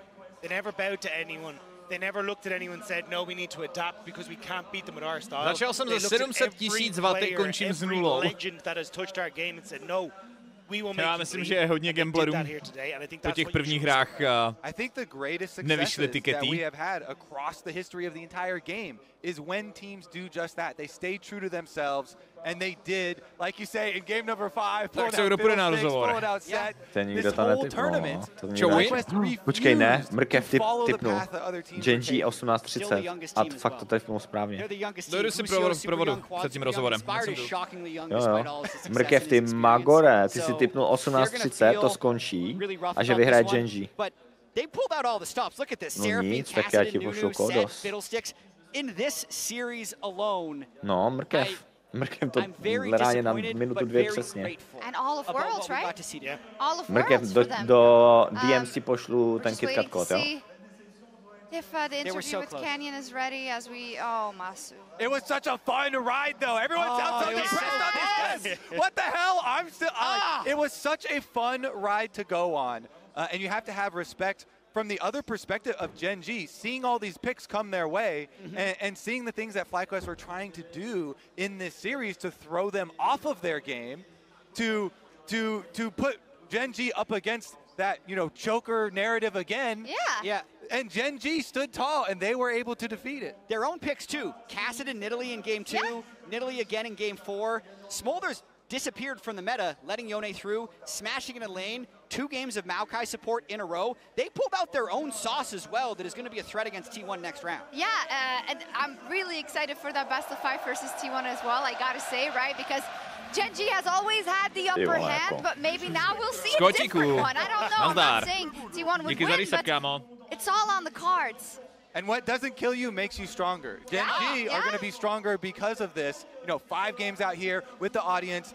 They've talked about it. Multiple players have talked about it during this tournament. za poslední 3 roky. No právě, proto jsem říkal, že T1 jsou unlucky s tím draw, protože budou hrát proti Gen G. Že kdykoliv, kdy budou hrát proti někomu jinému, tak vyhrál. Du bruit pour Canyon et pour Gen G, vos deuxièmes de finalistes. Canyon. Thank you so much for joining me, Jason. Thank you so much for being with me as well. Je pense qu'une première question qui s'impose ici, c'est après 5 games comme ça, après avoir été poussé dans ces retranchements par l'Amérique du Nord. Canyon, what are your first thoughts about this series after being led to Game 5 by FlyQuest? How do you feel right now? 정말 5세트까지 가는 접전이었는데요. 지금 드는 생각이 궁금합니다. 소감이 어떠신가요?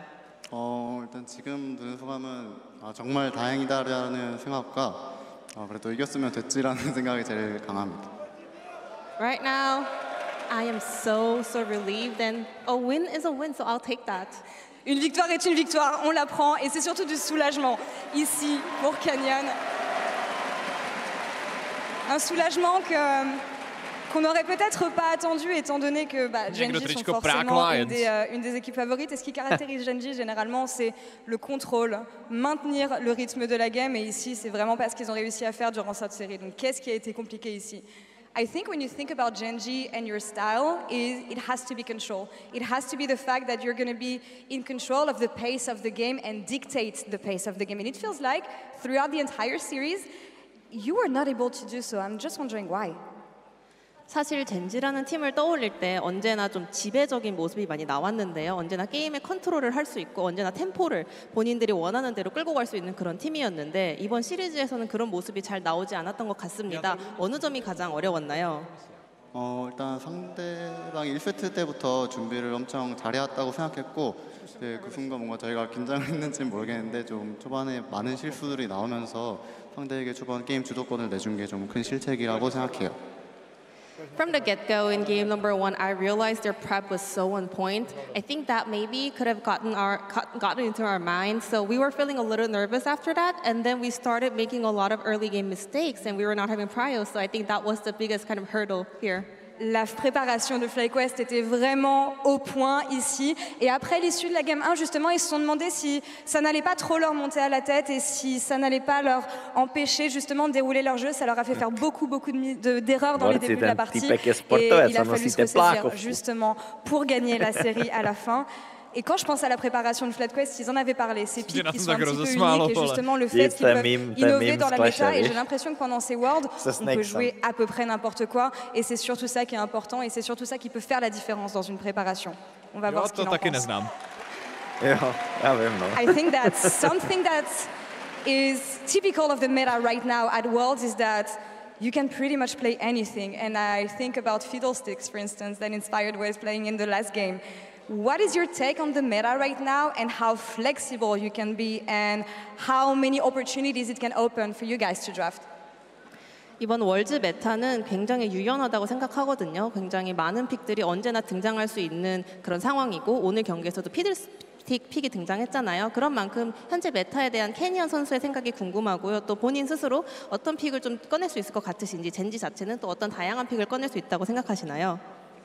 일단 이번 롤드컵 메타는 확실히 엄청 다양한 챔피언이 나올 수 있게 좀 이제 밸런스가 잘 맞다고 생각하고 있고요.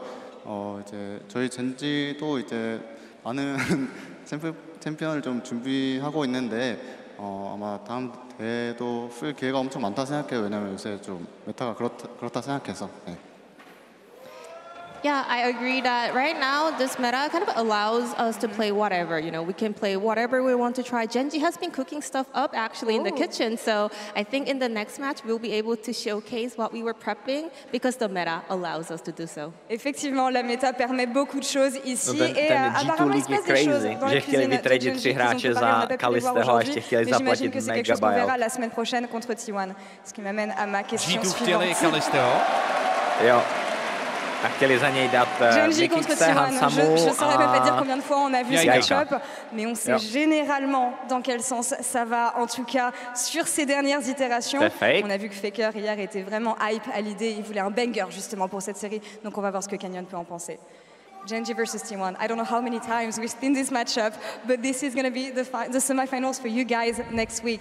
What is the anticipation for you, Canyon? Because talking to Faker yesterday, he wants a banger. 또 한 번의 젠지 T1 젠지 매치업이 성사되었고 다가오는 4강전이 바로 그 큰 무대에서 또 젠지 T1전을 치르실 예정인데요. 어제 인터뷰에서 페이커 선수는 또 한 번의 즐거운 경기, 좀 재밌는 경기를 보여드릴 수 있을 것 같다고 했는데 캐니언 선수는 다가오는 4강전 어떤 모습을 예상하고 있나요? 일단 어제 T1의 경기를 봤을 때 엄청 잘하더라고요. 그래서 제가 좀 더 발전하지 않으면 엄청 힘든 경기가 될 것 같고 뭐 그래도 저는 T1이랑 만날 때마다 확실히 엄청 재밌고 이제 뒤죽박죽한 경기를 많이 했던 걸로 생각해서 이번 경기도 확실히 엄청 재밌을 것 같아요. I also watched T1 perform yesterday. They were doing such a great job, and I kind of realized unless we up our game next week, I think it could be a very tough one for us as well. But every time we play against T1, it's a very messy one. We have a lot of fun, so I'm excited to play. C'est toujours le bazar quand ils affrontent T1, c'est toujours des moments assez mémorables et quand il a regardé T1 jouer hier, il s'est rendu compte qu'ils étaient très forts et qu'il va falloir vraiment qu'ils s'améliorent justement pour arriver à leur niveau la semaine prochaine. Je ne peux pas le laisser partir sans qu'il vous laisse un message. La journée a été longue, la série a été longue, donc est-ce que Canyon a un message pour vous? The atmosphere was amazing today. I don't know how much you felt it, but people were cheering for you, cheering for FlyQuest, cheering for anyone, cheering for esports. Is there anything you want to tell the French fans? 그리고 오늘 현장의 열기가 정말 대단했습니다. 젠지를 뜨겁게 응원해주시고 플라이도 뜨겁게 응원해주시고 e스포츠 그 자체를 사랑하는 마음으로 모두가 엄청난 에너지를 보내주셨는데요. 혹시 현장에 계신 팬분들께 그리고 시청하고 계신 모든 분들께 한마디 부탁드려도 될까요? 일단 오늘 경기장에서 응원해주신 분들 그리고 시청해주신 분들 정말 감사드리고요. 여러분들 덕분에 저희도 이렇게 큰 경기장에서 재밌게 게임할 수 있어서 그래도 정말 즐겁습니다. 그리고 다음 경기도 잘 준비해서 재밌는 경기 보여드리도록 하겠습니다. Thank you. Říkám to špatně nebo dobře? Ale chápete mě prostě.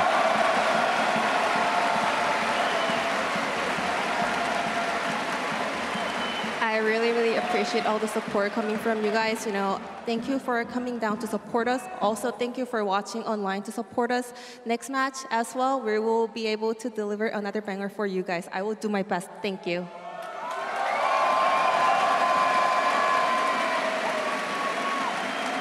Il fera et ils feront de leur mieux la semaine prochaine et il est éternellement reconnaissant du soutien que vous leur avez tous apporté aujourd'hui. Paris, encore une fois, pour Canyon et pour Genji, s'il vous plaît.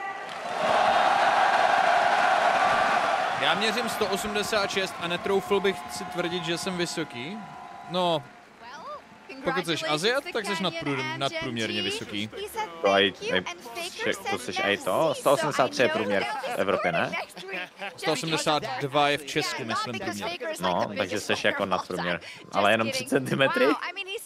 Ty vole, co bys dal za 3 cm extra, když na to přijde? No, jako záleží kde, no.